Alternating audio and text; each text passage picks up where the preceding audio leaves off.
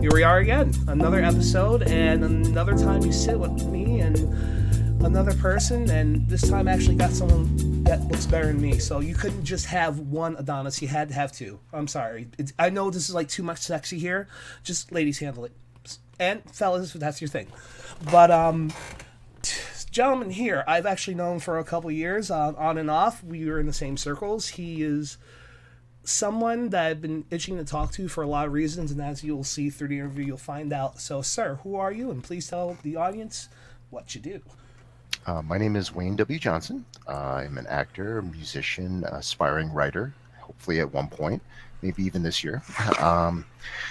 And also doing some normal stuff and everything like that. But basically, those are my main areas right there, specifically acting first, and then musician.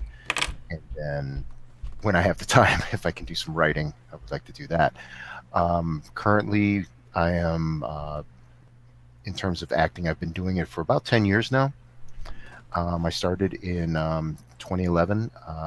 Caroline Blue, which is my band, I started actually around 2000, 2001. So it's like every 10 years I kind of add something new.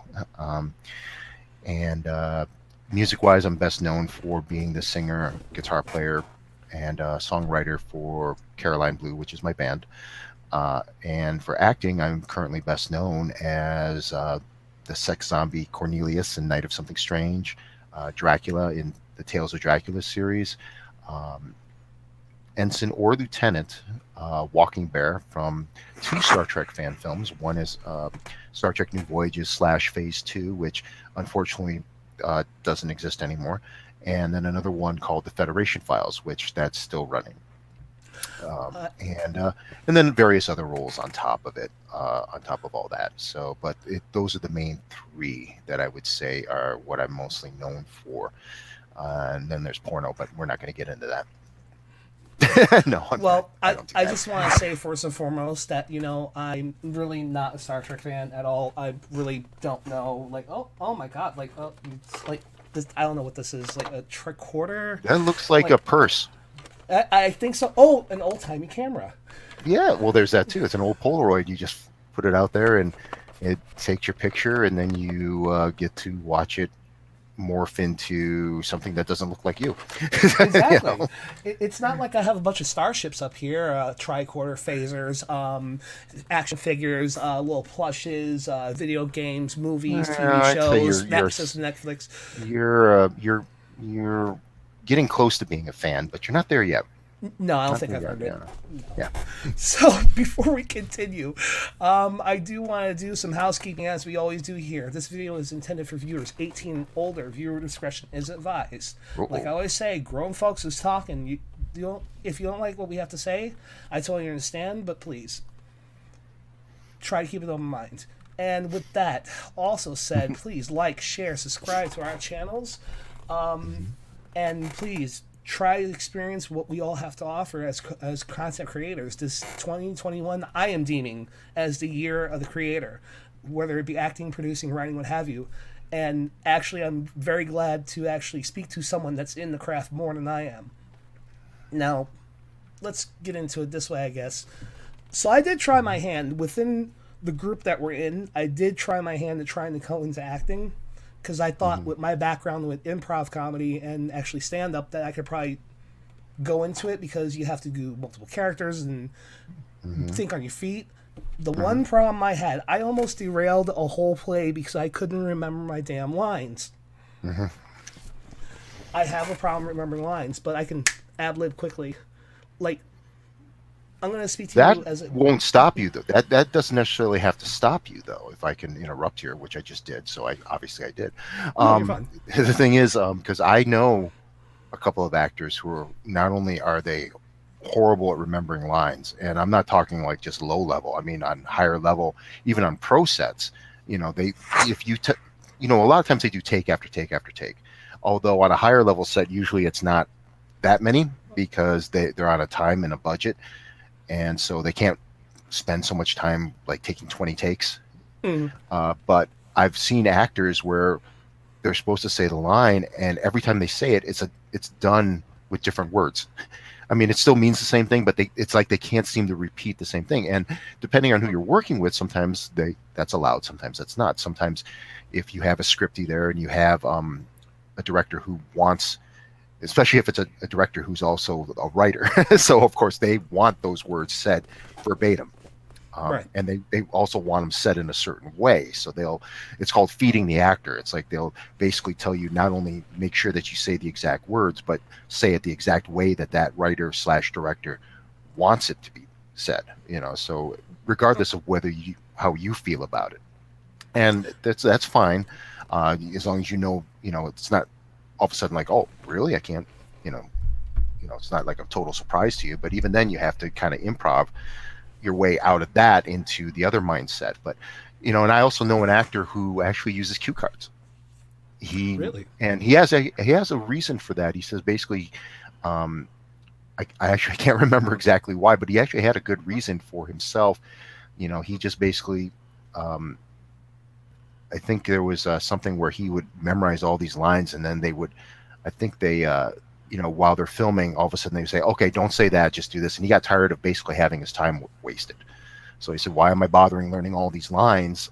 And that's part of the business and everything like that. But, and it's a valid point because, I mean, I don't have a lot of theater experience, unfortunately. I wish I did because, obviously when you're on theater and you're on a stage, you have months of rehearsal, but when you're on that stage, you have one chance. It's not like film where you blow it and all of a sudden you can just, depending on the director too, but a lot of times you can just say line and then the scripty or, they'll feed you your line and they'll be like, okay, say this. Oh, okay. And then you take it. And that's the beauty of film in that sense, because you can edit, cut, so and it's getting to the point where probably they're taking each word and then just puzzling it together that way. I wouldn't be surprised if that eventually happens, if it's not already happening already, because they do that in music actually at times. But don't let that stop you if you have a problem with lines. Now it will be a deterrent, but it's not something that should derail you. It's just something that's just another thing to overcome and find out how to work with your strengths and your weaknesses. I think it's one of those things where it's like, I come in my real life, as it were, as we have our acting lives and our stage lives, and we have what we have to do in order to make sure that we want to get to where we need to, our goals. Oh, our guest star's back. Yep, that's a clip. I support my black pussy, so there you go. She's been jumping in a lot lately since we moved the desk around where I was against the far wall. There was no way to climb up. Now I'm against this wall. Now she has all right, and I just can't stop her. Well, so I'm just Kitty has every right to go wherever they want, wherever. It's all their place anyway, right? Exactly. Yeah, basically. And the only species that doesn't pay rent besides a dog and fish, others, and they just own the place. Like, it's crazy. But okay, let me get back. Yep, you're right, because I do the same thing. I derail. We were talking something about earlier. I do it a lot. You should see some of the episodes. Okay. Does that make sense? But we were talking about lines and memorization. Yes. The backgrounds of jobs I've had, you have to come with a certain level of professionalism.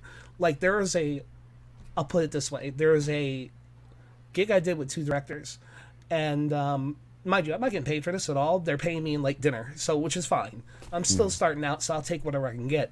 I had to lay in a snow pile for at least 5 or 6 or 7 takes, and I had to have a stale frozen bun in my mouth because that was how I was killed.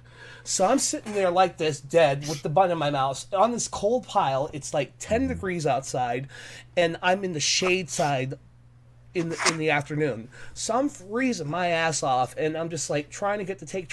I start getting the giggles. So I'm just like, sorry. They finally were able to get a couple minutes of me not laughing, but it's like I hate it because the more you do the whole of why can't I get the line or stop fucking laughing, you do it more. Yeah, it's not so easy to do any type of acting, whether it's lead acting all the way down to extra work. It's not as easy as a lot of people think it is. I think they can just walk on and it's like, oh, say a few lines and hey, I'm a star. No, it's There's a lot of hard work, and then when you get into physicality of it, I mean, let's just go with extras for a moment here. I mean, it's like if you're on a hot day outside and you're playing somebody dead and you're on a road, that road's hot.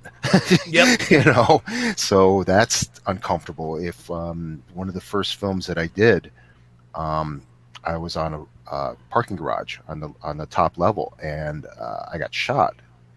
Not for real, of course, but I had to fall with no padding onto the concrete multiple times, and it's like, it's and there's a way to help prevent injury when you do that, but it's and it's lucky because I have a martial arts background, so that kind of helped me a little bit. It's kind of like I have a music background with performing, so I don't really have too much of a stage fright. The only time I really have stage fright is if I'm really unprepared.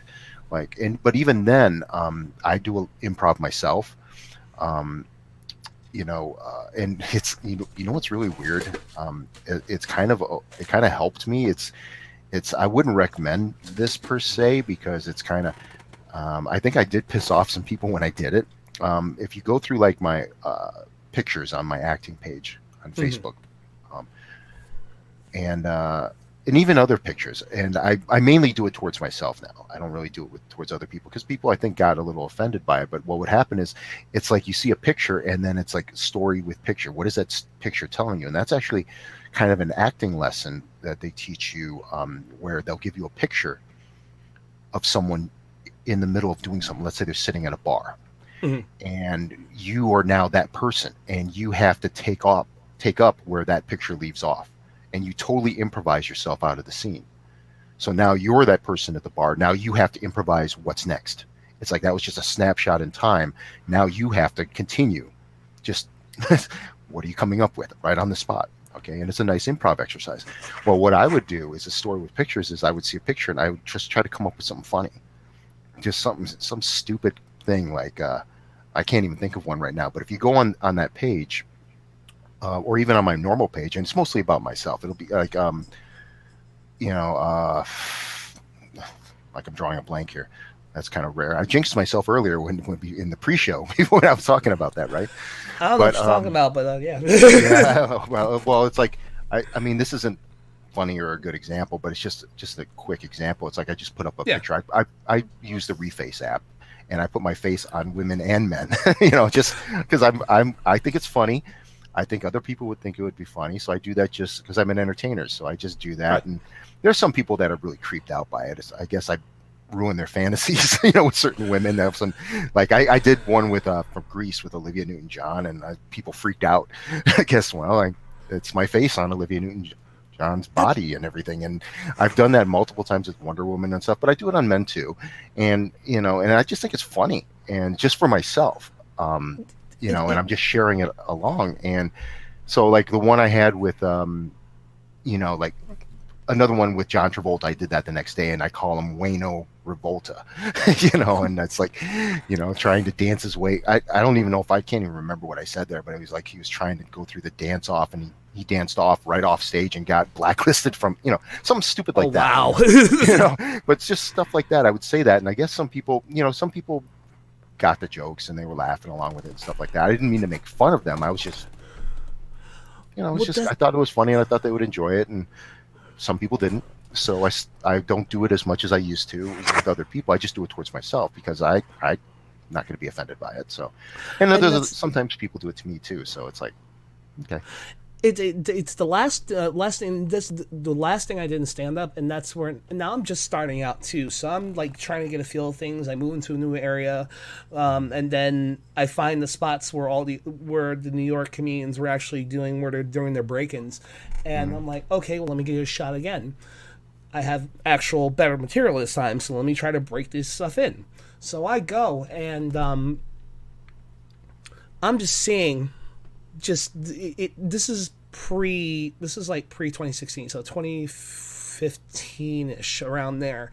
2015, yeah, around there. And the jokes weren't the jokes that literally I was not hearing from last year. Like, they actually had structure, punchlines. They're offensive, but they're funny offensive. And then the next time I did this, they were just like, wait, what? Like, okay, I understand observational humor, but sometimes that does not work. It basically the jokes were like, well, I'm black. Like, where's the punchline? So I had to throw away all those jokes and I had to do something on the fly. Now I thought all the shit was funny, and there are two dudes that were there that were just laughing their asses off. So I at least got some people, but the general feel of the crowd that I got was like they're holding in the laugh. They're like, I'm just like, laugh. Like I wanted to go like total Sam Kinison and be like, just freaking laugh, you motherfucker, you know you want to do it. So then I transferred into this, and I find that this is a lot better because if you're offended by it, then go away. Well, I first of all, let me tip my hat off to you, or my wig to you, because stand-up is a hard gig. Oh yeah, that's why I'm not doing it anymore. I don't think I could even. I don't think I could ever do something like that, because I mean, you want to talk about exposing a raw nerve, in terms of you're the nerve, and my hat's off to anybody who can get up there and do that, because a degree to stand-up comedy because of my experience as a performer, singer, guitar player in my band Caroline Blue, or even doing theater. I mean, it's one take. You do your stuff, and either it connects or it doesn't. Right. That result is instantaneous, and when it's connecting, it's awesome. It's a great feeling. You get this feeling inside, and it's awesome. When it doesn't, it sucks like hell. And all of a sudden, and it opens a door in your head, and all of a sudden there's all your self-doubts and everything come rushing in and saying, oh my God, what am I doing here? Oh, this is crazy. You can't do this. And you don't need that right there. If anything, you need more reinforcement or experience, just to sit there and say, okay, that didn't work. Here's this. You just keep going, and it's at some point, hopefully you connect in some way. And if you're doing improv, you connect and you find out, okay, this is connecting, and then you go from there. It's in some way. So I can relate to that to a degree, but man, going up there and trying to make people laugh. I mean, I guess I can do it unintentionally with certain things that I do, but if I try to actively do that, what I do with my stuff when it comes to comedy and stuff, I just do what and I'm usually it's self-depreciating humor. Right. And normally what happens there is I just do what I think is funny. And if people like it, that's great. If they don't, and it's the same with my posts or anything, quotes, anything like that. I mean, all that stuff is really for me. And I do it to entertain myself. And, if I entertain other people, that's awesome. I mean, but I'm not going up there looking for like Facebook likes or people to add me or something like that. It's great when they do. And there used to be a time in my life when that was one of the main reasons I was doing it, is for the likes and for the attention and all that stuff. I'm pretty much past that right now because it's just Facebook. I mean, I'm polite now whenever somebody adds me, and I haven't added somebody in a long time. I mean, maybe once or twice within the last couple of years, but for the most part, people are adding me. And I always have the standard greeting, which it sounds kind of lame, but it's, after a while, I mean, when you got over 4,500 people trying to come up with a unique greeting for 4,500 people, I mean, it's kind of like when you're at a table and you're signing DVDs or CDs or Blu-rays or posters or something like that. I've had to do with the movie House Shark, for example. I was part of a group of actors that were involved with that. We were like in a 3-hour session trying to sign like all sorts of posters and paraphernalia and stuff. And you just, either you come up with one standard thing to say, or, just your signature. And most people just do their signature. I always say like best wishes, or, I'll try to say their name all the time, all the best or best wishes, or keep rocking if it's a music thing. But because I tried that. I actually tried to make everything really personal, like tried to come up with a different thing. And I actually, to a guy with an acting thing, I wrote keep rocking because there was just so many. And he's like, keep rocking. And it's like he was a horror movie fan. And it's just like, oops, I kind of messed up there. And as soon as that happened, I was like, okay, I'm going to come up with one thing. And it's just best wishes or all my best. And That's it. I always say that with everything. And some people think it's lame and stuff like that, but you try to do like hundreds of signatures in a row and try to come up with a unique one each time. It's not as easy as you think. And after a while, your hand cramps up too much. Right. You know, so it's like, especially if you're trying to sign a shark fin, like a little thing from House Shark, something like that. So from SRS Cinema, by the way. So I like SRS how you Cinema. blend the drops in. This goal. Yeah, I try to do promo and stuff, and you know, No, there's by all means, yeah.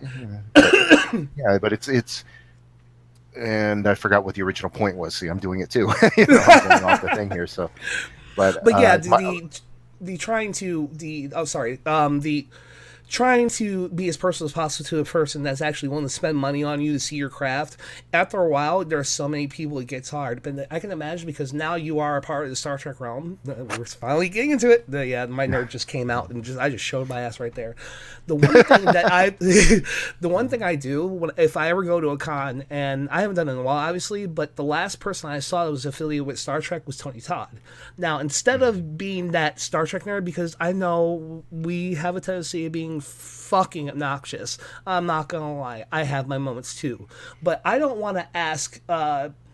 Say it's you and I, Icon. We don't know each other. It's like, so when you were playing Ensign Walking Bear, when you had your badge and everything, was it the 3/4 silk, or was it the authentic original version that was more vinyl? I always say an actor's question, and usually when I say that, the actor perks up and they're like, "Oh shit, I don't have to." Oh, like I think mentally, like I'm not speaking for them or anybody, but I think the actors that play these things, whether it be in sci-fi, horror, general acting,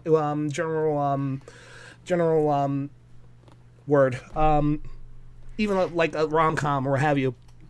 they're into the minutia. Yes, they want it. They want to know the details that are so hardcore that most people would be like, huh? You know, like, and believe me, it's not just Star Trek fans. I know Star Trek fans, they may have been the harbingers of all that, because I know for the longest time they are the ones who had the most fanatical fans and stuff. But Star Wars has it, Marvel has it, DC has it. I mean, Lord of the Rings, Harry Potter. You go to any of these forums and you'll see Kiss. That's one of my favorite bands. And it's not just Kiss. I mean, there's tons of bands. You go there and you got the people who are hardcore that are really into the minutia. You got the people who just enjoy the stuff and just want to talk about it. And then you got the fans who, it seems like they just like a certain period and they crap on everything else. And if you like all the other periods, then you suck. You know, it's like they like what they like, which is fine. Yeah. But they, you know, it's like there's nothing. They don't see anything beyond that. You know, it's like Star Wars. It'd be like the first 3 movies. They don't see anything else. Star Trek, the original series. That's what it is. Batman, it's the Adam West Batman. It's no other Batman. Right. You know? It's not Michael So Keaton. It's you know, not they're Jason all. Bale. It's not unique with Star Trek, but man, I mean, there's some people. I mean, I've actually experienced some of that myself. You know, where So some you're people ask definitely in me the club questions. then. Well, I guess it depends on which club you're talking about. The overall actors of Star Trek. Somebody's going to respond to that. Oh yeah, he's in that club. You know? Oh shit. You know. Like, I see it this way. You know what? You did something that, you know, because I also I'll go in the realm of sports. A couple years back in '04, I tried out for the Kansas City Royals. I obviously didn't make it because I wouldn't be sitting here. I'd probably be riding the bench making $1 trillion at this point and just come up and hit a ball. But I liken it sometimes to, and if I offend anybody, I'm sorry, but this is what my thought is, and I'll try to explain what I'm saying. You know those guys at the bar that sit down, they're watching the game, they're watching the Yankees or the Red Sox or anything, it's like, I could hit off that 90-mile-per-hour fastball. And I actually heard this conversation. Now I came back from the trial. I hurt myself severely just about, but I still came to work the next day. So I'm serving drinks. I was a bar back in a cook at a bar, and I'm serving drinks and the food, and they're like, yeah, I could have did better. I'm thinking to myself, you know what? You weren't on the field. You know what I mean? You know what I'm trying to get at? Well, the thing is, it's interesting about that because, see, sometimes it's not only just that, because it's like you're not on the field, you're not making the decisions, you don't know what's going behind all the decisions. Okay? And to be even more direct about it, because actors sometimes get a bad rap, because, you know, somebody will say like, oh yeah, his acting sucks. Well, somebody approved of that shot. Okay, and it's not, now it's one thing if the actor is also part of the production team, Mhm. or they have that clout where they can say, okay, I want it this way, and it's going to be that way no matter what. But for more often than not, the actor has to do, how they're directed, and it's the director. I mean, there's been multiple projects many times where I'd be like, I really want to take another take. No, that's good enough. But I know I can do better. No, that's good. That's fine. Don't worry about it. It's good. Or I'll think something's really good, and it'll be like, oh, let's do another take on that. And they do that little trick where it's like, well, let's try it. Let's try it. And Right. knowing that they're just catering to your ego because they're not going to use your take, the one that you want. They already have the take that they want. And again, we go back to feeding the actor too, where they're really directing you to the minutia. I mean, I remember doing an ADR project, audio direct replacement, which is, Thank you. if in case people don't realize, when you watch all these big Hollywood movies and stuff like that, they all do ADR. And what that is um, after the movie's filmed, they bring the actors in and they redo all the sounds, all the lines, everything, even like noises like knocking and stuff. They have sounds that are like, okay, this knock on the door would be okay, but this one makes more of an impact. So they replace it. And they do that with everything. And you have to go in there and, sometimes there is a legitimate reason, like sometimes the sound isn't loud enough or there's interference and you got to redo it again, but they'll do it even when it's fine. And I love doing it. A lot of people that I've run into hate doing it. But I love doing it because I want to be heard. And, I want my lines to be clear and I want people to hear it, because that's one of the biggest pet peeves with anybody watching anything that's a video medium or anything like that. They'll tolerate bad video, but they will not tolerate bad audio. Right. They will shut you off completely as soon as the bad audio kicks in. So, having said all that, I did an ADR thing one time where the guy was like, we're watching my, and I'm trying to match my lips, and I'm pretty decent at it. Okay, so I've done it numerous times, so I've gotten kind of good at it. Knock on wood. Now, all of a sudden, the next time I have to do it, all of a sudden I'm going to blow it. Right. Right. I give you the luck of the Latin. There you go. Yeah. You're covered. But the guy was like, well, do you remember just before you said that this is how you were breathing? You actually did it like this, and then you hesitated for and he was basically saying, okay, I want you to do the same breathing like you did. And I'm like, wow, this is really, I did it, but it was like, I mean, that's how finesse wise you can get into doing all that stuff, because you want to make sure everything is maximum impact. And voiceover work, it's even more, because they'll tell you to do stuff over and over again until you hit it. You can blow your throat out, trying to, your voice out, I should say, not your throat, because stuff is more coming from your diaphragm than your throat. But Right. it's just something where, it's just needed, and I kind of lost my place again.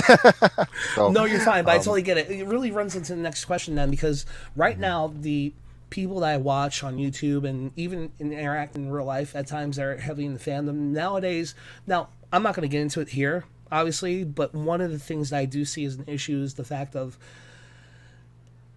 a lot of people that are into a lot of Hollywood films are starting to get away from it, because especially like the hardcore, like not even like fans of X, Y, and Z, they're more cinephiles. They're more into just film and the way film is done, the way production is done, the way the Foley aspect of when let's just say Anakin's running and Obi-Wan are running down the this long corridor in episode 3, and you hear like the rocks crashing, and it's something might seem off the center. You know what I mean? Like, they're noticing, and I'm starting to notice it myself, that there isn't much care being put in anymore. It doesn't seem like that to me. Like, it seems like some of the acting's flat, but again, keeping in mind that it probably was a production choice. It doesn't seem like sometimes that everybody's full potential is coming out there. I don't know if that's by design or if they're seeing a vision that we're not seeing, or you know what I mean? Well, that goes back to my original point where I was saying sometimes actors get a bad rap because somebody has to approve it. Sometimes the director wants that, and I mean, that's happened to me a couple of times, more than a couple of times, where I think it could have been better, but the director used a different cut or did this or cut away or something, and I just have to go, okay, well, so much for that. That scene or something like that. You're kind of, and then you're at the mercy of the editor as well, depending on what is Yes. cut, what's not cut, and everything else. So I mean, sometimes actors do get a bad rap for that, because once they're done, they're doing stuff, and sometimes they'll be like, okay, I feel more here. But it's kind of interesting, because like acting today isn't like acting, in years and years ago. You know, acting, like, you got to be careful, because nowadays if you do something like 80s acting or something like that, it's like you'll be like, oh, you're overacting. And sometimes it's better to overact than underact, because especially at auditions, I mean, you don't want to go totally nuts and stuff, but it's okay to go a little above the bar, because what can happen is, see, if you go under the bar, if you underperform an audition, the because I've been on the other side on a casting crew. I recommend any actor to try to at least one time get on the other side, getting on the casting crew, and get there and be there when you're auditioning other actors and stuff, because you see the other side and you experience the other side. Because when what happens is, what you expect from the casting crew is that people are coming in and they're going to do the best they can. Okay, so they come in there, and let's say they underperform. They're thinking, like, you're underperforming because you're so nervous, and you're kind of freaking out, and you don't, and if sometimes you need to warm up, sometimes you need more than, you need a couple of takes to get really into it. But unfortunately, more often than not, at the audition, you don't have more than one chance. You do it, and then that's it. And they think, okay, that's the best you did. Okay, Next. But if you overperform a little bit, not, like I said, not going totally nuts or anything, then comes the next stage where it's like, okay, try to bring it down a little bit and do it this way, which serves two purposes. One, it brings it closer to their vision, and two, I want to see if you can take orders. If you can, basically, I mean, that's a blunt way to put it, but I mean, they want to see if you can, because there's a lot that goes into casting besides the talent. There's the networking is extremely huge when it comes to that stuff. Personal ability is really huge, because if you have two actors have the same ability, and they're going for a part, yet one person is a total diva and the other person is really personable and likable, they're going to go for the likable person all the time, with an exception of if that diva guy is going to what I call bring in the eyeballs, fill in the seats. Right. If that person is going to definitely bring a huge amount of money into the project, then they may say, okay, well, this person is being an asshole, but there's going to be he's got a ton of followers, and we know he's going to fill in the seats and all this stuff. People are going to be glued onto this guy. So, given that talent is equal. Okay, but more often than not, when it comes to working with somebody for weeks or months or something like that, you want to be with somebody you can get along with, not somebody who is a total diva and stuff like that. So a lot of things that go into casting and stuff. And it is eye-opening to a degree when you're on the other side, because you see what happens now. If you can bring it down a little bit and do that, at least you're now still in the running. I actually had a thing where I was directed to act a certain way, but I don't know why.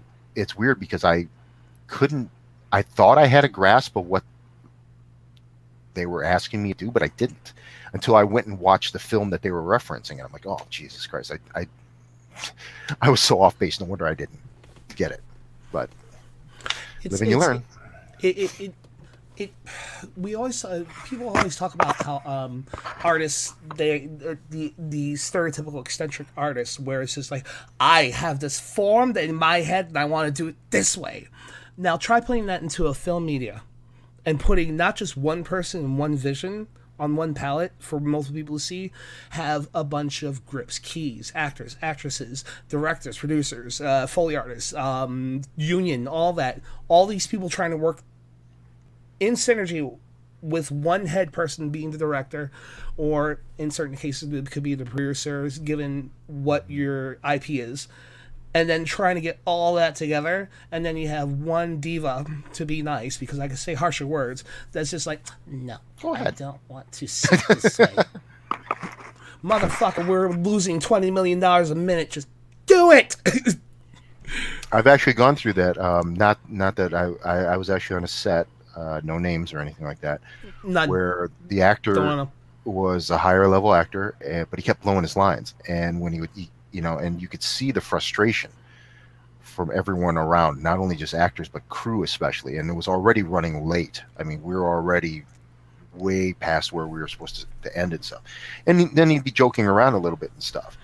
And I had to act after this person too. So it's like, oh God, it's like, I mean, I'm lucky. I actually had all my lines down and stuff like that. Just knocking them all out right after that. So, I mean, but it was always in my head, like, look, I got to get this.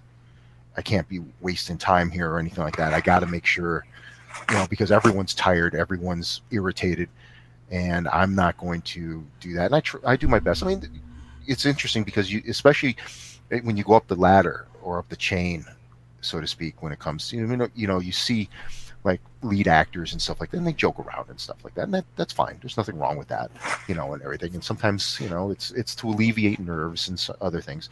But then, somebody lower, like an extra, might see that, and then they start doing that, and of course they don't have the clout or connections or anything like that, and they basically said, know your role, yeah, kind of a thing, and because there, in all levels. There's people, whether it's high-level actors, low-level actors, high-level musicians, low-level musicians.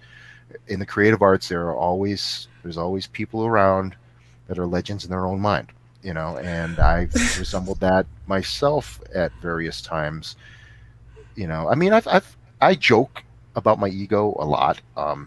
I don't really think I have one per se. When I say per se, I mean all creatives have an ego, in my opinion. That's part of being a creative. If you didn't, you wouldn't be wanting to expose your work. You would just make it and just enjoy it yourself. But to be able to show that there is a little part of ego involved. That's not necessarily a bad thing. The bad part of it is, of course, if you're going to put something out to the public, you have to be prepared for how they react to it, and it's not always positive. Right. But that's part of the process, and that's something. Sometimes people ask me for advice on acting, and one of the things I almost always say is you have to develop what I call as your armor. You have to, look. I don't know if that came through. That was from my phone. That was my ringtone or something. And it's just like, develop your armor. Dun, dun, dun, dun, dun. It just surrounded me. But I mean, he XP'd in front of us. The more you know. Either that or I urinated somehow, and that's the sound it makes when I do that. Right here. So that's how real man tinkles. God damn it! Yes, that's what it makes you. That's why I'm home all the time. That's why I'm not allowed to go anywhere. Shit! But except Walmart, that's why, because you can piss on the floor there and it doesn't matter. Oh, good. No, well, I got some horror stories myself. Ooh, just 2 seconds.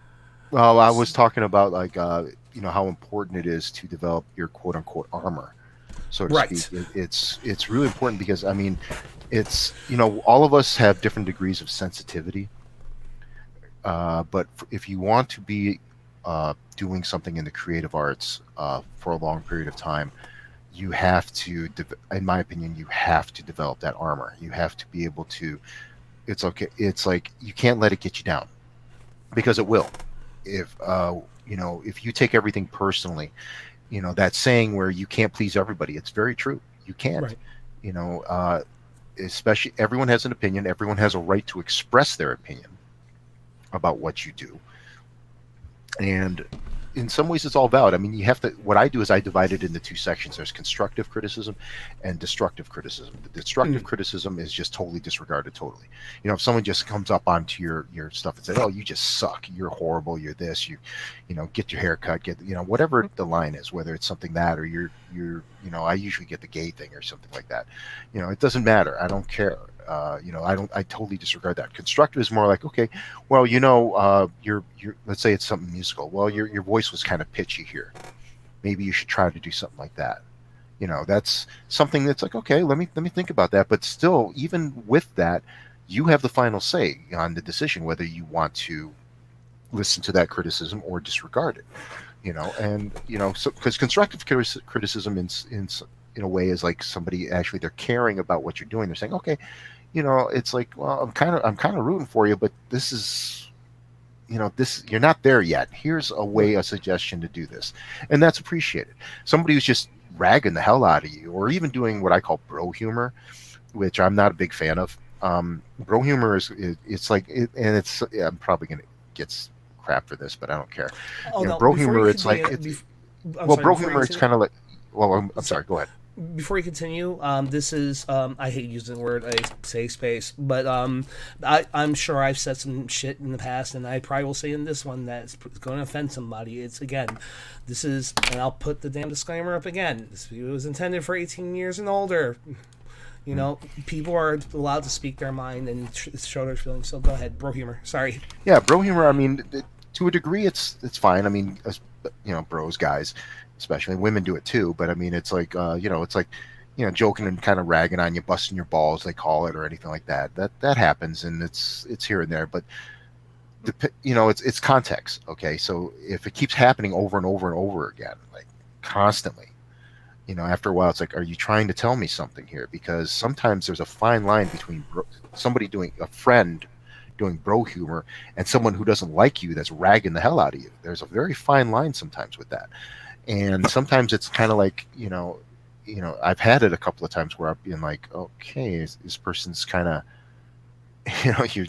you're just really ripping on me. I mean, and then you call them on, oh, I'm just joking, I'm just this, can't you take a joke? And it's like, yeah, I can take a joke, but and of course when you put somebody like that on the spot, they get defensive, and and anything they can do to keep doing that. And I've seen friendships break because of that.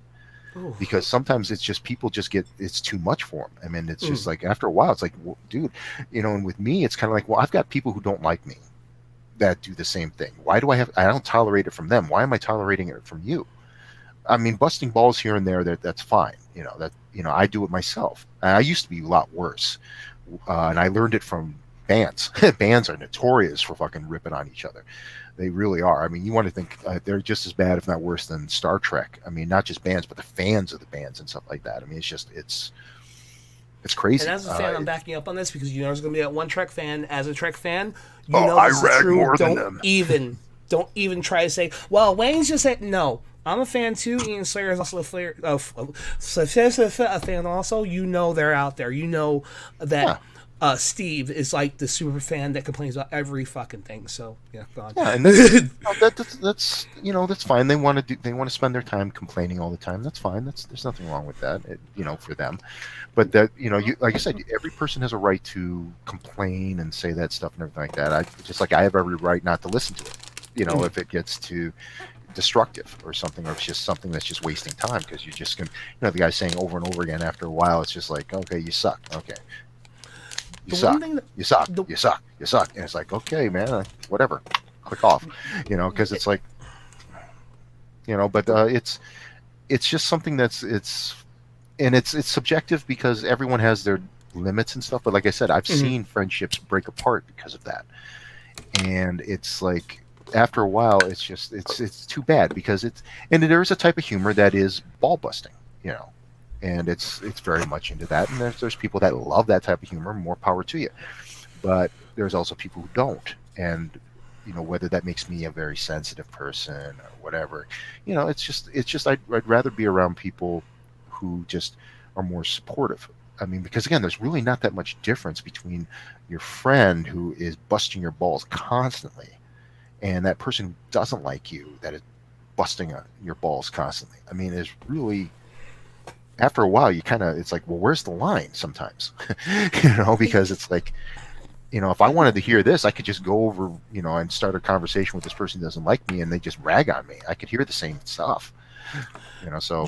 You're definitely giving me a new perspective, because I'm definitely not innocent of this either. Like, I tried in the past with certain things, kept my, tried, I'm not perfect, my criticisms constructive, like, well, maybe you should do it this way, this is not canon, you should probably emote more, this, that, and the third.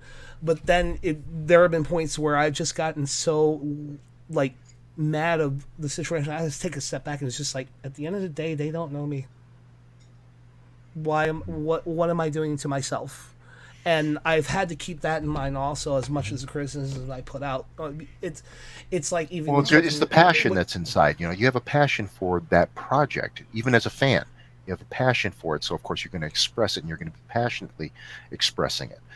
I mean, when I say I used to do the bro humor thing a lot more than I do now. I try to be more conscious of it because Mhm. I have seen, the person didn't tell me directly, but I did see a post by them. They were saying like when they were in my band, and they were saying that there was it was hard sometimes because everyone was ragging on them all the time, and I felt that, and I'm like, and I was part of that, and I regretted that. So it's like I don't want to make that same mistake again. A little, and even with somebody you've known for a long time, sometimes new things get discovered. People are constantly growing, so, and sometimes they grow into areas that you have no idea about. Right. And it could be from anything. It could be from a positive experience, like all of a sudden they're now working in a totally, like all of a sudden, let's say it's an actor, and all of a sudden they're in a Marvel movie, and that totally is pretty life changing, especially if you have like a supporting role or higher. Or if it's something negative, like maybe it's the passing of a loved one, that will change people. It definitely changed me. So it's, and it could be, you could get a disease, or you could get, there's all sorts of things that could happen that can change people and stuff like that. I just know that, like the person I was in my early days of Caroline Blue and stuff is not the same person in a lot of ways that I am now. So, And that's the key part of what you're trying to convey here. If no one's really getting what Wayne is saying, is growth, forgiveness, learning, taking your licks, learning not to do certain things, learning from the whole experience, and moving on, trying to do better. yeah, I If believe we, we're all works in progress. We're oh, indeed, always until we die. We're always, and even it's whatever goes on beyond that, depending on your beliefs, and we won't know until we all get there, So, but it's in there's things that I look back on, and like I keep journals and stuff, so I can read back what I was thinking at the time. I'm not going by pure memory. I'm actually reading something that if it ever comes out to light, let me put this disclaimer out there. Whatever I wrote back then, it is of its time. Okay, it's how I was feeling at the time, even if I was wrong. And I'll look back and because sometimes you get really emotional. That's part of why I have mm-hmm. a thing for writing and stuff like that. In part, I should say, because it's like, oh wow, I felt like this back then, but I'm not like that now.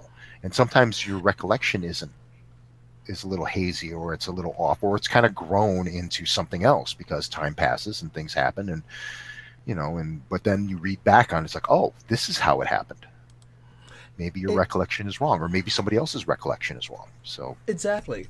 And this is the one thing that I'm finding out more so nowadays, is the fact of, and I'm guilty of it my damn self, is trying to do two things: learn from the mistake, because I'm an idiot at times too, but also trying to forgive others. For there are certain levels of forgiveness you can have. Obviously, if like you I don't want to say it this way: if you did something to my cat, mhm. then that's a family member. That's unforgivable. That's like I Right. can.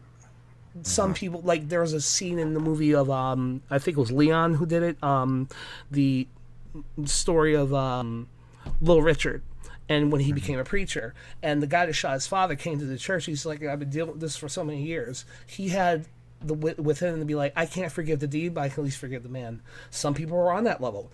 Some people aren't. But there are certain things in life, especially now, where we have to try to, and again, I'm not the best at this either. Try to move on and try to see the situation is, and either learn from it, forgive it, or just walk away and just be like, it's of its time.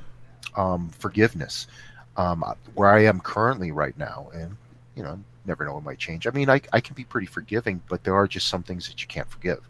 There are some things, and some things it's petty, because I know there's that saying where they say, forgiveness.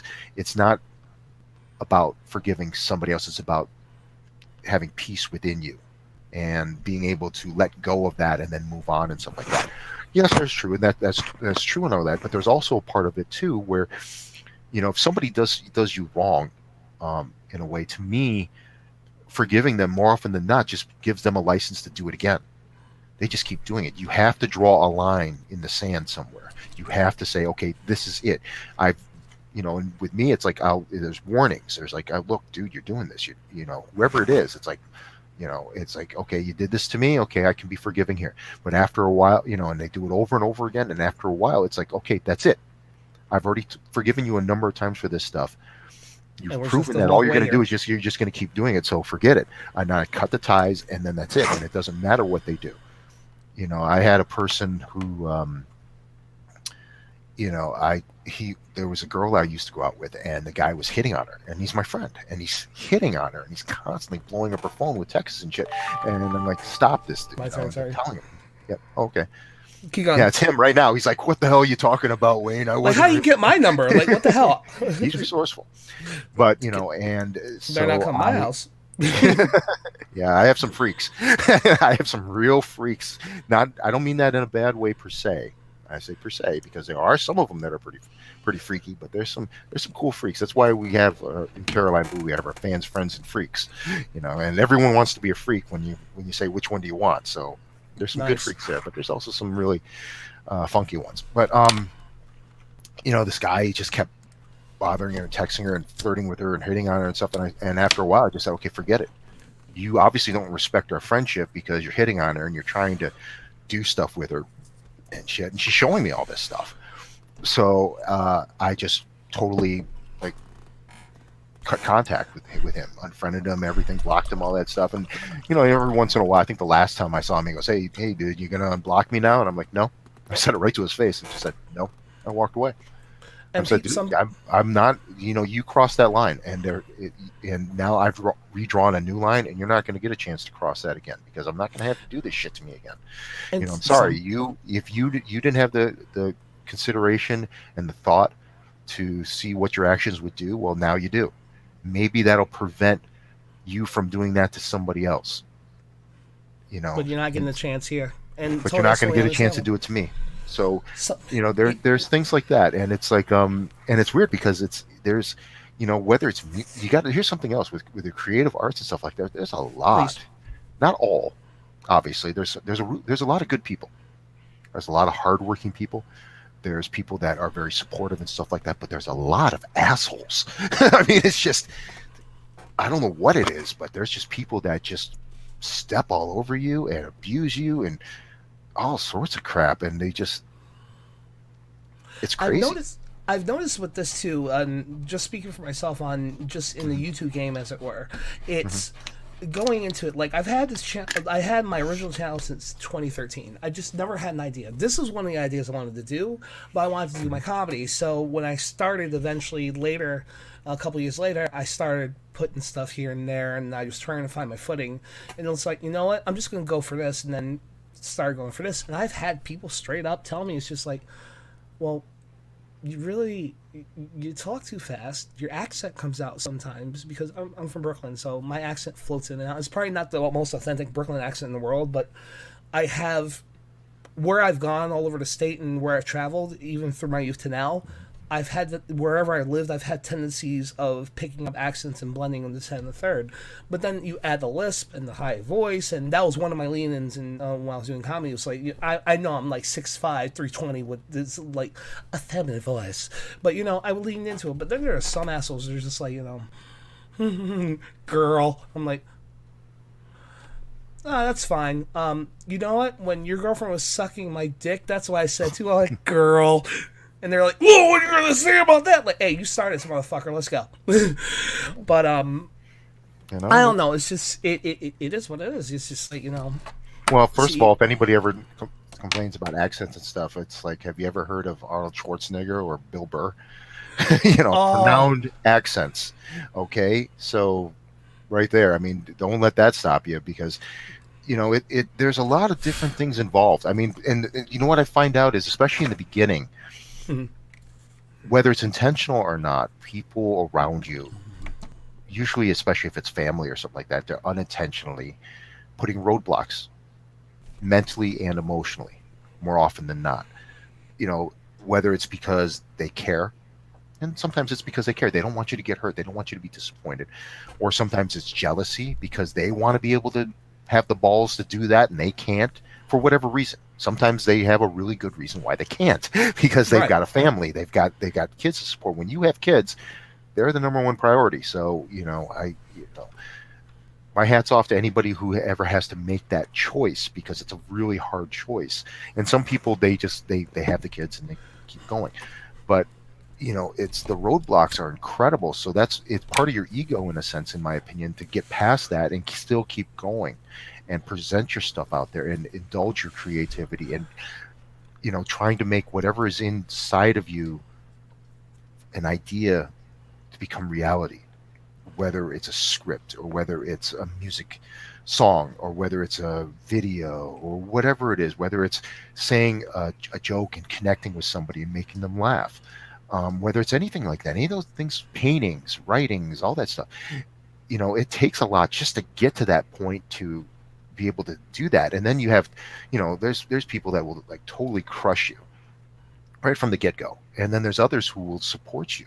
And it doesn't mean that they're like hardcore or anything like that, and maybe they don't even like your stuff, but they're not going to sit there and say, well, it sucks. They're going to say, well, keep at it. And I try to do that myself. I try to be very supportive of people, even if it's something that's I will say most of the time my line is like, it didn't hit me. Right. There's people that say, for music, for example, this is a Paul Stanley quote, actually. He says, there's two types of music. There's good music and there's bad music. I don't necessarily subscribe to that theory. My saying is there's music that hits you and music that doesn't. Because if you say this song is bad, I guarantee you can find somebody that loves that song or likes it, and vice versa. You could say this song is awesome. Let's say it's classic rock. Let's say it's Stairway to Heaven. Right. It's a very famous Good song. song. There are people that absolutely hate that song. So how are you going to tell them it's a good song? Or And another then one. you'll be like, oh, they just suck. Or like the original series of Star Trek, that's great. Anything else is garbage. Oh yeah, well, there's people who love the garbage. There's people that love Next Generation, the movies, all that stuff. Whatever No, came afterwards, all that stuff. There are hardcore people that love that stuff. So to me, it's more like it hits you or it doesn't, because everyone has that. Everyone's like, okay, that song hits me. Okay, I can relate to it. I feel it. It doesn't do nothing for me. That doesn't hit me.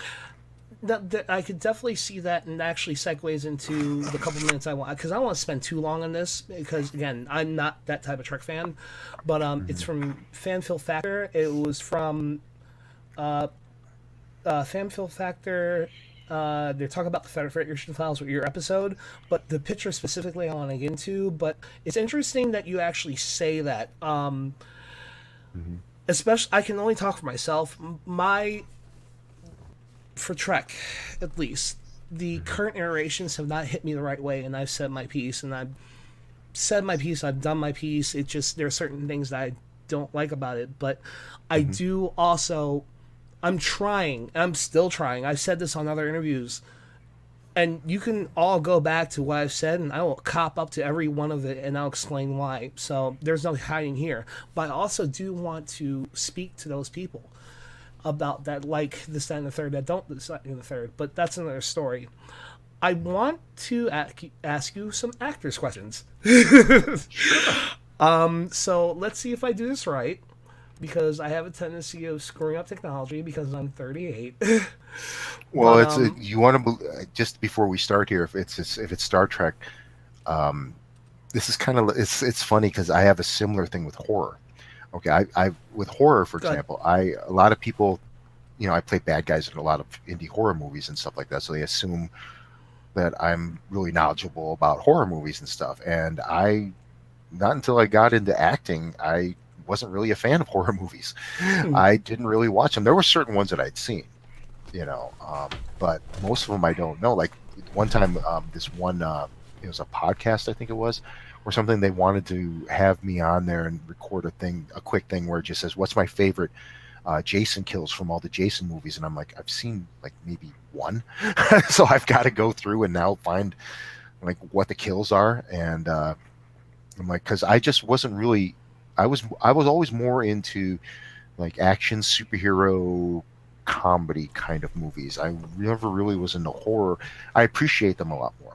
And I have watched a lot more since then, but I'm way behind on so many things. Star Trek, I watched the original series. I was a big fan of the original series. I watched the first, I think, 5 movies. I really haven't watched that much of Next Generation or anything after that. And the thing is, this might be sacrilege to some people. I was a much bigger Star Wars fan than Star Trek. Star Wars, when and I that's first the end of saw the video, that, folks. No, no, you're fine. You're fine. I was a major Star Wars fan. I'm a fan of Star Trek too. I mean, like I said, I watched the series, and I really enjoyed them and stuff. But when I saw Star Wars for the first time, and the thing is, I saw it multiple times in a big theater. So like that first scene when that Star Destroyer comes in, and I'm looking at it, and I'm in awe. When that thing is just, it's so funny because like only a couple of years ago I actually saw the original movie again, and I'm like, I thought that was a lot bigger. Yeah, that's what any girl I'm with says.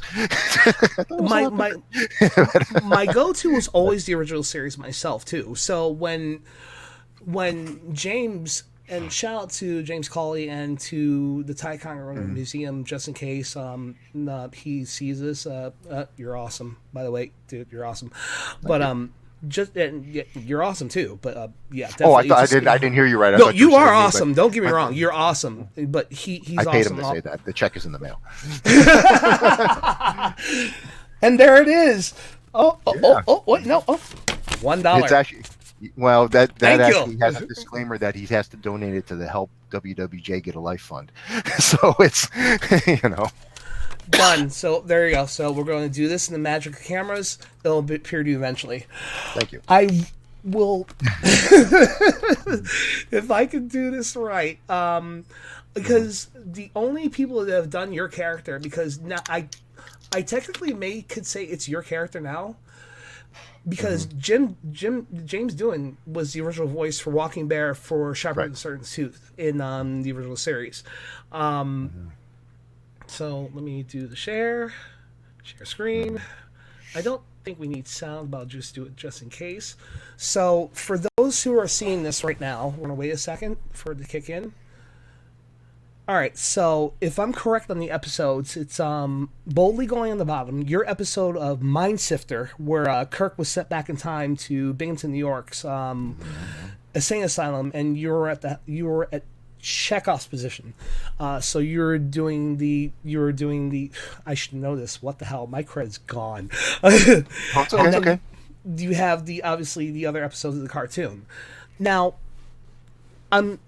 what? By the way, just I'm also in an episode called Holiest Thing.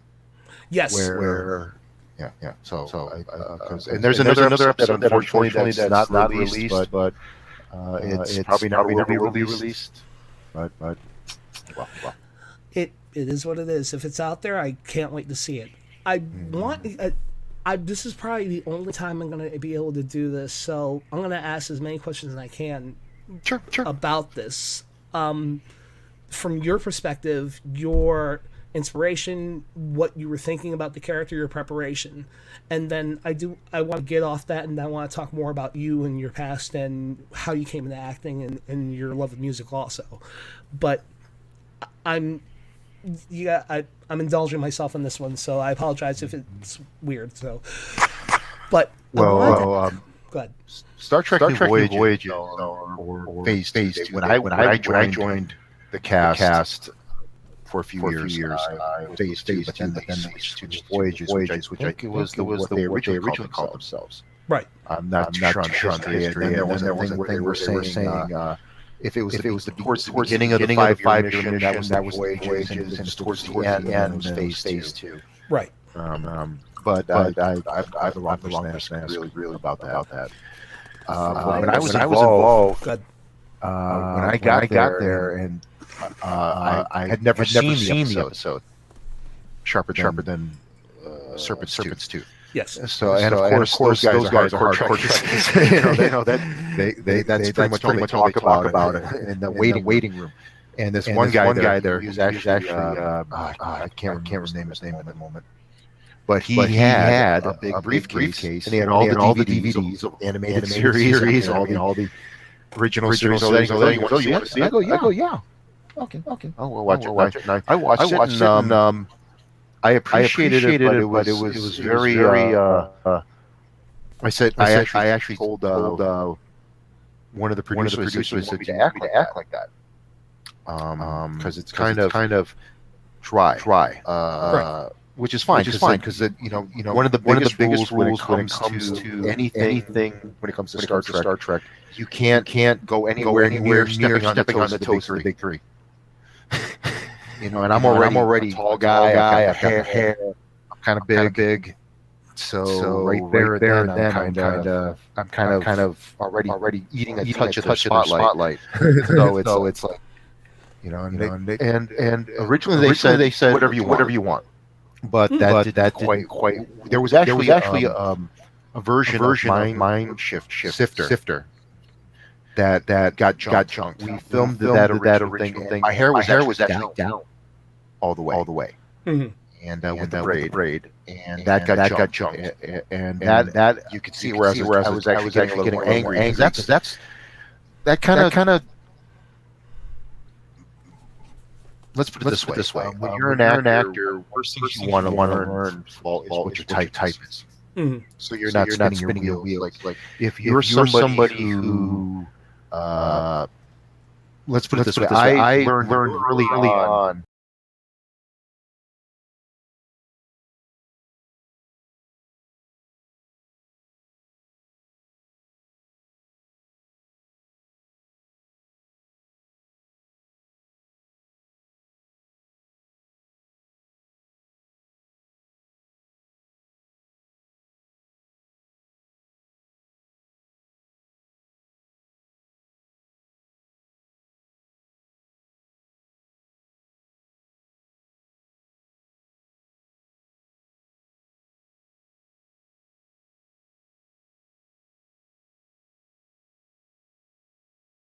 Who created him?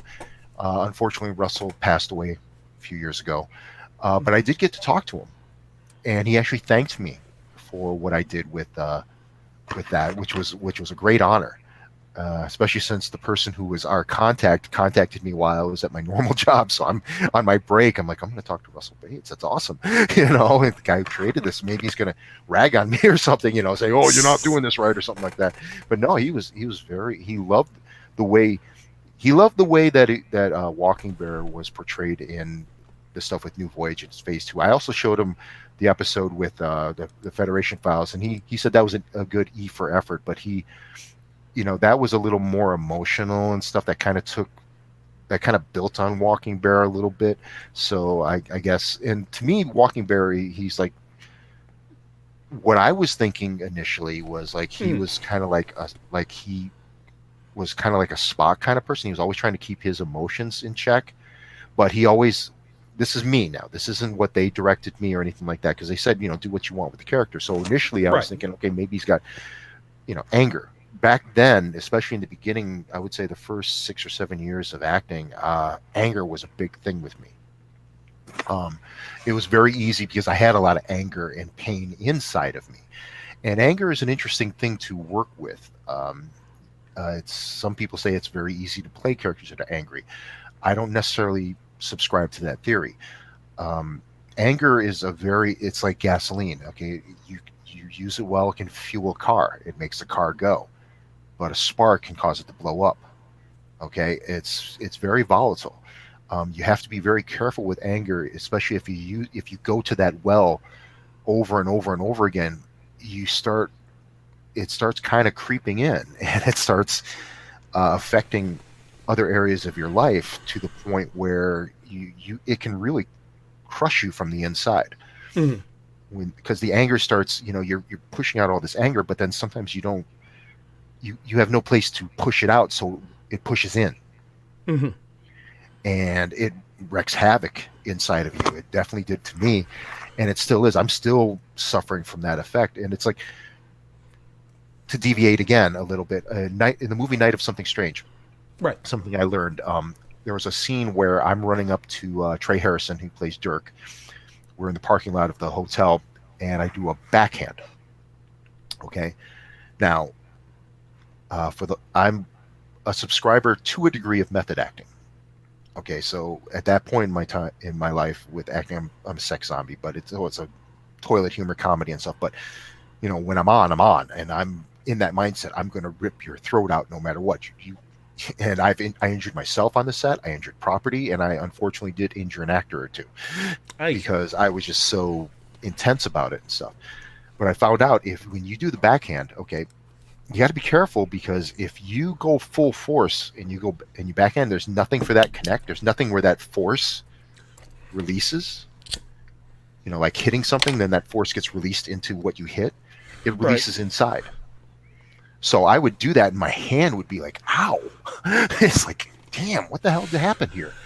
Okay, I'm not gonna lie about that, because and somebody told me, hey, it's like, hey, don't do like your full power haymaker here, because you're actually doing damage to yourself. And anger, in a lot of ways, is the same way. You go to that well too many times. It's a good well to draw from, but if you don't have control of it, it will eventually start eating inside of you, and it will cause a lot of damage. And the one thing I noticed is when I was playing ball, so if you're aiming for the pitch, you're going for it, and you want to knock it the fuck out of the park. And this has happened many times where I do that full woof, just like that. We're doing it live, folks, on pre-record. We are now 3D. Yes. I might want to do one, but that's another story. But yeah, when you swing, it may not be the best analogy, but it's an analogy that I'm seeing in my head, and hopefully it makes sense to people.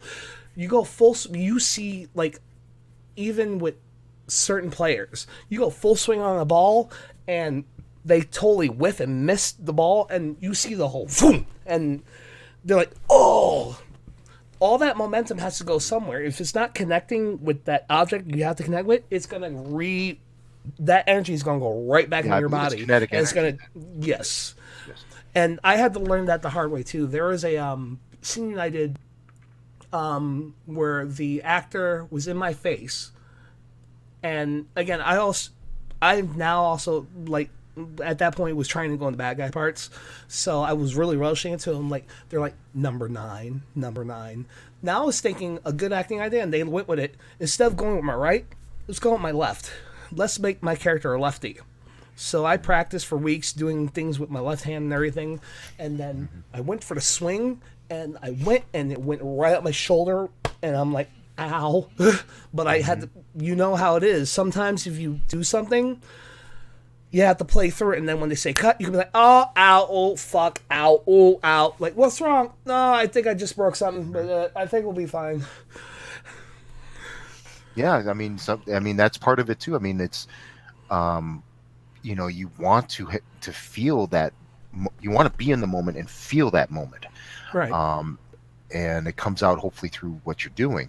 But just going to the thing with the left hand, I've had kind of the mirror image of that. I've had to, like, choreograph a fight with someone who I just assumed was right-handed, and then we're doing the fight, and I'm like, it's filming, and I'm like, your fists look really weird. And I'm like, well, I'm left-handed.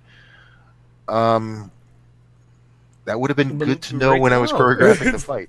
I had to do a sword fight with somebody and I did not know that person was left-handed, so I choreographed it all like you would normally do, and all of a sudden it's like, oh, last minute, well, we got to change everything. Oh, that's good to know. So it's, always ask when you're doing fight choreography, which hand is the person, because there are certain people that can do both and all that stuff, and that's fine, but I mean, it can throw some things off, especially timing stuff, and you got to be careful with it, because it's always safety first. You don't want to, it's, I've been the person who has gone, like, unfortunately hit somebody for real, and then I've also been the person who got hit for real, because the other person had no control. So I mean, now can you quickly explain method to people that don't understand what method acting is at home? I know there are multiple types of method. There's Shakespearean method, and there's another one. There's so many different types right now. There's so many different types of method acting. Method acting, there can be so many different, and there's so many different types. There's so many different definitions. To me, method acting, which I used to, I never was an expert at it. I read it through books, and I saw other actors that I admired who were method actors who did that. And that's basically you become the character and you stay on. There's famous stories about people who don't break character, like Jim Carrey. Who's the other one? What's her name? Once The they're on skinny set, blonde. they don't break character at all. Right. Which actually, that's the part I don't subscribe to. to me, if you have to stay in character 24/7 to be that character, to me that's almost like a lack of control in a sense, because it's like, to me it's more control if you can turn it on and off, as opposed to, because I actually did that on a set. I tried it, and I was playing a stoner character. Mhm. Classic stoner. So I was talking totally like this, man, and it was really cool, and I was talking like this for hours and stuff. And by the end of the day, man, they all wanted to beat the hell out of me because they were so annoyed. And it's like, why would you want to Sorry. beat me up, man? I'm just a little cuddle bug just sitting here trying to get through life, one joint at a time, man. It's like I found out how annoying, and in acting ideally is the interaction between, it can be more than two people, but that interaction, and where the magic happens is sometimes you get into that improv. All of a sudden something happens and you just go with it, and it's not scripted or planned, but it works. That's where that magic happens. There's certain actors that I work with sometimes where I know they're improv people. They are not going to go by script, and they still surprise the hell out of me. And it's my job. I'm not going to sit there and go, okay, cut, guys, come on, he's off script here. What the hell, that's a diva thing. It's like, Right. no, I'm going to, okay, he's doing it. Obviously, the director, that's a director's job, number one, for him to do that. But if the director's letting it go, then it's like, okay, this is the hand I've just been dealt with. Okay, I'm going to play it. I do this, and I've done it, and it's fun because if it comes out great, and it's makes the final cut, then it's like, damn, because it feels real, because it is real, because it's like all of a sudden I know the lines, but I don't know what's the resolution is, because he's going off script. So now I'm going off script, but you're staying on. That's a little zen there. You're going Sometimes off, but you're on. sometimes that the works. journey But is the journey is almost more exciting than the destination. yeah, I mean, but it's great, but just don't go to that well too often, because at some point that well is going to be dry, and it's like all of a sudden it's just going to fall flat, and you'll be like, and. But that's a risk. You always have to make a choice when you're acting, whether you choose to do it this way or this way. When you're auditioning, you're choosing. Make a choice. That's one thing I would say is, even if it's the wrong choice, make it and follow through and go through. And with method acting, what that is you are becoming that character. You're not just. I'm not a good person to ask what method acting is, but it's like you're becoming, because I don't really know the definition of it per se. I know the results of it. I know, where you become that person. You have something that's inside of you that can relate to what that person went through. So you draw upon that and you become that experience. But and somebody who's doing method acting is probably going, oh my God, this person is butchering it. Doesn't know what they're talking about. And if they are, I'm putting the disclaimer right now that I'm not by any means an expert about method acting and stuff. But I will say this, though, you definitely want, when people watch what you do and hear what you say, you want it to sound like it's coming from a real person, not somebody who's reading lines from a script. And there's people that do this all the time when it comes to auditions. Again, part of being on a casting crew and stuff. They'll have a script. They'll even, and that's fine. You don't know the lines, you don't memorize them, so you got the thing in front of you. But they sound like they're reading it from like lines. They sound like they're doing that. They're not the person. It's almost like, oh my God, that is really huge. This is really a thing that's happening. Oh my God. End scene. Wait, what? Fade in, fade out. Yeah, and I've seen people who know better that should in the circle that we're in CNY, do stuff like that, and I just shake my head and I'm like, man, and then they still get cast because of, it's not just talent, it's your networking and who you know. Sometimes, more often than not, it is. It's like the game of the game. Mm-hmm. It is the game. One last Trek question, but then I'm going to get off Trek, and sorry, folks, because this is not meant to be a Trek-centric thing. This is an actor-centric thing. You can say whatever you want with Trek. It's okay. I had some great times with there, and I had, unfortunately, a few not so great times, but it's like... it's life. It's life. The one thing I wanted to ask you, that I didn't have the chance when we initially met through our friend Greta Double Valkova, velour. but by all means, The first, outfit, the material. yes, the velour, of course. Big shout out to Greta Valkova first and foremost for introducing me to this man and for her to take the time to think that I was worthy. So yeah, no, in all means, Greta, thank you. Did when you first stepped on set, and obviously seeing the replica of the Enterprise itself, the Enterprise bridge, and there are obviously other scenes in the mess hall, and I believe it was the mess hall, the chapel. There's a scene in the chapel because in Mind Shifter you had to do a funeral for Jim. There's I don't think you had a quarter scene, no, from what I remember of the episodes I've seen you in, but definitely the bridge. Did being on the bridge and then gaining the knowledge of your character in Trek, did that have any like instant influence on trying to correcting what you were coming with? You know what I mean? Like, well, I have this idea of what I'm going to do, and then you come on the bridge and like, okay, so here's the set. I'm like, oh shit, I'm going to have to actually change up a couple things, and then getting into the lines and everything. Did you have to modify anything, or did it help you flow into the character? Well, there's a couple of things. Number one, when I first joined Star Trek New Voyages / Phase 2, they were based out of Port Henry. Their current when towards the end they were based in Ticonderoga. Right. Okay. So in Port Henry, it was actually they were inside of what used to be a used car lot. Right. I remember that story. Yes. And everything. And the only thing that was built there was the transporter room, which was on top, which had a metal roof. So in the summertime, it was abnormally hot up there. And then you had the bridge.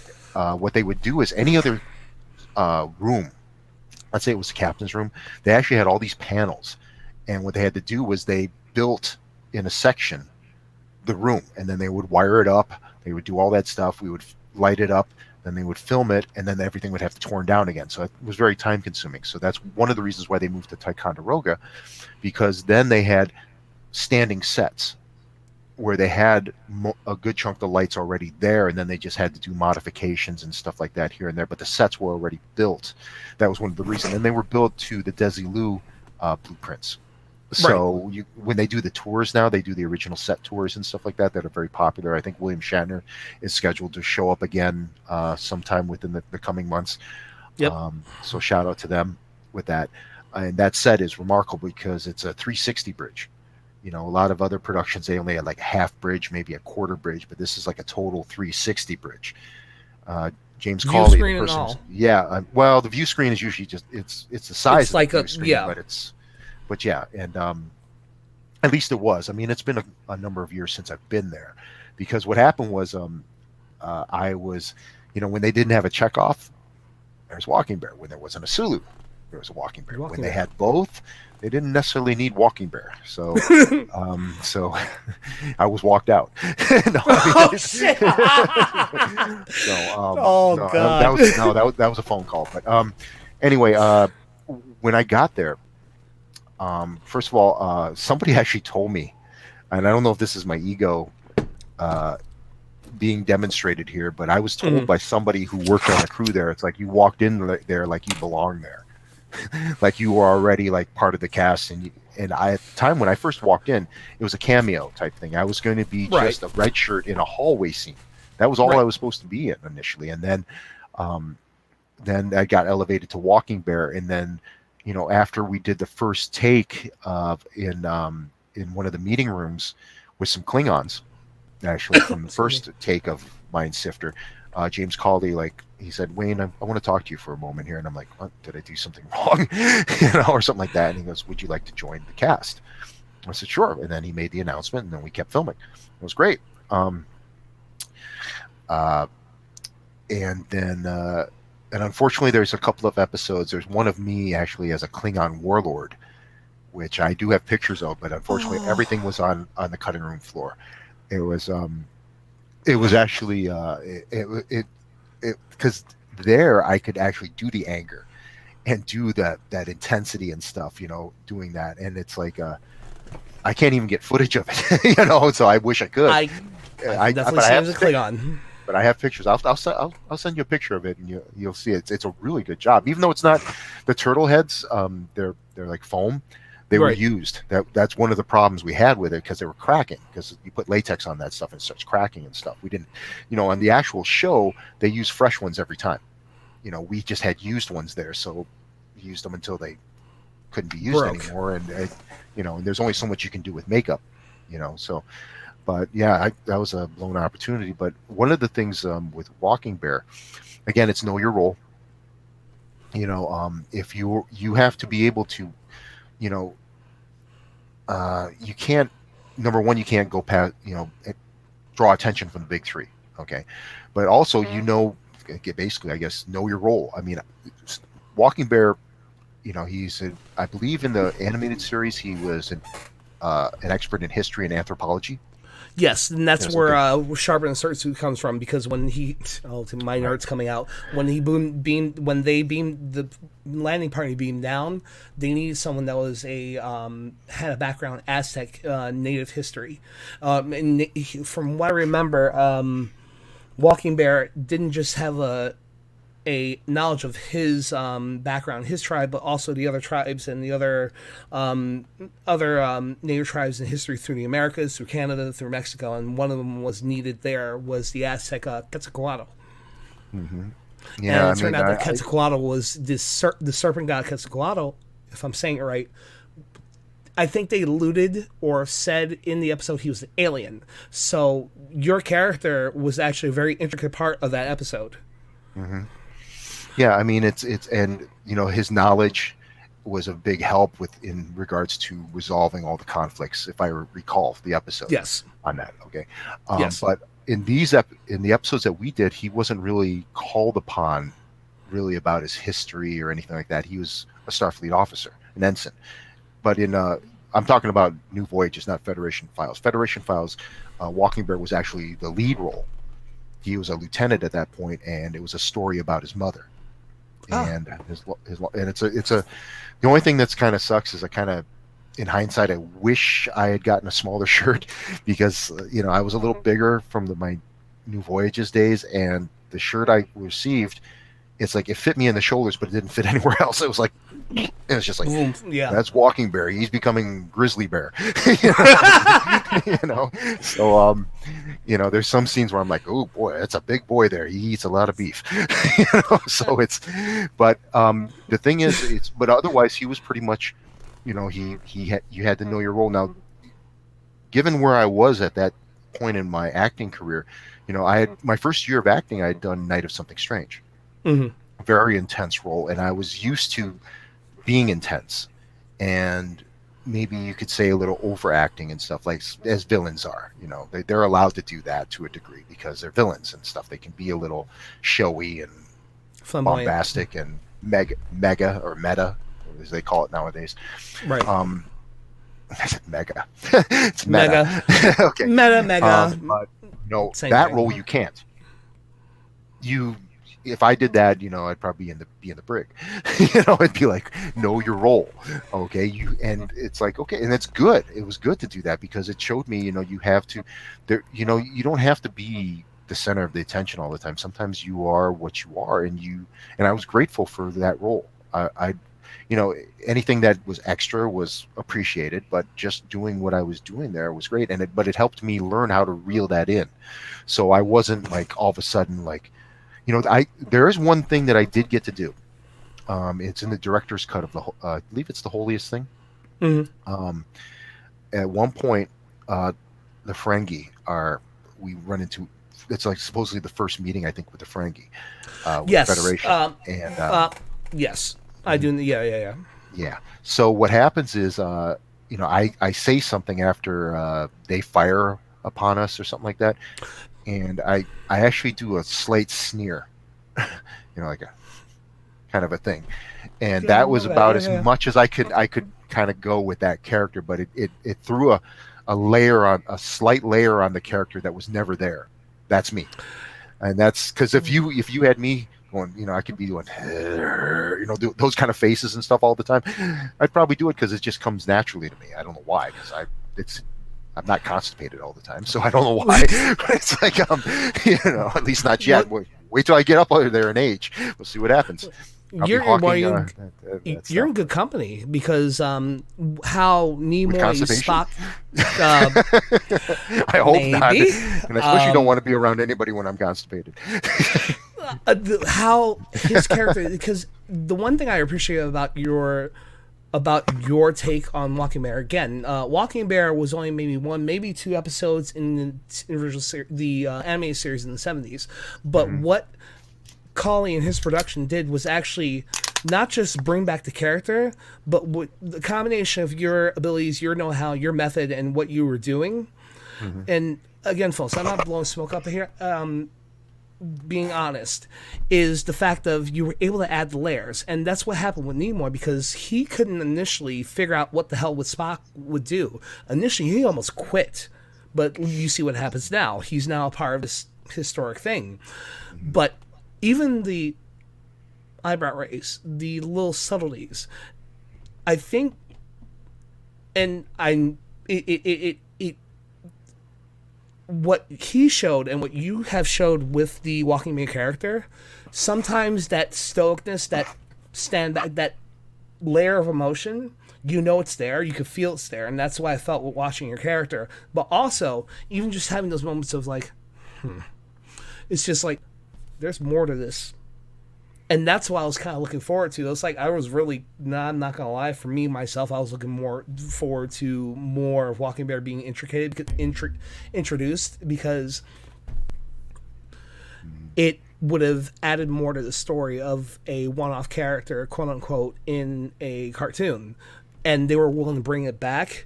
So you have an actor to actually pull out the ability, that actually understands the material, but also is good enough to actually do so. Thank And you. Well, it all starts that way too. It all starts with the little small things here that you can kind of add, because anytime you're allowed to add layers. Mhm. It it to me it just adds it just adds one more thing to the character to make them interesting. Otherwise, you're just otherwise Walking Bear is just basically a red shirt with long hair and a braid and slightly different skin color. That's Right. really, and sometimes that's the way some people have told me that's like, well, that's basically what he is. And it's like, well, that may be, but there could be more. It really depends on who you're working with and the script. Like when I did the Federation Files, Walking Bear Running Wolf, there was actually, it didn't deviate too much from that, but there was, obviously I'm the lead character, so I was able to do more. And it's all story driven. There's no pew pew pew pew anywhere. There's no star battles or anything. There's very little actually outside its space things. It's really a story driven. It's extremely story driven. And while I still feel, I'm my harshest critic, so it's like I always think I could do better and stuff like that. But I did the best I could at the time. And again, that whole shirt thing that just bugs me because it's just like I said, it's like grizzly bear. I mean, it's just like I'm like ready to. I can deflect phasers with my, with my chest. You are your own superhero. Like, do it! Come on, shoot me! Yeah. But Your phaser fire means nothing. It was a wonderful experience with both companies. Unfortunately, like I said, with Star Trek New Voyages Phase 2, that's James is now working with the original set tour things, and that's licensed by CBS. So if you get a chance to go, I mean, those sets are amazing. I mean, they're based. I mean, James is so into the minutia. I mean, when it came to costuming, I mean, when he first saw like me in the Mind Sifter outfit, he always would look at me and kind of just shake his head a little bit. He's a seamstress as well, Okay. And I think it was Mind Sifter, or it might have been another episode. I can't remember, but I can't remember what episode this is. But he was like, he came in one time when I was in the makeup room, and he had the shirt, and he goes, "Put this on," and I put it on, and he goes, "Now that's the way it's supposed to look." And it looked great. I mean, it just felt right. And he would know. He's got the blueprints. He's got the original material to make. I mean, this guy just knows inside and out. He is an encyclopedia of Star Trek. So, And just one more time for the folks, I'm bringing up the picture again from My Sister. So, just to see, obviously, Wayne, you're in the front ground. You have I can't think of his name.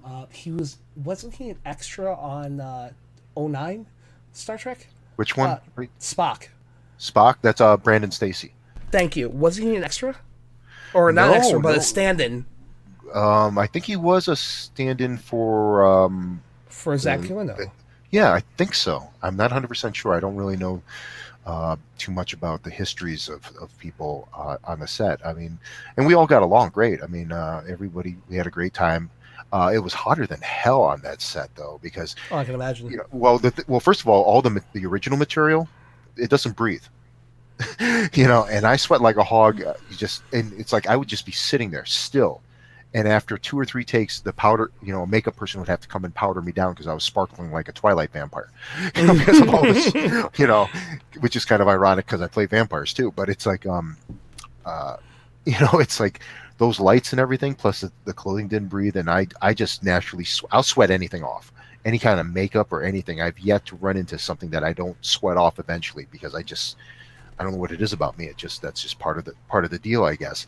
And but because it's a 360 set, so it's lit up. All these lights are there, and they're all coming down on you, and it's just like, ugh. And of course, you can't have fans on or AC or anything because you're going to pick up Hear it in the lights. background. Right, so it's like you just gotta suffer, but it's great suffering. Another thing I learned when I was on that set is, on Sulu's side, the viewer, what do you call it? The thing that pops I'll bring up. it right back up. Wait, that's the wrong button. I'll bring it right back up. I think I'm on Chekhov's side in that photo, but yes, you are. But it's like us. I think Sulu has it up the when they go into battle or something, that thing comes up. The right you see Right it here? on the far right, the viewer that comes Oh, up. yes. That actually works. You could actually press a button and it'll open up. But if you don't turn it off, you'll run the battery real quick, and then it gets stuck there. And I learned really quick that because I accidentally hit that button. You don't hit it when you don't need to. I mean, one time we were actually filming. I don't think the episode was ever released. I think it's the one that's unreleased. We were filming, and that was up all the time. And James walked in because he was busy. He's so busy. I'm surprised the guy didn't have like 20 clones of him on set because he was so busy with everything. He walked in there, and the first thing he said was, "Why is that up? You're not in battle. Why is that up?"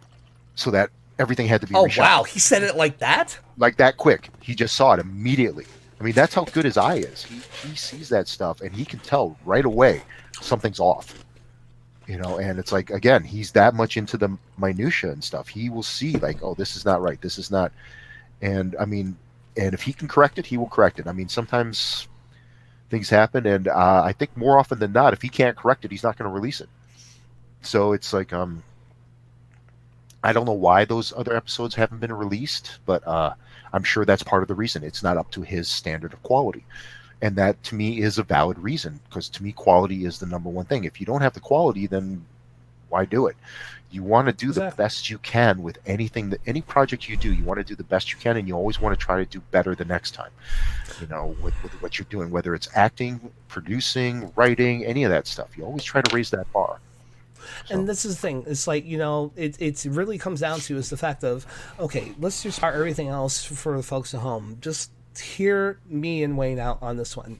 If you don't have the standard of what came before and what's going to come to the future and what you're trying to lay down and trying to add to the set history of this IP, is the fact of, you see, just in this picture alone, you see, if I can try to scroll up here. Yeah, okay.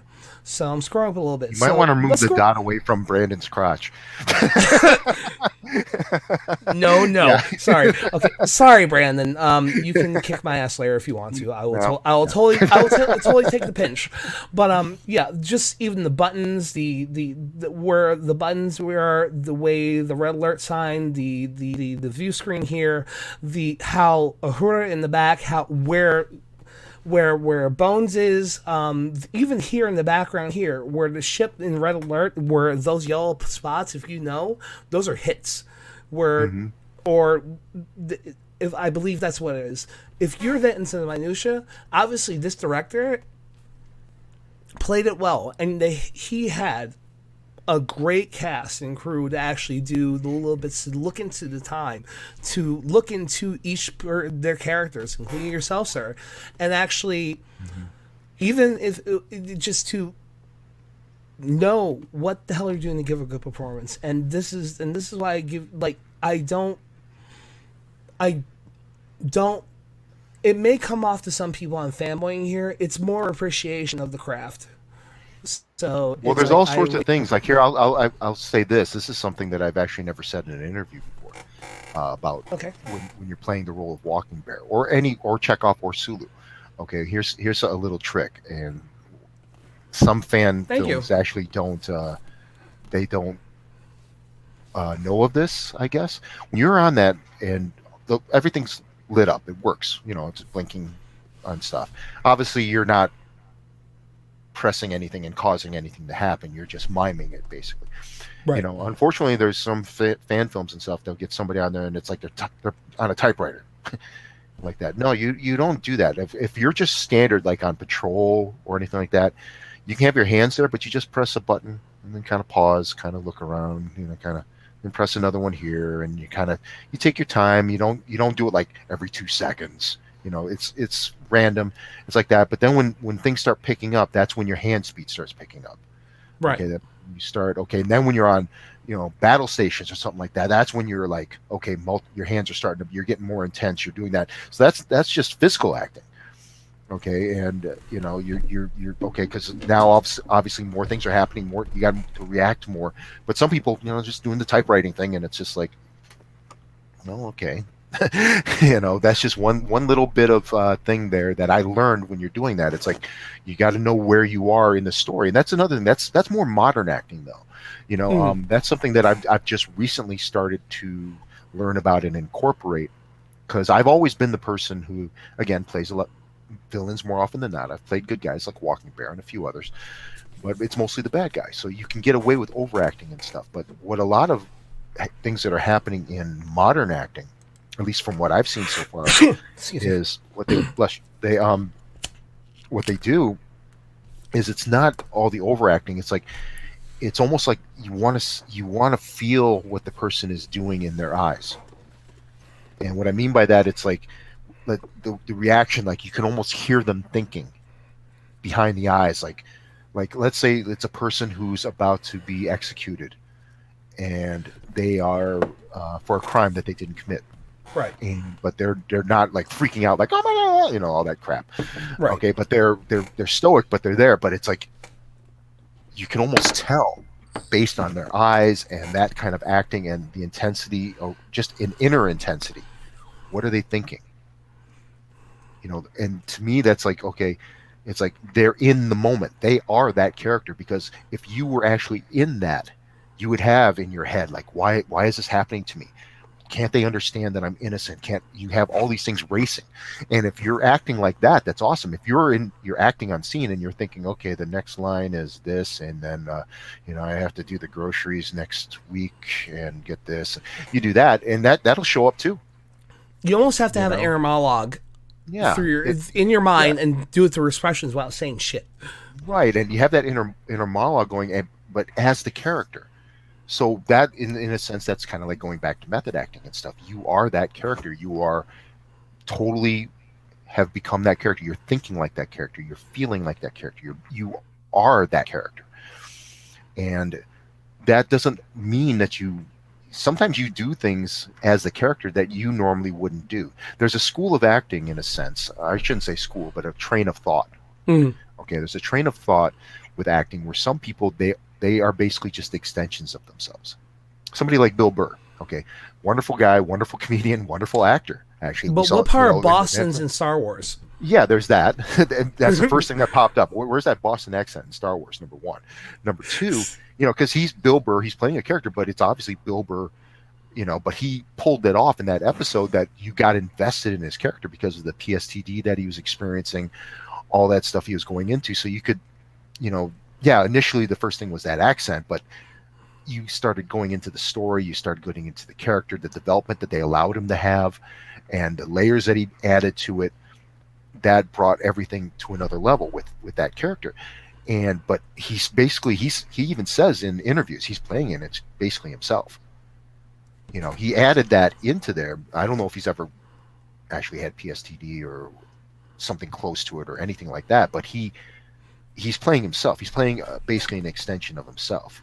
You know, and there's some people that's what they do. You can, okay, that's you, and I don't subscribe to that, because to me half the fun is playing something that you're not. I mean, if you think about it, I mean, okay, I play all these villains and stuff, so does that mean I'm a rapist, a murderer, a thief, Right. a major liar, all that stuff? No, that's not me. I mean, not that I'm saying that playing those roles are fun, you know, because that would make me psychotic and I should be put away, you know. But But you know, going in into the order, mindset of the person yeah, to try to not experience it, but to try to find the nuance and the mentality of that character, whether it be a psychotic serial killer. You're not a serial killer per se, but you're trying to explore hmm what their mentality is at that point in time, what that moment where they're like being a total straight character and be like, oh, everything's fine. I like this. And all of a sudden they have a cheeseburger with no cheese and they're like, do the turn. And it's just like, I must kill that burger flipper now. And then well, going yeah, I through mean, all that. I've actually done research like on like torture weapons and stuff like that throughout history. Human beings are pretty whacked, you know. Yeah, we're a fucked You up know, society. yeah, and but you know, I have to say though, when you have as much anger and inner pain that I was having, you know, I would specifically say the anger in the beginning Mhm. more than in, you know, well, no, there was inner pain there too, and it's just gotten worse. But it's like when you have that to draw from, that kind of helps, because that is part of a pool to draw from those type of people. A lot of people who are damaged are drawing from their anger, from their pain, and sometimes they're not making the right decisions based upon that, because sometimes they can't. Sometimes it's overwhelming, and that's the thing. It's like, again, anger is something that you can use as a fuel. It's a great fuel. You can I used it for many years, and I still do to a degree. But the problem with it is, if you use it for too long, you wear yourself down, and it gets, and the more you use it as years go on, in my opinion, I'm not a psychologist or anything like that, but at least just with me, the more you draw from that well, the more it saturates you, and then it's harder to disconnect, and it you get more angry, you get more, you know, the pain becomes more intensified, maybe sometimes, maybe justly, sometimes not justly. Right. More often than not, it's not justly, because it's just that anger is just such a volatile force inside you, and it starts eating you away. And it's really, you got to be really careful with playing with that. And it's weird because, like, for example, I use that especially in Night of Something Strange. I Mhm. mean, there's a lot of reviews of that movie where they say this guy is intense. There's just one reviewer who unfortunately has passed away. He was saying he was like this like this sex pervert of the Hulk. It's like the angrier he gets, more angry as the hornier he gets. You know, he's just well, if you haven't seen that movie, Night of Something Strange, if you haven't seen that movie, I'm going to warn you right now, you will not believe it's me. Especially if you only know me from Walking Bear, you will not believe that is me playing Cornelius. And the links will And be all in the chat yeah, you or will in not the believe that, because description. that is, and you may hate it. There's people. It's one of those movies, you either love it or you hate it, and it is offensive. It's a lot of, there's gore. There's a lot of toilet humor. Um, totally different than Walking Bear. And then you have, that's more of a modern horror. And then I played Dracula, like Universal 1940s Dracula, which is classic horror. So that's interesting. Nice little trilogy right there of different characters, Joe you know. DeMiro's And Joe DeMiro directed, right? yeah, Tales of Dracula, Yes. and also Yes, Tales yes, of yes, yes, Dracula yes. coming up soon. I think by this October it'll be Tales of Dracula. Dracula meets the Wolfman, which we finished filming. I still got to do ADR for that, I believe. Hmm. Um, but that was a lot of fun. And if that does well, there might be a third Tales of Dracula. But Well, I hope um, so, because from what I've seen, it's been long ago, and trust me, between everything that's happened last year, I've had a blur on this whole last year. But mhm. I want to it. You've really, I'm not gonna lie here, you've really educated me on a lot. Outside of the Trek stuff, that was just fanboy stuff, but also within that, you educated me on a lot of things too, and that was cool. So I'll take it into heart.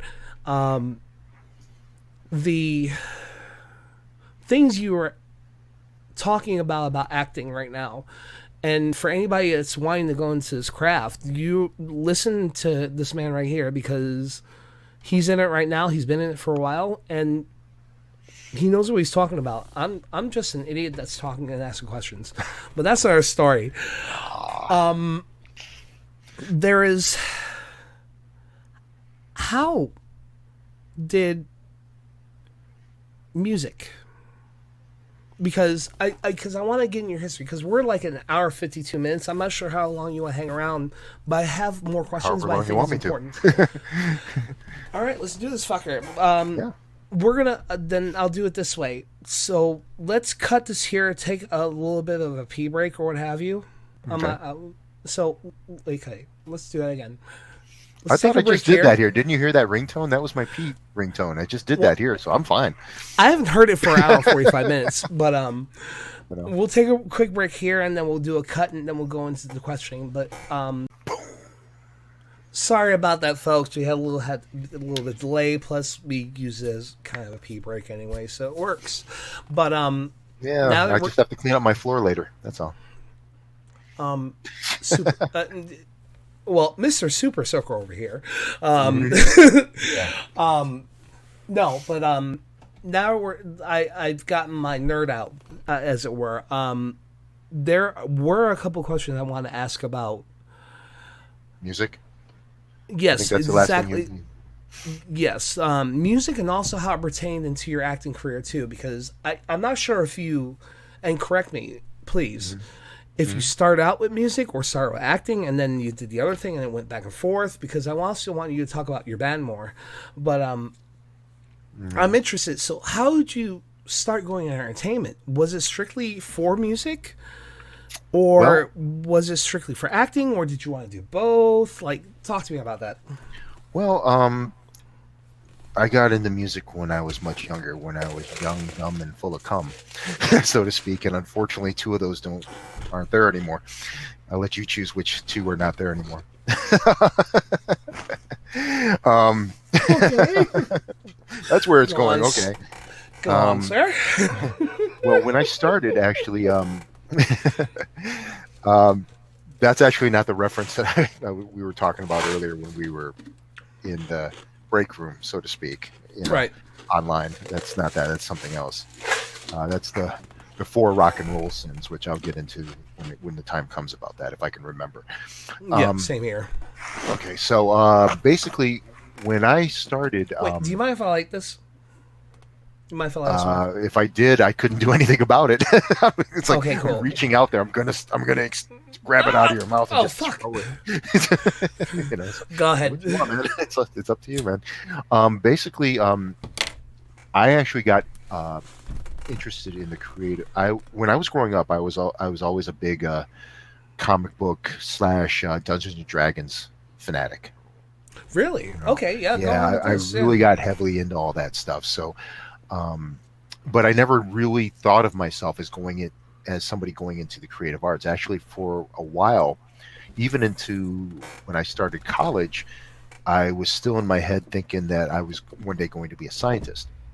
But my first year of college, where I was barely treading water at sea level, so to speak, that convinced me immediately that that's not my calling. Because if I was doing that badly my first year, I could only imagine what was going to happen the next 3.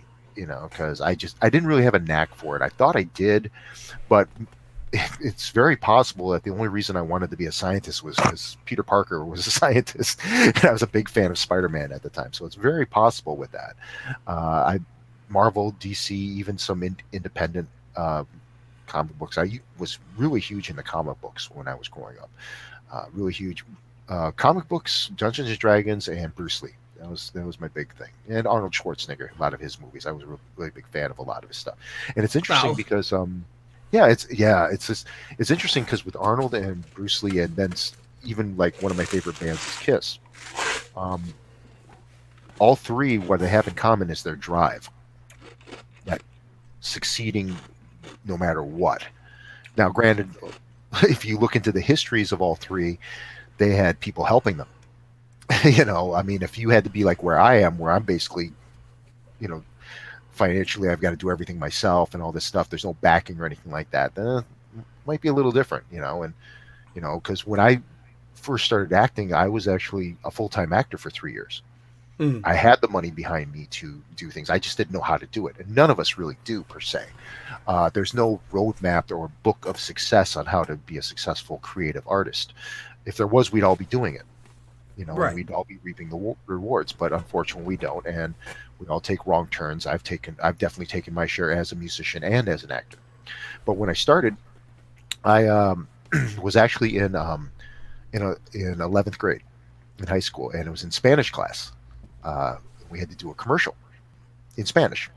So my little creative mind came up with, well, actually, I'm jumping the gun a little bit because before we did that, we did like a music video. Okay. And I was also a big wrestling fan at the time too. Mm. So, and we had to lip sync songs. So we picked Tequila, which is an instrumental, so we didn't know, it was a little easy, but I had an alto saxophone at the time, but I had kind of Nice. given up alto saxophone actually by that point, but I still had it. And so we did this music video. And so you pick out this video and the other one I'm going to describe. If anyone has a copy of it, please let me know. I would love to have a copy of this thing because unfortunately, I think what happened was, which is with a lot of stuff, even in the professional levels for many years, they just re-recorded over the tape. So it's gone. But if anybody managed to get a copy, because by the time I became aware that you could get copies of it and I went to do that, that's when I found out, it was taped over, which sucks. But so you have to picture like these little snot-nosed kids, okay? And there I am with really tight pants on. I got really bad Ultimate Warrior makeup on, kind of around my eyes, shaking my butt like Paul Stanley, with an alto saxophone doing this stuff. And that was kind of the start of it. But then we had to do a commercial. And I might be wrong. Maybe that was after the commercial. But the commercial was definitely the start of me getting more interested in acting because what happened was my hair. What happened was my hair. No, I had really short hair back then. But we had to do commercials, and I was very nervous, being in front of a camera at that point, a video camera. I've been in front of a camera, still camera, and then eventually video camera for most of my life. So for the most part, I don't have nerves or anything like that for the most part. But this one I did because it's Spanish. I wasn't very good at Spanish. I'm still not. I've forgotten pretty much everything except for some basic words. But pendejo, maricón, carajo. Yeah, I get you. Yeah. Just know the basics. As Vision said in WandaVision, like chili con. I don't know. He said something. Chili con carne. Yeah, or something like that. Yeah. It's so British, I swear. I know, yeah, it is. But what happened was I came up with this idea, and I actually even like stayed after school and borrowed the camera and the TV, which was the monitor, so I could actually make sure that I didn't know what I was doing. I just wanted to make sure I looked good. So I rehearsed it. And what it was a cereal commercial. And so I'm speaking in very rapid Spanish. So I'm like, I can get the words out at least, for the commercial, without blowing the line. So just say it as fast as you can. Just right. So, and on top of that, I had a ski mask on. And then I had this protective thing that looked like, it was a protective mask that kind of looked like Jason, but it's a karate mask. I think I still have it somewhere. Mm-hmm. So it was like a masked person, and I'm trying to sell cereal. And then what I do at one point is I take the cereal box and I put it on this table and I do what's called an axe kick. I was also involved in martial arts at the time, where you take it. It's like you're standing here and you take your leg and you bring it up as high as you can and then come straight down like an axe. That's what it's called, an axe kick. And it hit the corner of the cereal box, so it went shooting out the other way instead of like crushing it like it was supposed to. And then I grabbed another cereal box and I'm like, this is the cereal you're supposed to eat or something like that.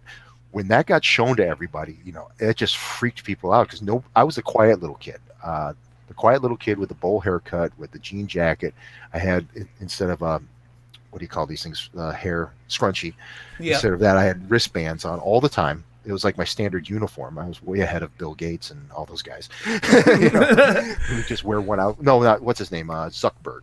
Mark Zuckerberg, because that's his thing. He only wears one outfit because he's too lazy to put on anything else. Even though it's supposed to be more efficient.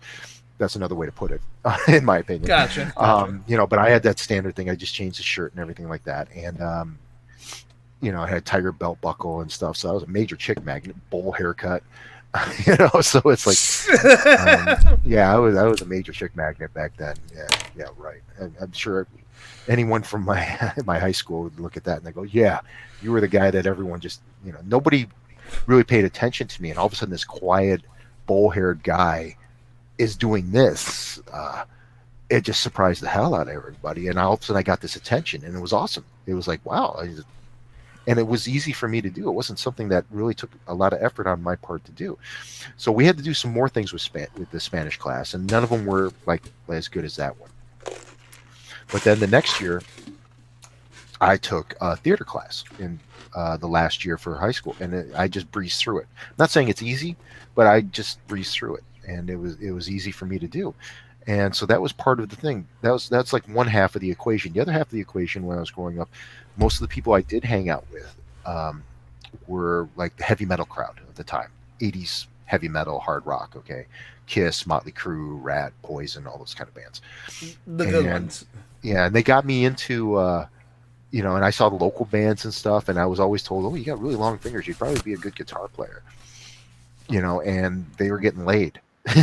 And I was like, I want to get laid too. It's like, but I got this bowl haircut and tiger belt buckle, and it's just like, so it was like, and I didn't realize at the time that actors can get laid just as much as musicians. Because there's a lot of kissing going on in theater classes. There's a lot of. I did find that out, but I didn't connect it because I was, again, young, dumb, and full of cum. So it was like I wasn't thinking with the right brain. So when I had to make a choice. Now the thing is, of course, we're not like we are now. Back then, acting, you had to go basically to LA or New York City. Right. You really couldn't do anything online. You couldn't do anything. There wasn't any really. You could do stuff in other cities, but it was just like a stepping stone to one of the major cities. You really couldn't do anything else. Whereas music, I could actually see local bands doing stuff, and granted, it's just as hard. I mean, back then you had to go to LA, and there's a running joke about that. As you go to LA, and you can find any type of gear that you've ever dreamed of out there. And the reason why is because all the bands that move there to make it have to sell all their gear to go back home. Exactly. So exactly. So I mean, and it's the same with actors. I know too. that one. Yeah. Yeah. So it's the same. There's a lot of similarities with music and acting. So, but the main thing is, this is how it was. The main reason I went towards music, besides peer pressure, is I thought I'd have a better chance of getting laid, and I did. Especially once I started wearing spandex. I mean, we were doing that in the grunge era of all things, but it's still, that band that I was in that wore the spandex is called Front Row. In central New York, did okay in Syracuse, but our big great places were Phoenix and Fulton, and to a degree Oswego. Those were we would pack the places and all that stuff because we were playing all this stuff while everyone switched to grunge. I mean, I have video of that band in spandex at the Lost Horizon in Syracuse, jumping up and down on stage while playing "Smells Like Teen Spirit" by Nirvana. Of all the songs to be doing all that, I mean, and someday I'm going to release that. I mean, once I figure out how to do all that stuff properly and stuff. But I got so much footage to release; it's unreal because I've been documenting everything as much as I can. I mean, acting stuff, videos, music stuff, all sorts of crap. Not the OnlyFans stuff, though. Sorry. No, you're fine. Like I said, my OnlyFans is probably going to be me with like plates and like doing something like I have a cat plate, I have a dog plate, and this is like this is not what I was masturbating to. Well, this is not the type of masturbating, but give me money, please. Huh? Yeah. Well, the thing is, I actually. So that's there you go. Hey, can't play with anybody else. Play with yourself. Sometimes you have to be your own best friend. Yeah, sometimes it's better to be your own best friend. Sometimes, hey, it's like sometimes you, people say you're, what is it? Sometimes, I can't remember the line, but forget it. Maybe I'll remember it later on. But anyway, going back to my little history there, actually, I finally did actually go to when I went to college. My last 2 years, I changed majors, and I actually have a bachelor's degree in music. And I got into it for the right reasons. Okay, I got to appreciate not only rock music more, but classical, jazz, blues, all that stuff, and everything like that. Right. So I got into that, and I put all my energies at the time to music, but of course I didn't know how to do it, and I made a lot of wrong turns, or and it took me a while to detour back. And initially, I joined a lot of different bands. It's like I always thought other people would know what they were doing and how they're doing it, and I found that to be true to a point. Kind of like acting too. People know what to do up to a point. When it comes to bands at the time, it was like, okay, you get a band together, you play, you learn like 3 sets of material. You bring them in with your covers and hook them with your originals, which was the train of thought at the time. So Yep. it's cover heavy. You sprinkle in your originals in there, and hopefully that'll do that. And of course, part of that flaw is, well, your originals have to be up to par. Otherwise your covers are just going to totally bury your originals. And sometimes a lot of people seem to forget about that part about it, especially depending on what you're playing, because all of a sudden you'd be playing like a Journey song, and all of a sudden you go into something that sounds like Cannibal Corpse, and it's like, yeah, that didn't quite work out, did it? So there's that. I mean, nothing wrong with either one of those bands, obviously, but I mean, it's just No. totally different styles. And back then, especially, I mean, nowadays, playlists are sometimes all over the place and stuff, which is great. But back then, everything was very musically, it was very segregated. It was like God forbid if you were somebody who was in the metal, but also, let's say, in the disco, when it comes to hard rock. Oh dear Lord, God yes, forbid. yes, yes, yes. And I like disco music, from what I've heard. I mean, I go, it's like politics in a way. It's like I go by per song. Like politics is per issue. It's per song, and it's like I don't really have too many favorite bands anymore. I mean, I love Kiss, but I also love ABBA. Yeah, I'm a big fan of ABBA. Honestly, the way I learned how to do a falsetto voice was from Bee Gees. Yeah. But at the same time, Did you ever see that video? Did you ever see that video? I'm sorry, I'm interrupting here, but did you ever see that video that was on this? It was like a '70s thing. They were like doing a flashback, and the Bee Gees were in the studio, and they had their producer in the booth, and they had the 3 Bee Gees there, and they're singing, and they're doing "Staying Alive," and they do a first take, and what happens is. This is all parody. This isn't really what happened, but it's funnier than hell. I'll have to send it to you sometime if you haven't seen it already. And they're singing it, and they're going, ha, ha, ha, ha, staying alive, and all of a sudden the producer stops, doesn't say a word, comes out there, removes the microphone stands, goes to each one of them and knees them in the balls. Oh yeah, I saw that one. Yeah. And then all of a sudden, have you? Hi. So it's like, okay, this part will probably be cut, but I want your reaction, and then we'll do the reaction afterwards. But I want to actually put this. It's called the TNT Boys. Too Much in Heaven.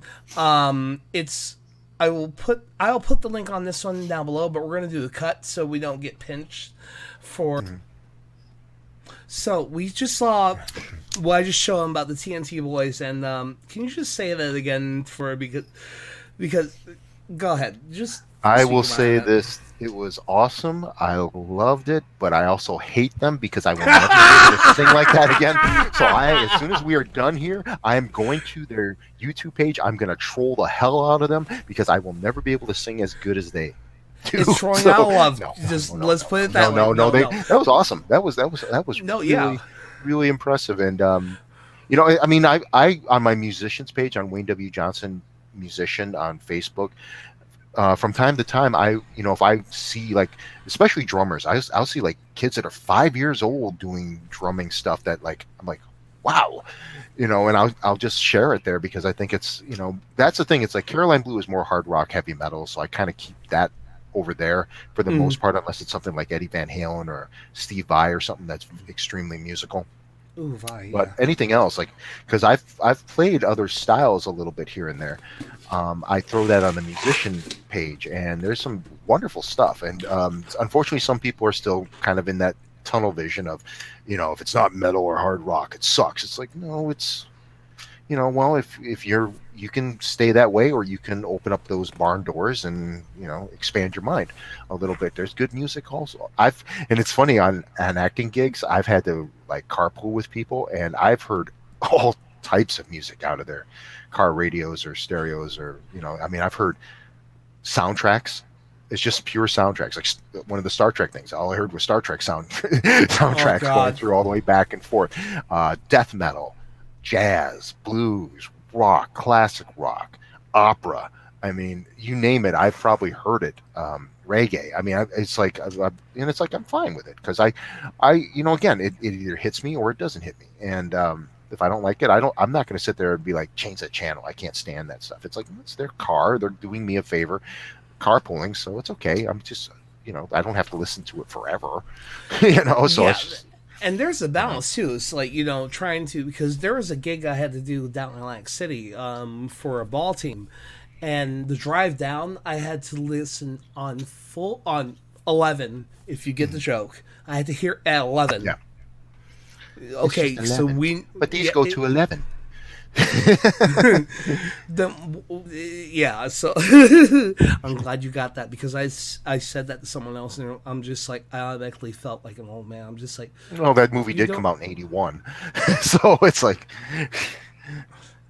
oh, but it's like 81. literally something powered down, like it's too, yeah, well, but so I'm having to hear this from New York City, from like the middle of New York City, Times Square. No, it was no further up. It was in the Bronx. We had to drive from the Bronx down to Atlantic City. It was like, yeah, bread and butter, baby, yeah. So we're here, bread and butter, bread and butter. I'm like, I'm trying to sleep so I can actually make this fucking thing. So I'm working on 2 hours sleep, trying to hit baseballs and not get cocked in the face by a fucking player. So that was fucking great. But at the same time, so like, I understand this. They gave me the ride. I do what I gotta do. It is what it is. But yeah, there's something about music that is transformative. That these TNT boys. This is a couple years back, but these kids. Well, they're probably not kids anymore. They're definitely like probably either teenagers or adults at this point. That they took in an American disco 70s song and actually made it their own, and they actually were hit on it. And it, like, yeah, I'm with you on that. I'm kind of jealous because but yeah. I also did some damage doing some smoking and drinking, but that's my own thing. But I can still do well, that kind of leads to my little tagline there. When you were asking me about age and stuff like that, I said, well, to me it's like, well, there's the 4 rock and roll sins. Okay, and out of the 4, I only indulged in one of them. I don't smoke, I don't drink, I don't do drugs, but I made up with that with the 4th one, which was casual sex. But I don't really do that much, and I don't have the money to pay for the Viagra pills anymore. So oh shit, So, oh no, trust me, I didn't have the sex. I definitely had the drugs. But they definitely I'm very open about my drug history. Yeah, I've never. I can count the number of times on, I think, 2 hands, but probably 1 hand that I've been drunk.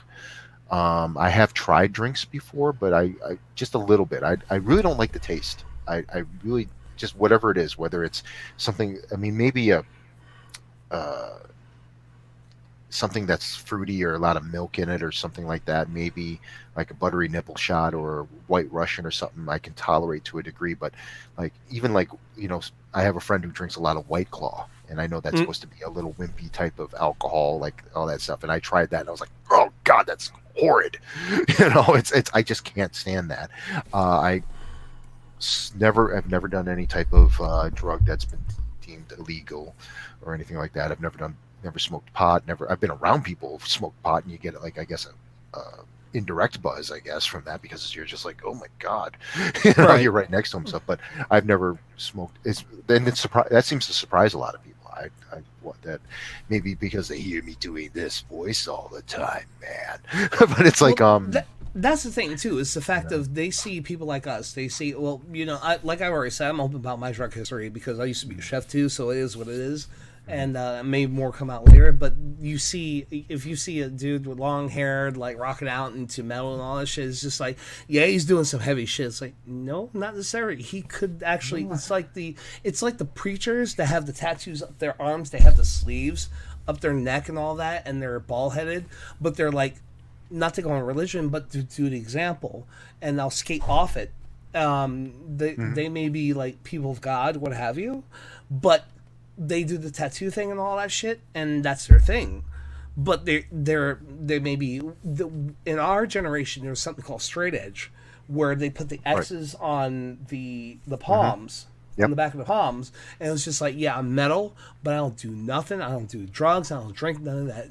The best one is the lead singer from Black Flag. What's his name? Glenn. No, not Glenn. It's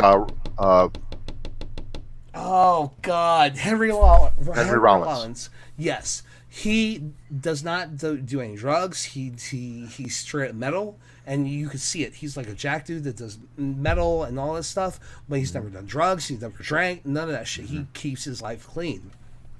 Right.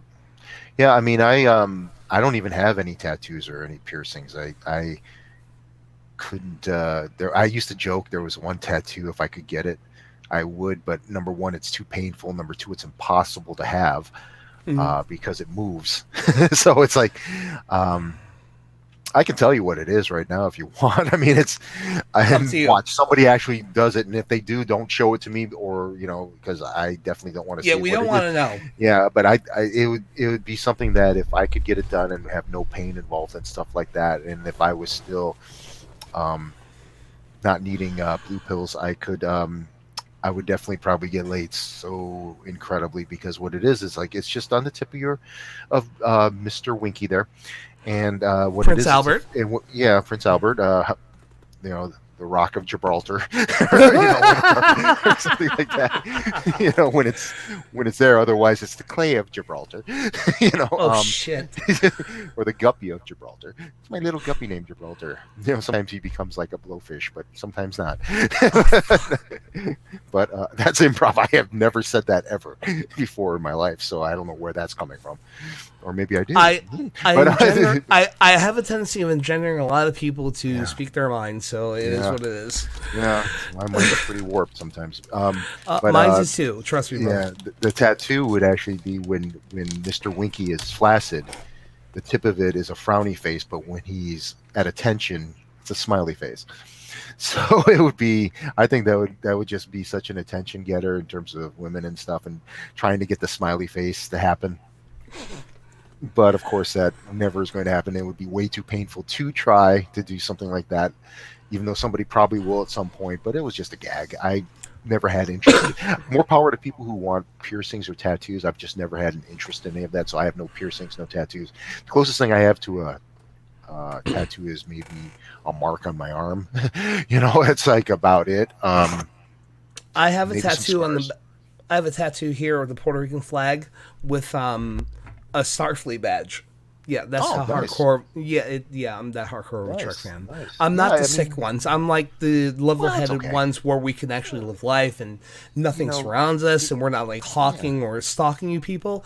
But I do. It means a lot. It for me, the meaning of the Puerto Rican flag. First off, it's for years. Just to go in quick history. A lot of Latins and Puerto Ricans, we couldn't have that flag because it was legal. But when it became legal, we showed that shit proud. And Puerto Ricans are proud people anyway. So the other thing, I replaced the star with the Voyager Captain Janeway badge. And it was a matter of her full story of Janeway was the first episode, she had her crew lost in the middle of nowhere. So it was a Lost in Space Star Trek episodes. And the strength of this captain to get her crew, though she had losses, to get back to Earth from 70,000 light years away. Yeah, it was like so many years it would take, like how many decades or something under normal power to get back or something like that. Like basically it was like basically even if they started immediately, they wouldn't have the time to get back because it would just be too much. So they got to find a way to warp or something or whatever. I remember that much about Voyager, but after that, I never watched any of the episodes. Unfortunately, that's one of the things when I get on stage and I break my hip when I'm shaking my ass too much in leather tights, or whatever I'm wearing at the time. I'll be in a wheelchair, and then I'll have time to catch up on everything. And then by that time, everyone else around me will be dead, so I won't have anybody to talk to. So it'd be like, so I'm sad, but that's true. I remember the time that the guy that was interviewing me, he talked about Voyager. Let's be some space shows. Guess what? You mean JR's? I found out who killed JR. Yeah, Wayne. You go back to your home. Get back in that. But it's important because the murder is still out there. Yeah. You need to catch the guy that killed JR. Yeah. So, but yeah, the tattoo has a lot to me as in certain aspects. It means strength and also perseverance in a lot of aspects. Awesome. But that's another story. But so 2 hours 40 minutes, and I totally interrupted the whole music background thing and stuff like that. No, but, it's okay. To answer your question though, because I'll lead up to it. The thing is, I did music. I went hardcore into music for a while, but for the most part, I was going in different bands because I thought they knew how to succeed, and so I wanted to do that because I really didn't have the courage to try it on my own until after I'd been in numerous bands and we got to a certain point. Because what happens is that all the bands know how you get together. You rehearse the 3 sets and cover heavy. Bring them in with your covers, hook them on your originals. You eventually, build a following, a good following in hopefully more than one city, but usually at least one, where you're drawing in heavy. And then you save up your money. You go into a studio, you cut a demo, then you start shopping the demo. You start trying to expand your base. Everyone knows that, but then nobody knew what to do after that. And more often than not, the bands would break up while in the studio. Usually because of an ego thing or something. Because when you're playing live, you can get away with sloppiness to a degree. You can get away with being loose. But when you're in the studio, depending on how most studios are. It's like you're under the microscope. Some recording projects they like the looseness. They don't mind it that much. But most of them, especially once you started getting to the 80s, because that's when drum machines started really being introduced into recorded music with rock and metal and all that stuff. And it had to be like military precision and stuff like that. So, and if the humans couldn't do that, then especially you get somebody like a Peter Criss style drummer who's very feel oriented and stuff. And he, if you were to listen to Rock and Roll All Night by Kiss, for example, listen to it, and just before the chorus, it's 2 different beats. He wasn't playing the same beat twice. He's going totally by feel. And that was one of the great things about him. We literally went from John Bonham to Aha.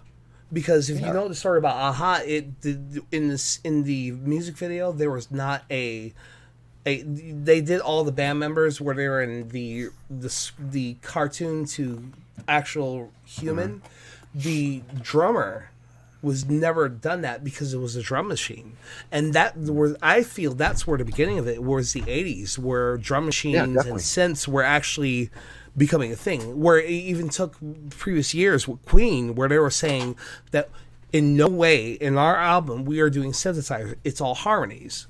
And then eventually it just went to listen to the early Prince stuff. I mean, You hear that? I think it's an 808 drum machine that's on there that he heard that sound and he was like, damn, and he used it. I mean, you listen to When Doves Cry, that's all drum machine. That's just straight through. And I think the majority of the songs out there are drum machine. I mean, it was that time, and basically going back to the other thing.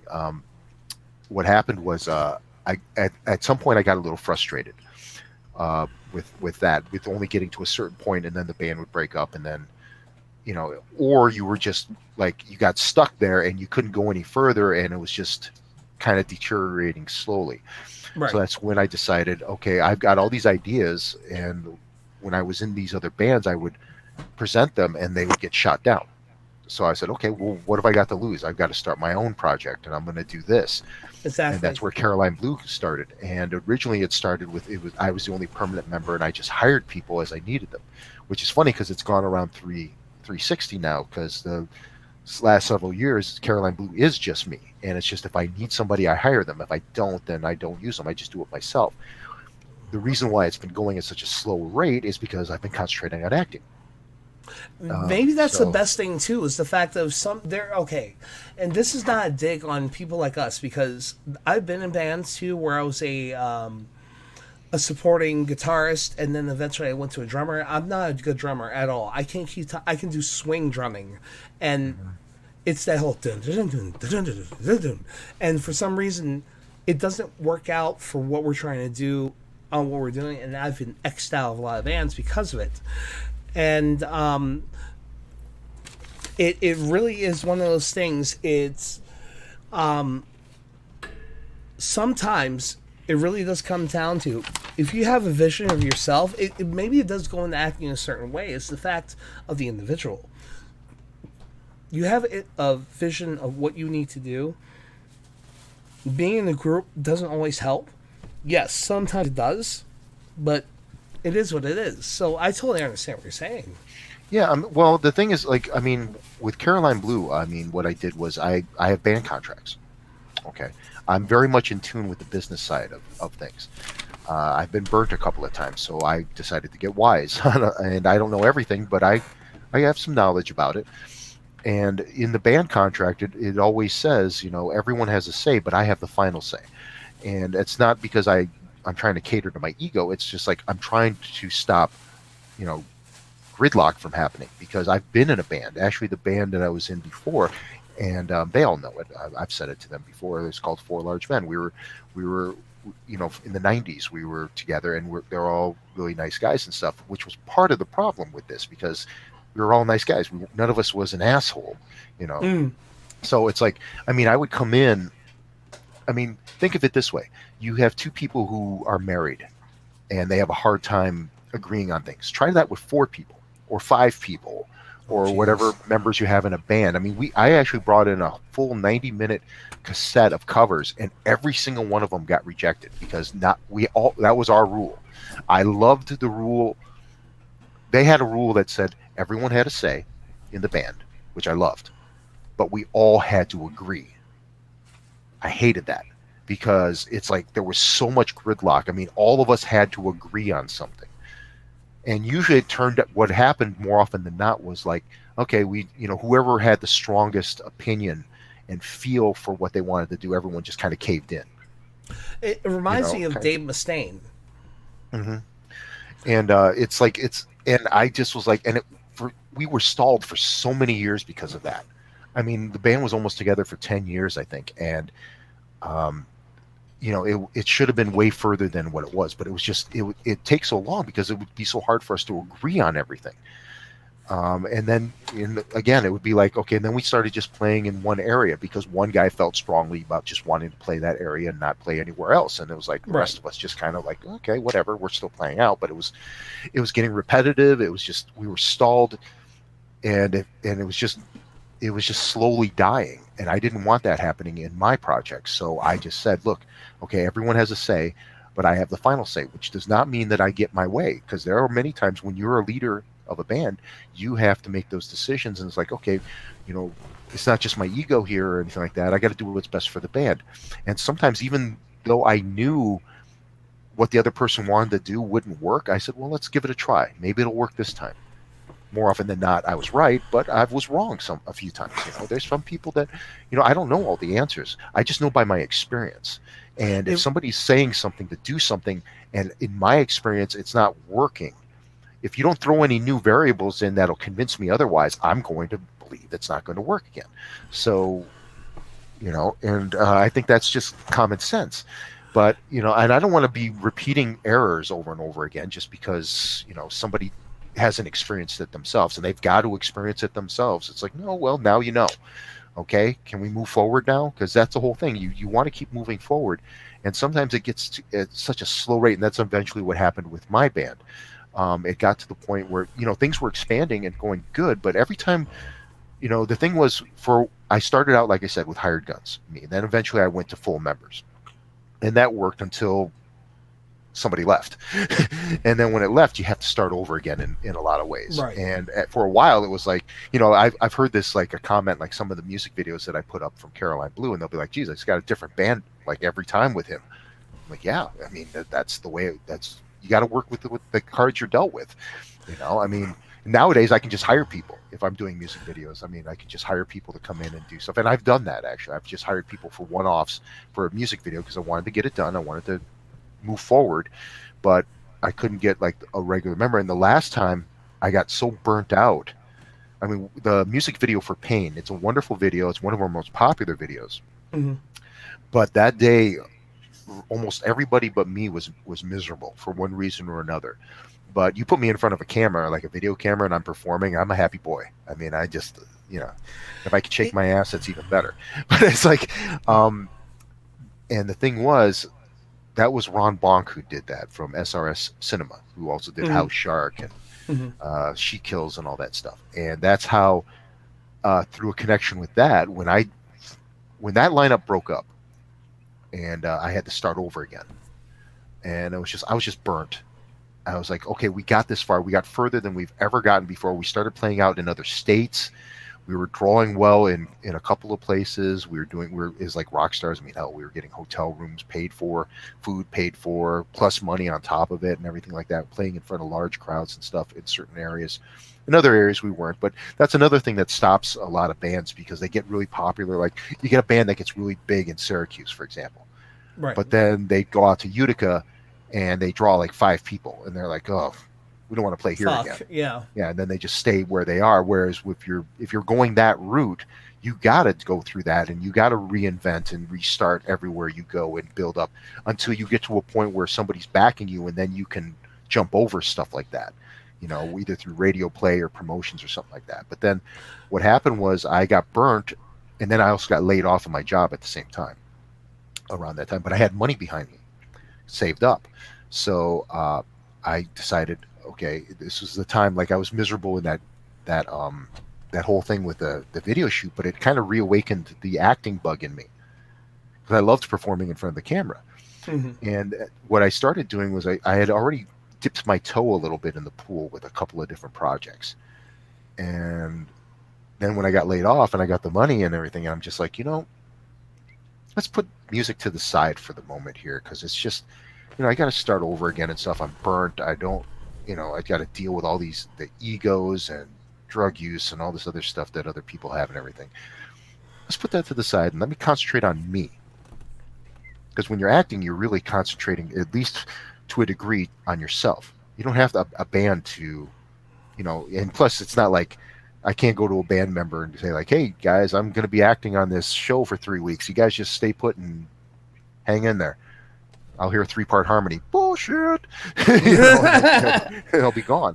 So, so I decided to take a break, and and like I said, I had the money, so I didn't have to be working at the same time. So I decided to go full on with acting, and I actually got further with acting than I did with music. But I did make some similar mistakes, and I did because I don't know all the answers and everything like that. But I did get further with acting, and eventually the money ran out, and before I could really capitalize on what I could do. And now I'm kind of trying to get back to a place where I can start doing that. But there's other issues that have cropped up in the last couple of years that are more important that I have to take care of. I totally get that. I want to reverse back to, and I'll come to this point again, to where we ended, what you said. But first and foremost, when I went down to New York City, this was around 2002, 3 or 4. This is when NSYNC and Backstreet Boys were still a big thing. I managed to get a call in to the Backstreet Boy People Network, as it were. I can't think of their fucking name.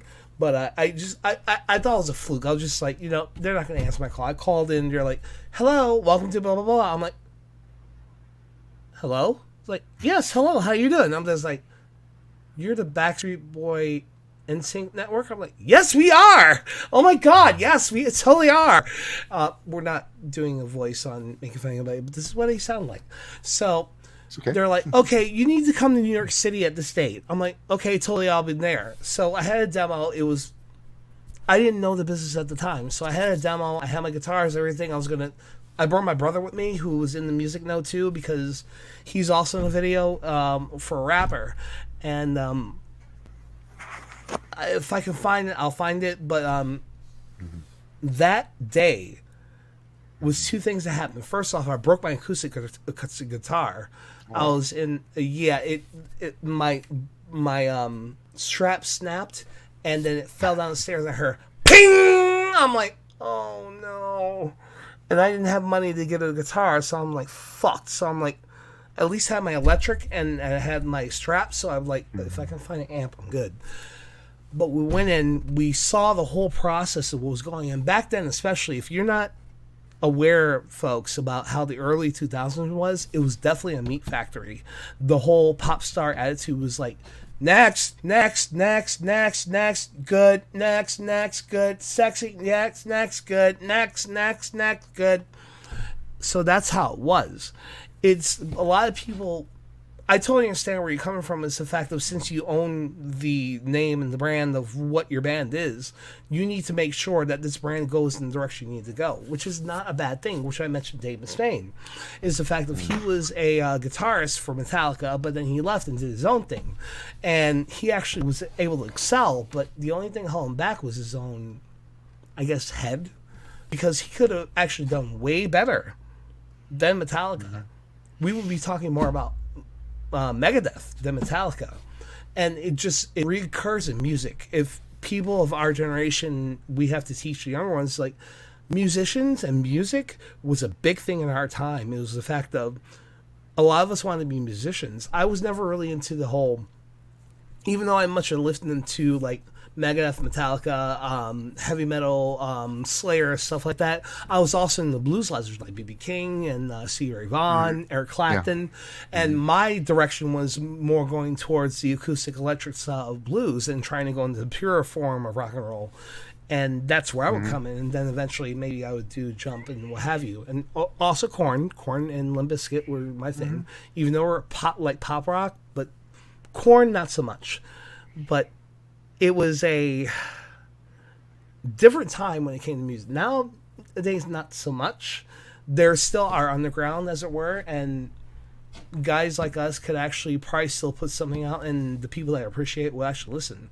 But we older, as we see it now, have to see, and we do see, like you and I do see, is the fact of, I have an idea. We can either do it two ways. We can either form as a group and try to do what's the word? Unilateralist? No, not unilateralist. Unified. Unified idea and go from there, or we have 4 or 5 egos and we're gonna have to figure this shit out. And sometimes it doesn't work that way. So yeah, I totally understand what you're talking about, because I have worked with bands and it was always me just like, can we do this? Like, not okay, fine. You know, I'm just gonna do my own thing. Well, I mean, yeah, you definitely have. I mean, that's an ego thing. That's a creative thing. Everyone, and it's especially there with the musicians. Maybe that's why, you know, at a certain point in music history, you could say like maybe the '80s. I think is maybe late '80s or something like that. Or definitely by the '90s, it almost seemed like musicians had like at least in the hard rock, heavy metal genre, it seemed like they all had a kick me sign on the back because they were just getting blasted apart, all over the place and stuff like that. And sometimes it's that attitude. But I mean, I've you know, it's like you get with people in your band, even when you hire them, you're paying them, and they go, well, here's the set list. Oh, I don't like that song. It's 3 minutes. Deal with it. You know, it's kind of like, no, I'm not going to play that song. You're getting paid to play these songs. I'm not going to play with. Well, then. Goodbye. That's the thing. It's the fact of, okay,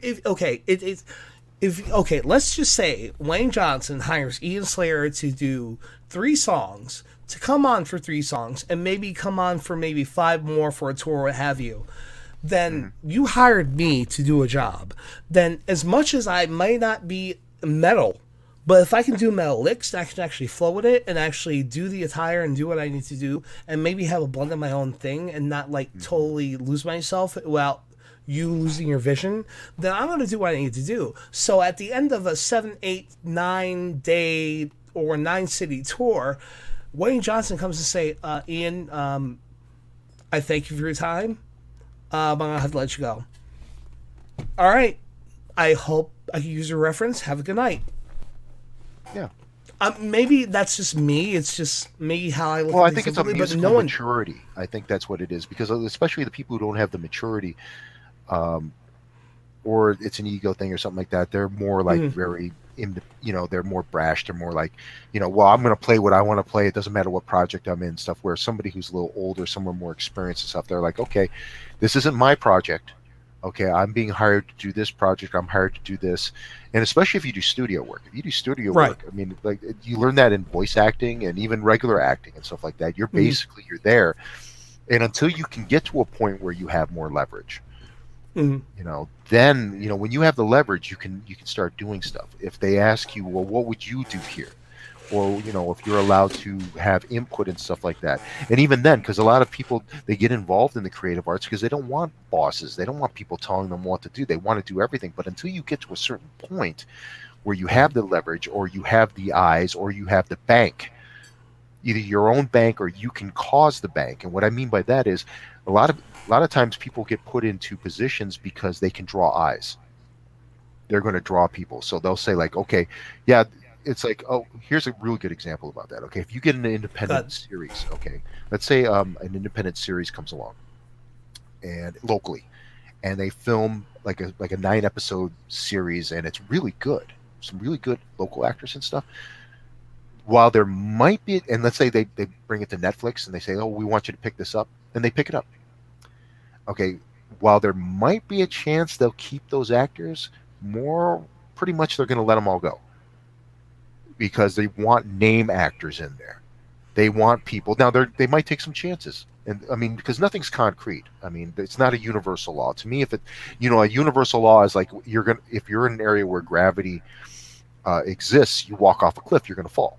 Okay, human beings need oxygen to breathe. Those are universal laws. Everything else is, So if I say, like, oh, they'll never hire you, well, there's exceptions to the rule. There's exceptions to a lot of different things, but for the most part, that's the business end. They want to make money. They want return on investment, and if anything, more than the return. They want to make a profit and everything. So they're going to get people in there that, it's like, oh, well, this guy's pretty good, but this guy's just as good, and he's a famous actor. He's a name actor.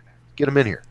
Or So they'll try to, if you're going to put $5 million into a project, if you get $7 million low end, if you can get, like, say, why would you risk that on an unknown actor? Exactly. I mean, that's just business. I mean, I hate that myself. I think that because, if you get somebody who's really good, you should think the talent would carry it. But it's not just about the talent. And I hate saying that, but it's not. And it's, once you've been in the business, either any of the creative arts for a while, it's one of those things you just kind of learn. It's like somebody who has aspirations for writing. Okay, they want to write, and it's like, okay, I want the freedom to write whenever I want to. But and I want to be inspired. Well, guess what? More often than not, and even more than that, I would say, if you research famous writers, they write every day.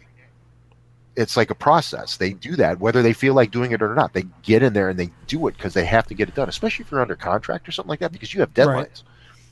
You got to do this stuff and get something out there depending on your contract and the terms of your contract. So, and that's the thing that some people don't even realize that with music. It's like some of the bands that were cranking out music constantly and stuff like that. Oh man, they could have wrote better songs if they spent more time and stuff. Yeah, that's a good argument and stuff like that. But who knows, if maybe their label had them on the clock. Maybe they said they had to have it out in 6 months. Everything had to be from start to finish because we have our team set up here. We have our promo team set up at this time to do this. It has to be released at this time. This is the prime time to release it. So this has to be done. Everything has to be in place. So get on your ass. I don't care if you don't feel it or not. If you let your bills inspire you to write, kind of a thing.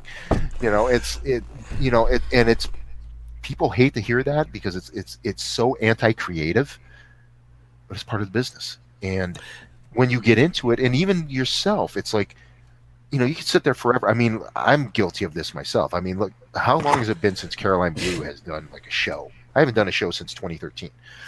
Okay. The website has been dormant for years because I'm taking such a long time to get that damn website up. I don't have somebody cracking a whip on me. The only person I can do it is myself, but I've been concentrating on acting, and now I'm concentrating on other things like family and stuff. So it's hard. But when you're under contract and breach of contract, you don't want to have breaches of contract if you're with a major label, for example. Oh, I've heard stories, bro. Trust me. Yeah, it's you not don't good. want to be. I've actually seen those. I've actually seen an actual Warner Brothers record contract with there is so much fucking boilerplate on that thing. It's ridiculous. They got you by the balls. I mean, totally and completely. It's not even like it was in the 80s. I mean, they've got so many different ways that they got you, and and it's like they don't even give you that time like they used to do in the 70s and the 80s, where you have like 3 or 4 albums before you to break through before they let you go. It's like you don't have instant success at your first release, you're out. Go fuck yourself. Goodbye. Let's go on to the next. And even acting's kind of like that sometimes, depending on where you are. So there's this. It can be extremely tough. It can just bruise you inside and out. But it depends on your goals. It depends on what you want to do. What are you getting out of what you're doing? That's a nice thing with music, for example, is nowadays it's not like it used to be where there was limited outlets for your music. In some ways that's good, in some ways that's bad. But nowadays, I mean, there's countless stories of people who have self-released stuff and have done well, but there's also countless stories on the flip side of people who have done that and done horribly because they're exactly. The people seem to think like, you just put it on the internet and they'll come. It's like, how many different bands are thinking that? You know how many bands there are on the internet? You're like a teardrop in a sea of bands when it comes to that. So there's more to it than that. It's always more than what you think that you have to do. I see it this way, just to go back in a certain way, and now I will start bringing it down for this because we're at 3 hours now, bro. Wow. I told you I could keep going. Oh yeah, indeed. we might break my record. I think my record is 3 hours and 20, somewhere around there. I think that's my record. I don't know. We'll see. Although right now everything's a lot clearer audio and video than any of the other stuff. So even if it doesn't break the time record, I'd rather have that, at least from what I'm seeing so far and hearing so far. So it's. But I mean, it's going to get to the point where, people who follow me and stuff like that will be like, "Oh, great, another 3-hour interview with you, Wayne. Oh my God, what's different here? You're not saying it." It's like, no, I've actually said a lot of different things different than I've ever said, which is good. I always try to do that. I always try to inject something different so that there's, as much as I can, because you do fall into the sound bites and the little things and stuff. It's like your catchphrases and everything like that. Like Gene Simmons, he'll have his whole, that's a big word like gymnasium, and it's actually kind of condescending when he says. I've actually used it myself a few times. It is a little condescending to say, or he says you're a sexy and attractive man, or whatever he says to people. He has his little catchphrases. They all do, and eventually you get asked the same question enough times. You start repeating have your yourself. go-to. It's just your go-tos. I have them myself. So first and foremost, I just want to say, hopefully we've stimulated enough people to come. So just to go out your own not that way. Well, that's the only fans page. Okay, got it. But I do want to first and foremost, before we go into your final thoughts and final what have yous, I really want to thank you for taking the time for this, and again for remembering who the hell I am, because again we're both in Central New York. We've both flown in the same circles, and thank you, Greta Falkova, for introducing me to this man. And you're going to get a link. Thank you. Yeah, seriously. She has been a longtime friend. We actually named each other. We had a phone call late at night one night, and I'm not going to do the specifics just in case can't talk really full into it. But basically, we were talking, and I named her, she named me. So she sired me as it was. So it was one of those things. So I thank you for my name, Greta. I thank you for the path that you set me on, and I thank you for having me meet this man. Yeah, if I can say just a quick little promo for Greta there. I mean, you probably know that I did Tales of Dracula with her. Yes. Yes. Yes. But you may or With may director not know Mimmer. that I also did another project with her called Empire State of the Dead, which is on SRS Cinema LLC. And that was a project that originally was, it was, I had the freedom to change the script to a significant degree and do some major changes with it. And if I remember right, I was the one who helped bring both her and the actor Ryan Santiago, I believe. I might be saying that wrong. I'd have to go through my journals to see, but I think I know for a fact that we're wearing makeup and stuff, and I'm kind of like a Joker-like character, Was that the one and where it was almost like House of the Dead esque, like House of the like Thousand Corpses? zombies and When you were kind just of leaning against, you're like, "Hey there, buddy." That's where we met. If that's the one I'm thinking of, that I hey think there, that's where we buddy. actually met, or something to that. You were leaning against like the door or something. You were talking to the other actor, and you were like basically setting up like you were setting up that you were the leader, that you were running things, and that basically that person that you were talking to was not going to get out of this in a certain way. Was that the one where I start? I'm leaning up against the door and I'm going, "Good afternoon. Have Yes, you yes, received yes. this? That's Have where you we seen met. the light And- of bejesus?" That's Yes, that's the one like where we that, met, yeah. and that's where we actually had the back. And that's why I approached you about the Star Trek and all that shit. So, Yeah, yeah. So that's yeah. another twist of a character right there. If you've only seen me as Walking Bear, you see me in that movie, and you're like, what the hell happened to this guy? Yeah, who the fuck is that guy? And it's even worse because there was a cut scene that I thought was great, and it was so weird doing it because I could just tell by the way everyone was looking at me. Because at one point I pull out a telescope out of my pants. Hmm. But what I did with that telescope before I put it up towards my eye was that got cut out, unfortunately, and I don't have that footage. I wish I did because it was very weird to perform it, but it just felt like it wasn't in the script either. I did a lot of improv in that. I actually just went off and with words and actions. I just did a lot of things on there, and it was funny because the guy who co-wrote the script didn't know. He wasn't informed that I was making any changes in there whatsoever, and he was the good guy. He was the main good guy. So all of a sudden, Oh, I shit. kept hearing him going, "Where is this in the script? I don't remember this. I don't." And I felt so bad because I'm like, because I changed all his stuff, and it's like, but it's actually, unfortunately, it didn't. The movie didn't do well, or at least it hasn't. But it's one of my favorite roles that I've played because I kind of got into the Joker mindset a little bit, and I had to change voices on the fly and kind of change my personality a little bit on the fly, but mostly the voice. It wasn't really, the personality was still the same. I was still like a evil, psychotic killer gang person, but a little whacked. Like I You missed like you 12 definitely pulled it children. off. Like, Yeah, I love playing the character. Unfortunately, I probably never will again, but it's because of certain things with certain people. But that's fine. I've actually taken stuff from that character and put it into other roles, so it's okay. that works. There is Yeah. one thing, okay, because now I have it popped in my head before I actually let you go. I'm sorry. Before I go let ahead. you do your final thoughts. Mhm. There was a post you did a couple of years back where you were in suspenders, I believe, a white shirt, a bow tie, glasses, had your hair tied back, and you're talking about comedy. Now, two questions, answer them how you want to, and go in the direction you want to. Have you considered doing more comedy, or is it one of those things because in a way there's a typecast towards you as a actor, even though you've already shown that you can actually be a baby, no, to use wrestling terms, a baby face or a good guy versus being a heel multiple times. Yep. Is there something that maybe you need to do more, or is there something that people are not seeing for you to actually, because even if you see, to use another name, John Cena, he does, even though he's been a heel, a babyface in wrestling, he does really well in comedy versus like someone like The Rock, who has been a heel and a babyface but is more in serious acting, this, that, and the third. And actually he's done serious acting in Tyler Perry, but also the action.